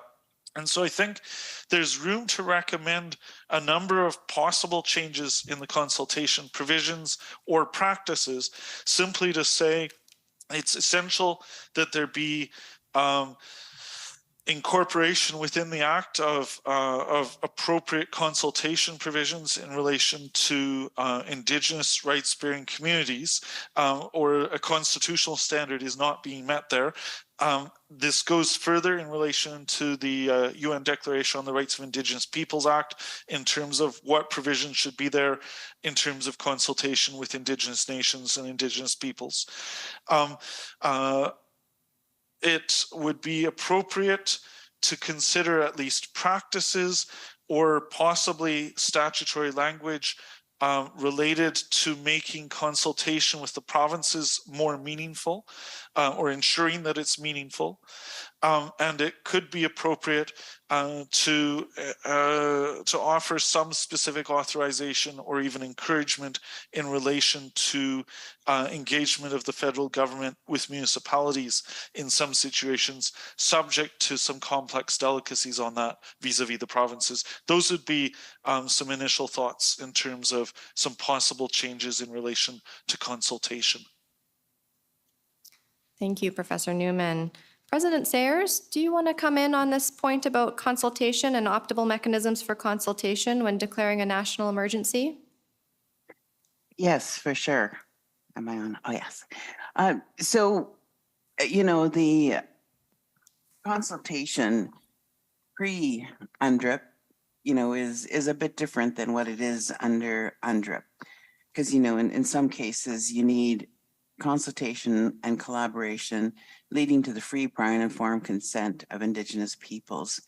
And there are certain specific areas within UNDRIP which that is required, such as the legislation. So if the Emergency Act is being amended, it should be with the, you know, leading to the consent of Indigenous people. In British Columbia, the Emergency Act is now being amended and should be, and is working with First Nations. I know the question is often asked is, how do we consult with 633 plus First Nations across Canada? And that's a good question. But oftentimes, if you work with Indigenous people, some may want to do it on their own, some may want to do it regionally or provincially. But I think what's really important here to remember is that the rights holders are the ones that have the say, and that the federal organizations can be talked to, but in the end, it should be the rights holders that make final decisions about what that should be. There needs to sit down and work out a process with First Nations on how consultation should take place under the Emergency Act. Another tool the federal government has, of course, is in their Universal Declaration on the Rights of Indigenous Peoples Act. They have to put together an action plan.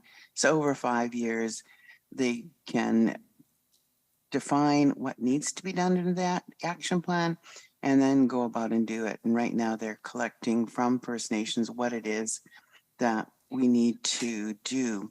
So it really is important to sit down now and to start talking about what's happening. But if an emergency is happening on specific First Nations lands, they should be the ones that are talked to. If it's 1 or 10 or whatever, they should be talked to first. If it's a national emergency, of course, everybody has to be included. And so just remembering that the duty to consult goes beyond consultation, and just working out these protocols with First Nations is, I think, one of the best kinds of things that you can do. And in particular, what is important that I haven't mentioned yet is that First Nations know their lands, their resources, and they have the best knowledge of the land. So if we're talking about fires, if we're talking about flooding, they're the ones that know their lands the best. And that sort of knowledge is invaluable in some of these emergencies that we talk to. And that also could be part of those protocols that could be used. So I think the opportunity, you know, in this new era of UNDRIP and reconciliation is it's time just to dialogue, you know, and take advantage of First Nations willingness as well to sit down and do this and not to be excluded. Because I think those kind of days are over, and it's time to open up and to figure out how we can work together in all kinds of emergencies. Thank you. Thank you, President Sayers.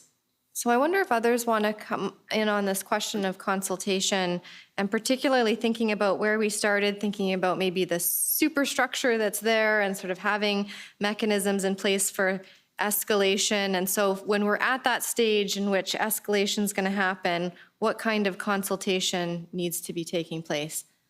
But Professor Lindsay, please. If I can, and this is very much speaking from my practitioner hat and not my professor's hat.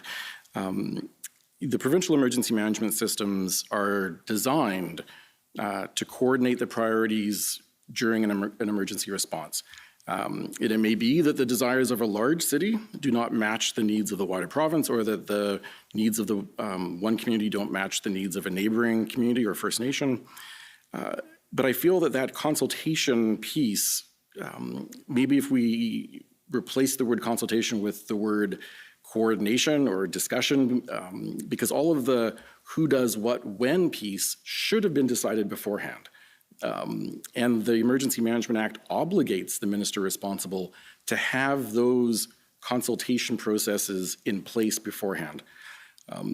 I feel that what we should be looking at is making sure that when the federal government does consult with the Lieutenant Governor and Council, that provincial perspective has brought together all of the local perspectives. I don't want to wander any further into the question of the Indigenous consultation, but we should have that clear process within the response system to make sure that affected municipalities are integrated into the provincial perspective that's going to the federal government. That is the emergency incident management system that we have in place. Different municipalities will be trying to achieve different things, and they don't always have all of the same goals. So I would add that. Though, as an alternative in terms of the local government, right now, the federal government has the ability, it's under the Emergency Management Act, to recognize a provincial declaration of emergency as being a declaration of concern to the federal government. This really came out of the ice storm, where the ice storm wasn't shutting down the federal government across the country, it was just shutting the government down here in Ottawa and in parts of Southern Ontario and Quebec. So the federal government wanted to know, when would a province likely be struck by a disaster that's going to have an impact on our ability to do our job, not our jurisdictional issue, but just our business continuity issue. And the Emergency Management Act covers all of that. The question that was raised earlier about how the parliamentarians get in during the convoy, the Emergency Management Act requires all of the provincial departments to have business continuity plans. So the fact that things didn't go well doesn't necessarily mean that the framework wasn't there, just that it hadn't been operationalized fully. So I think there's alternatives.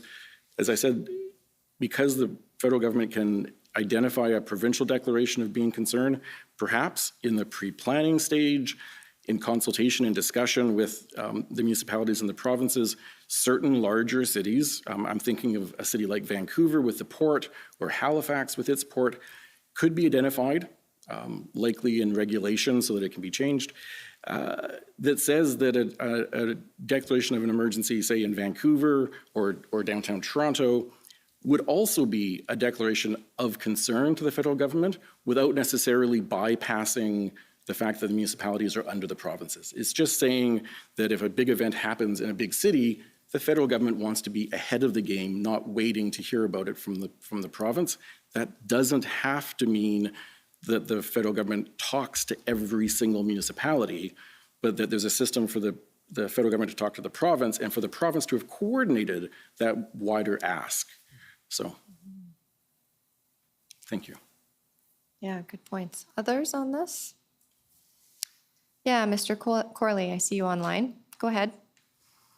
Yeah, and perhaps I'm coming at this from a bit different angle, and we seem to be talking, which is important, talking about consultations prior to invoking the Emergencies Act, any of the parts of it. As it pertains to Part 2 specifically, I'd like to encourage us to think about this more upstream from that. In essence, if at the FPT, Indigenous municipal levels, there's intentional proactive measures that support the development of a highly functional and effective national framework that addresses public order protests and emergencies, that is properly executed and properly implemented. It should, in most cases and circumstances, establish conditions that negate the need for governments to even consider invoking the Federal Emergency Act Part 2 as it is today. The same we see in major case management. Major case management applied with the kind of rigor that we see in Ontario and several other provinces has had a huge impact on the quality of the investigations that are brought forward for prosecution, et cetera. And one needs only to reach out to different Crown prosecutors that are operating in those areas and talking about pre and post implementation of major case management, how it's matured.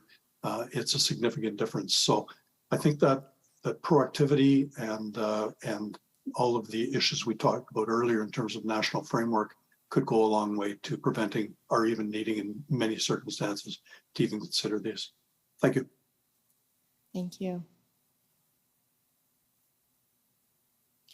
So we have about 10 minutes before the break, and I think in your responses, you've covered the things that we've discussed in preparing for this, and so I think I'll just open it up to all of you experts to see if there are points that you haven't raised yet that you would like to raise, if there are things you'd like to elaborate on or clarify, maybe more specifics around changes that you might like to see to the Emergencies Act flowing from this conversation that we've had so far.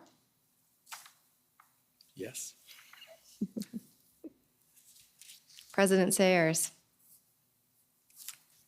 Yes, I just wanted to, I don't know that timelines and legislation is the best thing, but the urgency of emergencies, especially in health, the pandemic's not over and we know that there'll be more coming. The changing in the weather due to climate change, the flooding, the tsunamis, there's just so much happening in this world. And I think that we need to act sooner than later in putting in place protocols and working together, the roles, responsibilities. Let's be clear that so we're not fooling around at some time and trying to decide if it's a provincial jurisdiction or federal jurisdiction or First Nation jurisdiction. We just need to, I would just like to see us be really clear and doing things very quickly so that we can address things that are going to affect our people, our rights, our lands. I just wanted to add that to the conversation. Thank you. Thank you. Okay, possibility of timelines to keep things moving along. Other thoughts? Mr. Corley? Thank you. Just picking up again on the conversation or the inputs that Ryan and I had with respect to the private sector, private security principally, and Ontario's new Comprehensive Police Services Act, yet to come into force, lays out in very nice fashion how, when the private sector security are engaged, they fall under the umbrella of the Police Services Board, and that the requirements in terms of adequacy standards and that is well established. I don't know, Ryan, if you want to pick up on that, because I think there's an important element of local governance here that really applies. Sure, it's Ryan Teschner jumping in. I'm a big proponent of all things governance, Mr. Commissioner, if you couldn't tell from the last session and from this one. And so I think where we're going to mobilize local resources, we need to ensure that there's a framework in place so that everybody knows their responsibilities, their obligations, and who's in charge, and who picks up the tab, and other issues that are related. And so I think certainly what is in the Ontario legislation is an important step. And I think it comes back to something that I said earlier. Where policing is being mobilized to respond to a particular emergency, The policing response, when it's in a municipality, comes under the legal statutory responsibility of a local police services board or commission. And that legal reality cannot be a fiction. And so whether we're talking about how private security comes into the fold and how that needs to be part of the governance web that a police board provides locally, or whether we're talking about consultation, as we just did in the previous conversation, where those impacts need to be assessed at a local policing level, boards and commissions need to be part of this fabric as well. So I think that's a point not to be lost. Thank you. Professor Lindsay? Oh, I was just going to pick up on that opening analogy that you presented me with the idea of the Emergencies Act being a tool. And there is that saying that if all you have is a hammer, every problem looks like a nail. That's what we've had in our system. We have a legislation that has very strong powers to use in response, very few obligations to reduce risk or to prepare our communities or to have proper recovery. And with all due respect to all of my emergency management colleagues, we have filled our emergency management system, to use the hammer, with welders and stonemasons, but no carpenters. The Emergency Management Act is what lays out the tasks. The Emergencies Act is one tool, but what's really lacking in Canada is a strong professional emergency management cohort, a strong profession, where the emergency managers are trained in emergency management and are practicing that all the time throughout their careers. And again, I started my career in emergency management at 25 as an emergency manager. I never worked in a fire department or I've never a police officer. I've been an emergency manager the whole time. And that, I feel, is making a big difference. And that's what other countries are moving towards as well, really pushing higher education for emergency managers and seeing it as a separate profession, which is something that we need to do more of in Canada. So, thank you for that. Thank you. Commissioner, we have about 6 minutes before the planned break. Do you have questions that you'd like to pose now? Or would you like us to break early?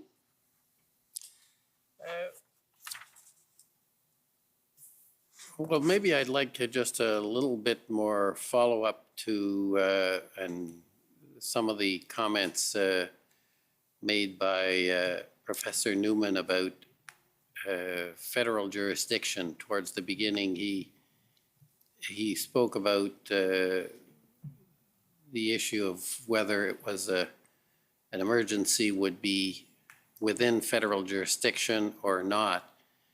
And he made a couple of comments that I'm not sure if they were intended to deal with this situation or not, but he spoke that if it related to borders or the national capital region, it may be federal and not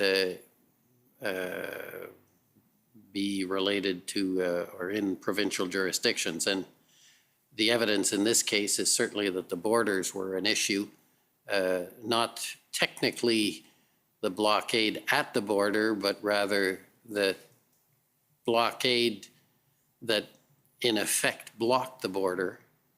And similarly, the National Capital Region, the occupation as it's referred to in some cases, was in the National Capital Region. And I'd just like him to, if he can, to elaborate on what he was referring to and whether it's in fact related to the, or could be tied to the events such that it was within federal jurisdiction or not. Okay, thank you for the question. I'll say I wasn't trying to refer specifically to the present situation because I understood the purpose of these roundtables as to reflect on matters in a more forward-looking way. But simply to say that parts of the Emergencies Act are grounded in federal jurisdiction without the use of the POG emergency power, without the emergency branch of the peace, order, and good government power. I mean, one could give other examples simply in relation to an international emergency or a war emergency being largely within federal jurisdiction to start with, although with pieces in provincial jurisdiction. That said, I mean, the response in relation to something with provincial elements could have elements where there would be a natural federal jurisdiction, but there would also be room for the federal government to deal with that legislatively in some way outside the Emergencies Act. And so I guess, obviously, in referencing the National Capital Region, I was affected by seeing the vulnerability of Canada's national capital this year, as I think probably many Canadians were, in seeing that Canada's national capital is humiliatingly vulnerable to all kinds of problems in some ways. And I guess the response doesn't necessarily need to be the use of the Emergencies Act in future. The response could readily be subject to all of the discussions that would need to take place on this and the disadvantages that there could be, but it could be in the form of federal legislation taking further steps in regulating the National Capital Region and assuming a larger federal role in the National Capital Region, as occurs in some other capital regions of other countries elsewhere in the world. So it's just a generic point about jurisdiction in some ways, to say there can be bases for federal jurisdiction that don't rely upon the POG power in relation to some kinds of emergencies. And that also says that in relation to some kinds of vulnerabilities, there may be good legislative responses that are outside a future use of the Emergencies Act or outside an amendment of the Emergencies Act to try to cope with something that the federal government hasn't dealt with through other kinds of legislation that it could use to deal with those same types of issues. So I hope that makes it clear. I wasn't trying to comment on this particular situation, although obviously at a general level, as all Canadians, I saw some things about this situation, but obviously your commission has engaged in extensive hearing of evidence and extensive it will engage in extensive fact finding in relation to this situation. So I speak only in relation to the most generic of understandings that the National Capital Region was a place whose vulnerability was revealed a bit by the situation this year. Thank you. I think we're now at the time for the break, so we're going to take a break until 4:30 and see what questions have come in and how we're going to trouble you with further questions and seek further thoughts when we come back at 4:30. So a half-hour break. The commission is in recess for 30 minutes. La commission est levée pour 30 minutes.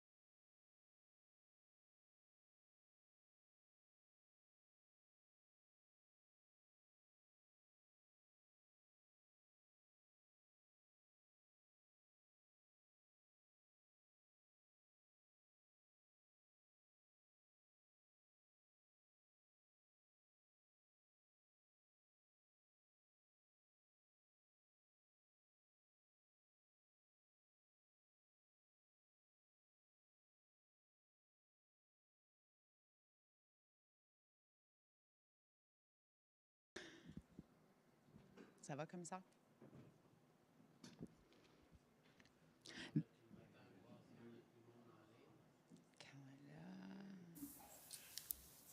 Oui, je pense que oui. Je sais pas où est l'autre. Cal, Dwight, Judith. I think we're good. Madame Sayers est... Ben, je la vois pas active, mais elle est là. Oui. Okay. The commission is reconvened. La commission reprend. Okay, so we have a few questions for the experts that we'll try to get through in the next 30 minutes. All right, so Mr. Teschner, I'm going to put you on the spot for the first question. So there's some interest in the UK model of emergency preparedness committees that you had brought up earlier, sort of this idea of having kind of the need for multi-jurisdictional committees in order to sort of for jurisdictions to set themselves up for a coordinated emergency response. And I guess we're interested in learning a little bit more about that, and in particular, whether and how that model accounts for challenges of personalities that a couple of you have referred to, and politics, and sort of, is there something built into that, that if you've got the parties at the table and they come to an agreement about how to coordinate a response, that it's more than just a discussion, that they are sort of walk away and then they implement that agreement. So I don't know if you could elaborate on that UK model with that in mind. As I understand that model, it brings together all of the relevant players around one table.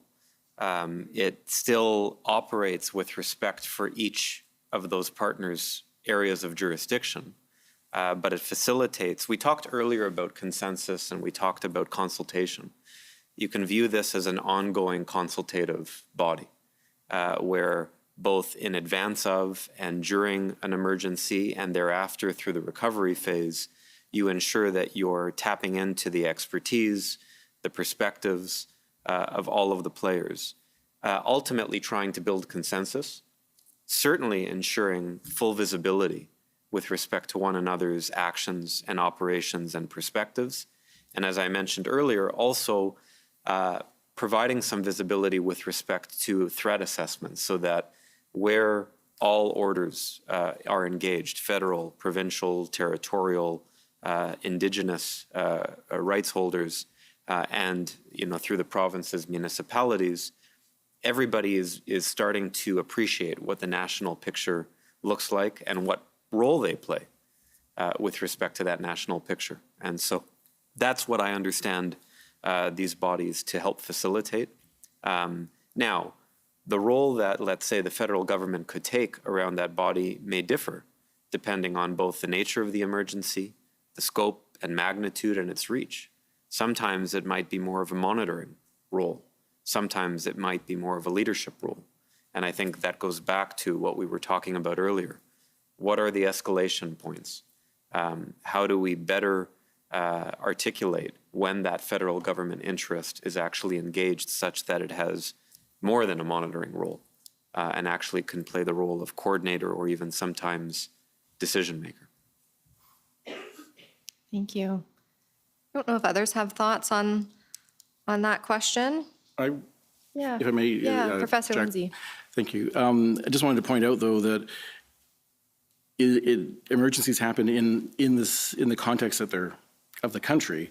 Countries like the UK and New Zealand that are unitary governments that don't have provinces that also have their own legislation have different systems than us. And so there's emergency management principles that can be transferred, but we have to tailor them to our situation and not just see one solution. This morning, there was a mention of New Zealand having a minister of police.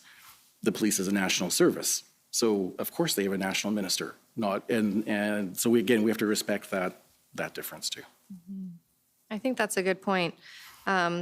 Though the more jurisdictions that are involved, that would sort of speak to the need of more coordination. Yeah, more coordination, right? Making that type of multi-jurisdictional consensus building even more important.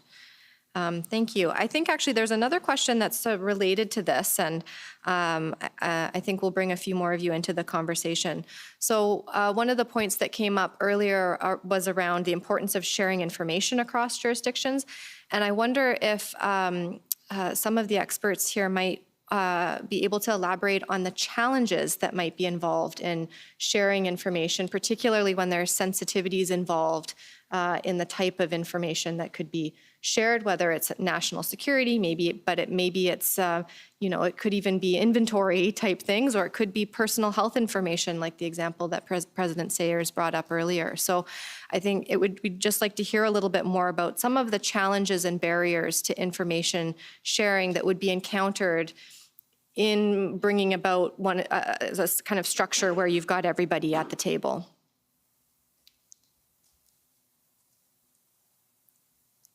Were you looking for anybody? Anybody, so I'm looking for Sure. nonverbal cues here. Who might like to weigh in? Here's one. Thank you, Mr. Teschner. I'll say that while I respect that exchange of information can often raise concerns about legislative impediments, privacy impediments, and the like, I think we sometimes get bogged down in that more than we perhaps need to. There are constructs and mechanisms that allow for sharing of information if the willingness is there, and then you put the infrastructure in place. INSET, the example I talked about earlier, is one such example. The way in which police chiefs share information with police boards is another example. The provincial and federal security advisor regime is both an example and an opportunity.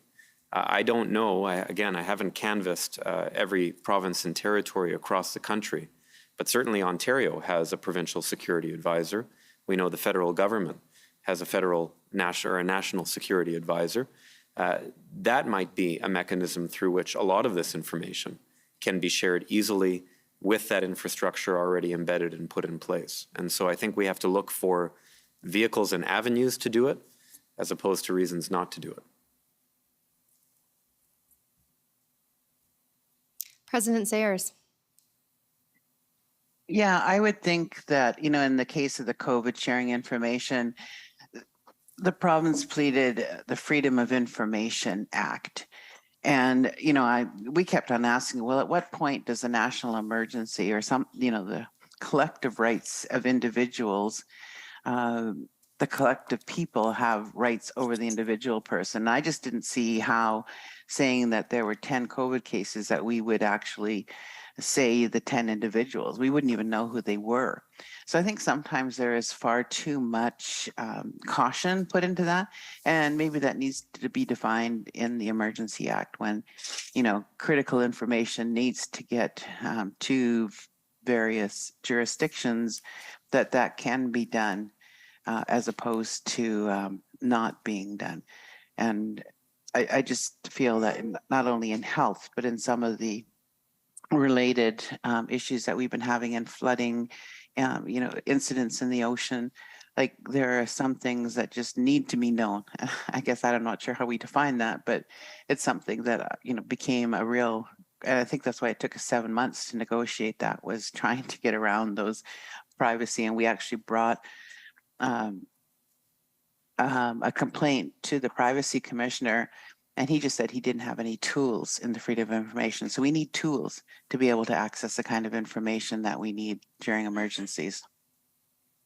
Yeah, thank you for that. And Professor Newman, I'll turn to you, but if you have any thoughts on where President Sayers just left off, that would be helpful, right? I do think that when these challenges come up, there are often legislative barriers that public officials can point to. And so are there legislative changes or specific legislative changes that need to be made to allow for sharing of information in these in emergency contexts?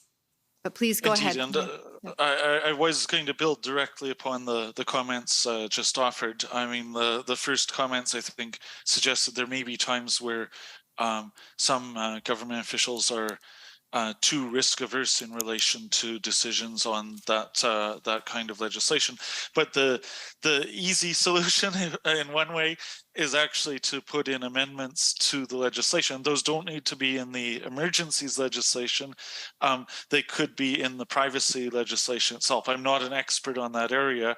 I can't speak to specific amendments to specific acts, but I just wanted to highlight that it may be very appropriate for different pieces of privacy legislation to have better developed emergency exceptions. Thank you. Mr. Corley. Yes, thank you. There's other examples within the community safety realm that that issues of information sharing have the barriers to information sharing have come up. And one that comes to mind is the risk-driven community safety and wellbeing interventions in Ontario.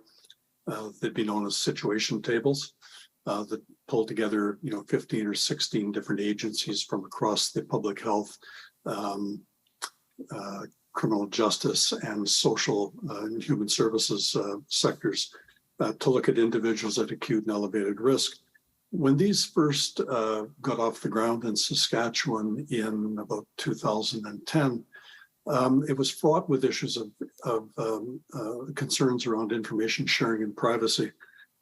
But what we found was working with the provinces and with the federal privacy commissioner, largely these were largely overcomable and appropriate processes put in place in terms of the handling and the control over such exchanges. And I'd also just comment on the Security of Canada Information Sharing Act. It too evolved out of concerns with the sharing of information even within the federal realm.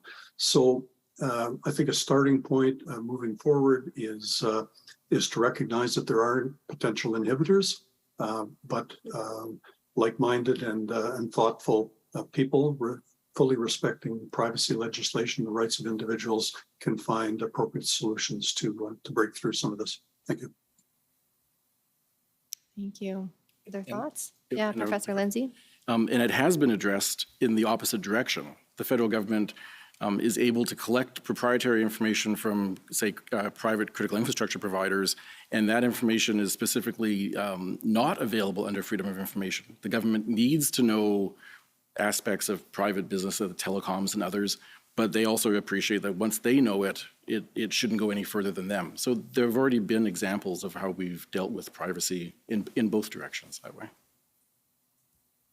Thanks. Okay, continuing on with this theme of sort of sharing, coordination, and then specifically about consultation. We had a good conversation earlier about meaningful consultation. And so I guess on that note, should the notion of meaningful consultation, if the Emergencies Act is reformed, should that notion of meaningful consultation be specifically about the question of whether to invoke the Emergencies Act, or does meaningful consultation mean consultation about the underlying circumstances, the issues, and the possible solutions? So just looking for a little bit more discussion on this idea of meaningful consultation specifically in this context of invoking the Emergencies Act. So is there anyone that would like to start with this?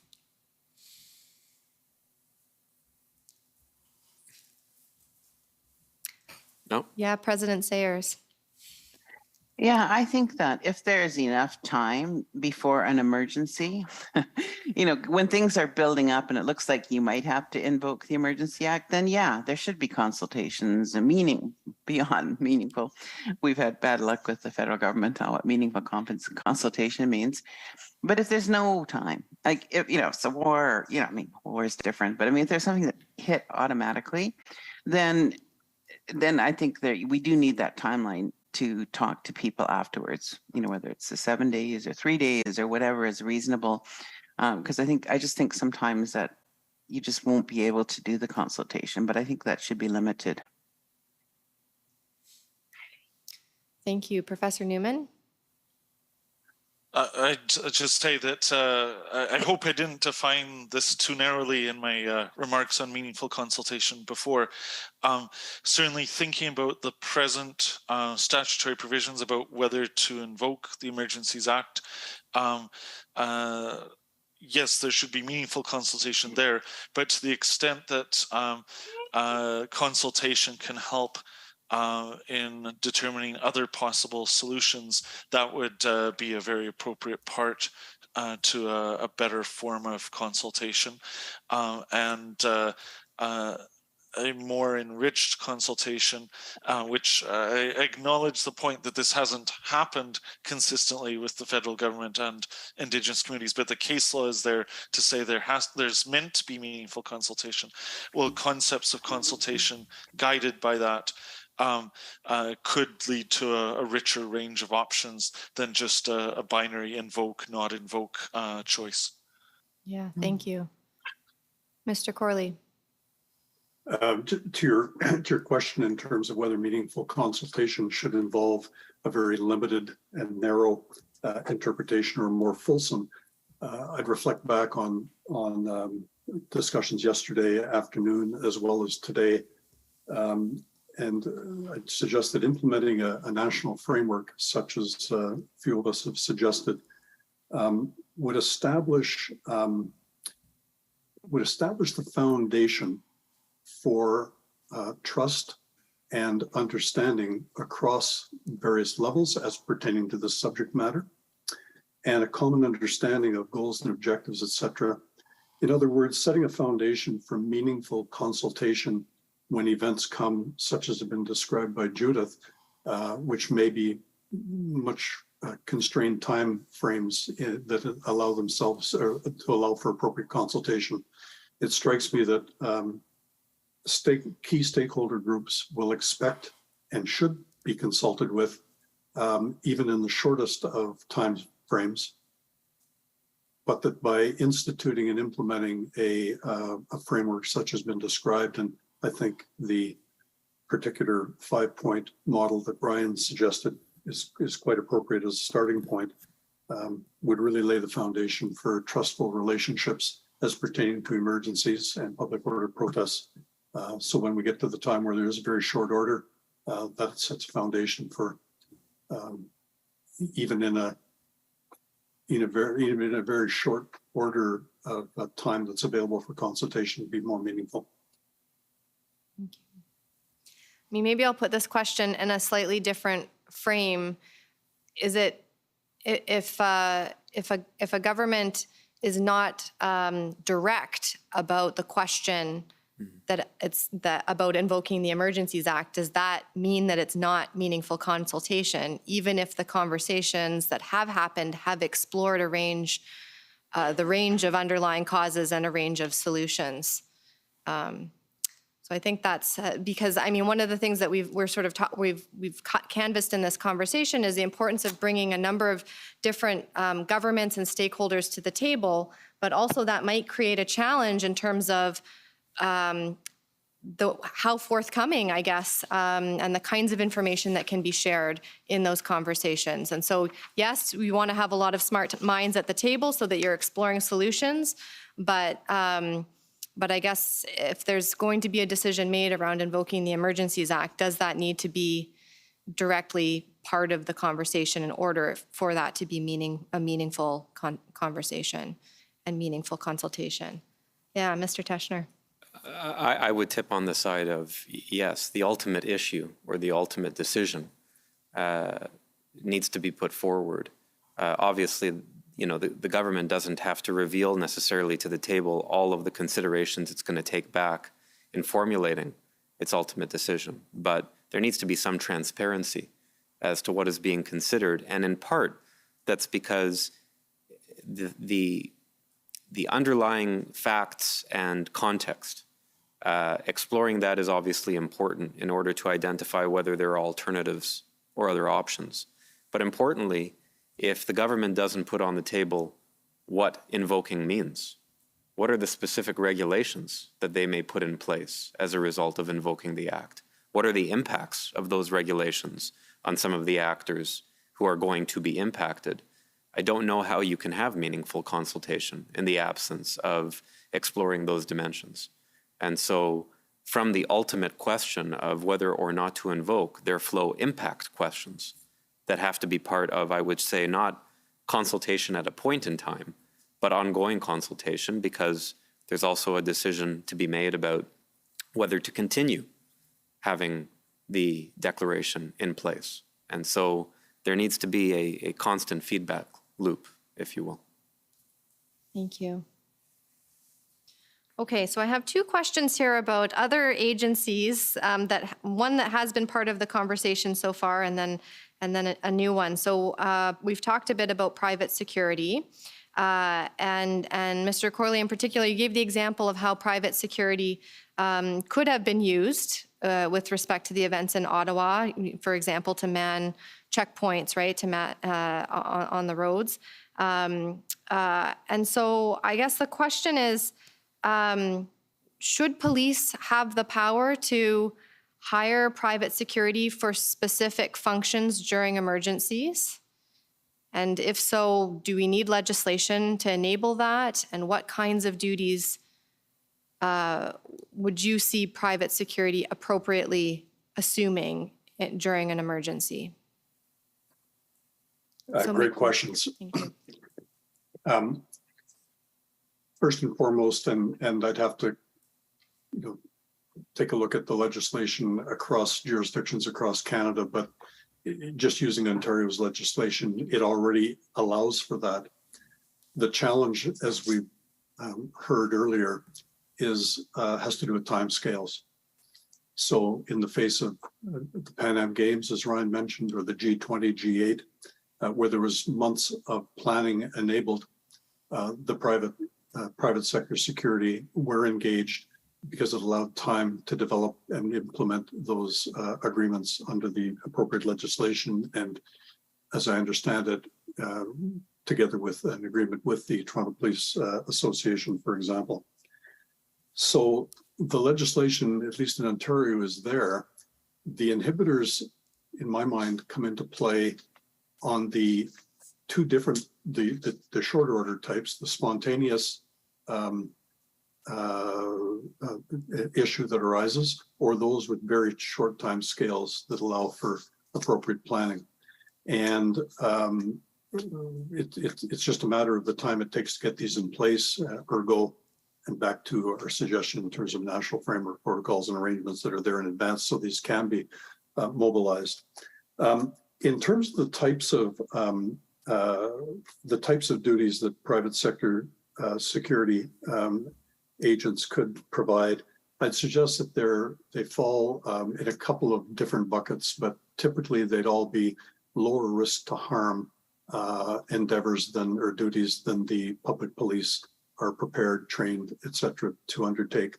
So manning of barricades, other back office, middle office roles that support frontline policing.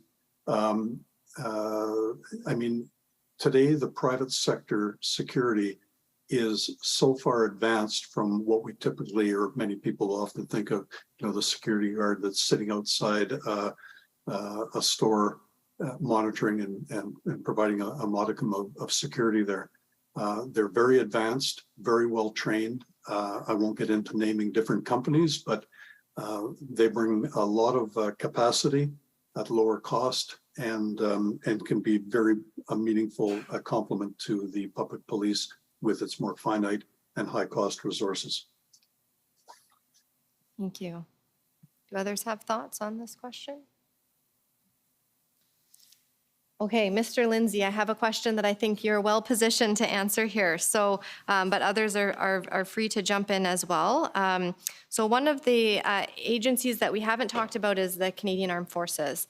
And so under our model of emergency management, provinces can make requests for assistance to the federal government. And I think we have a bit of a pattern now of when those requests for assistance come in, it's often the military that responds, whether it was during COVID and staffing long-term care homes or during floods or wildfires.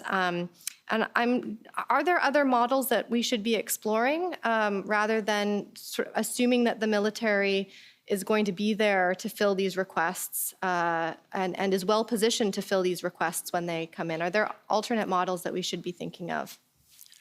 Yes. First of all, I think the question of whether the military is well suited to some of the jobs is debatable.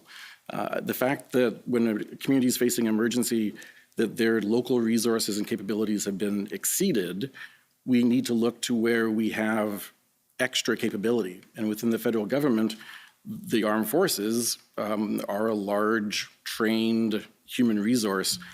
and they have some equipment that's appropriate to get into rough terrain or other things. But we could be doing much of the same work if we were working with community groups or others without, as you've suggested, just assuming that when things get too bad, we'll turn to the armed forces. And I believe in the media recently, there have been discussions about the fact that that's not also what the military would like to see its role as.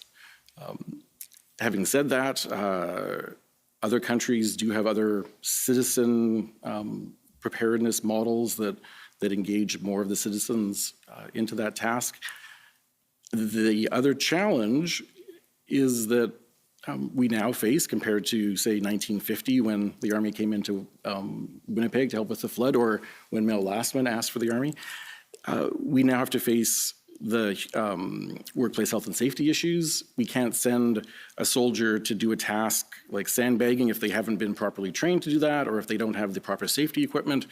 And we face the same thing with volunteers. So one of the underlying questions, I think, is that are the special powers that the provinces and the federal government have claimed in times of emergency, are they really the powers that we need? Or should we be able to, in a state of emergency, say, we are suspending some aspect of the privacy legislation, or are we suspending some aspect of workplace health and safety, recognizing that volunteers are going to be working in a dangerous situation, which is the entire community? So it's about having more tools than just that hammer, that we're always looking to use those extraordinary powers.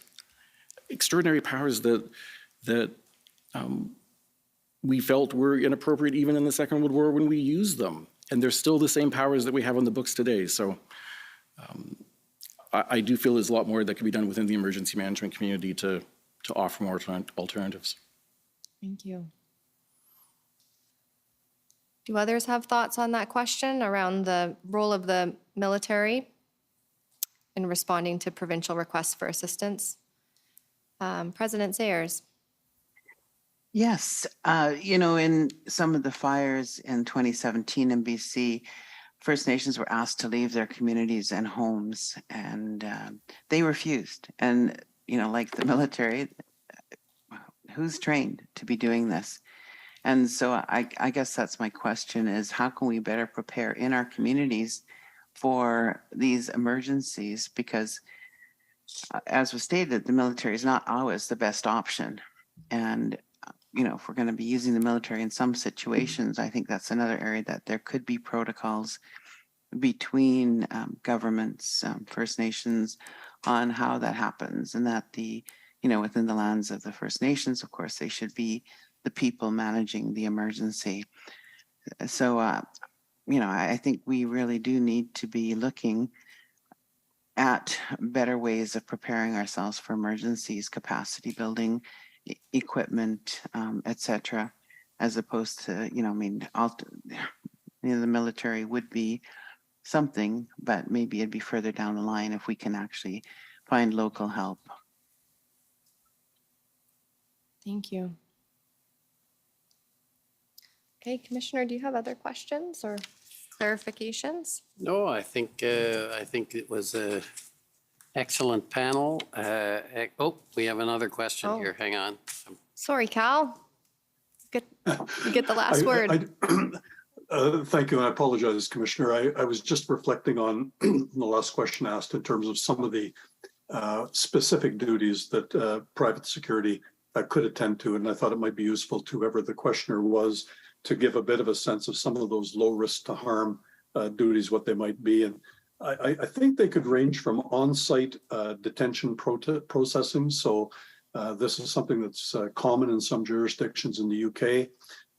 It allows police officers to be at the front line, and whether it's taking control and custody of people, either to be taken to hospitals or to detention facilities, that's a role that the private sector can play. Manning barricades has been discussed. Patrolling other parts of a city while the public police are busy with a public emergency. Traffic control, and there I'm speaking about the lower risk ends of traffic control.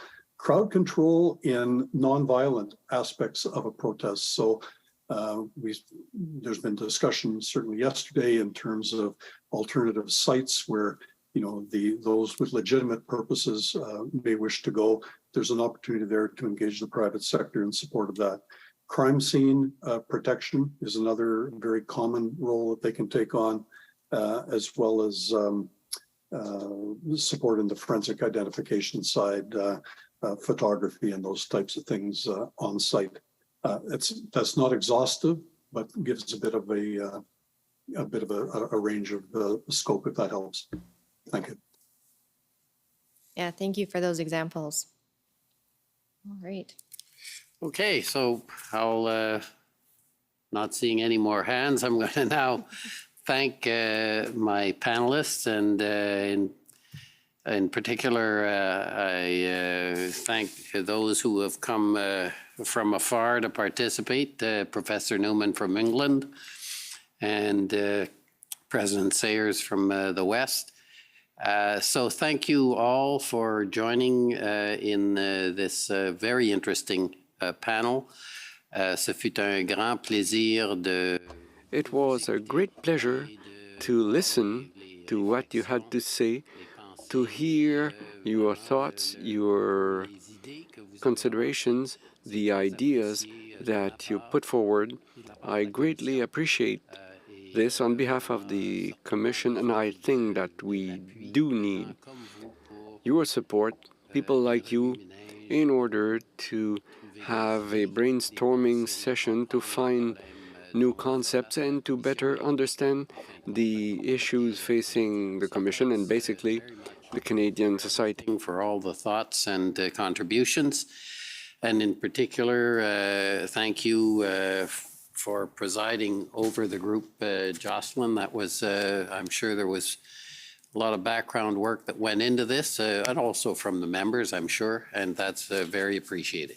So with my thanks, we're going to adjourn for the day and resume tomorrow morning at 9:30.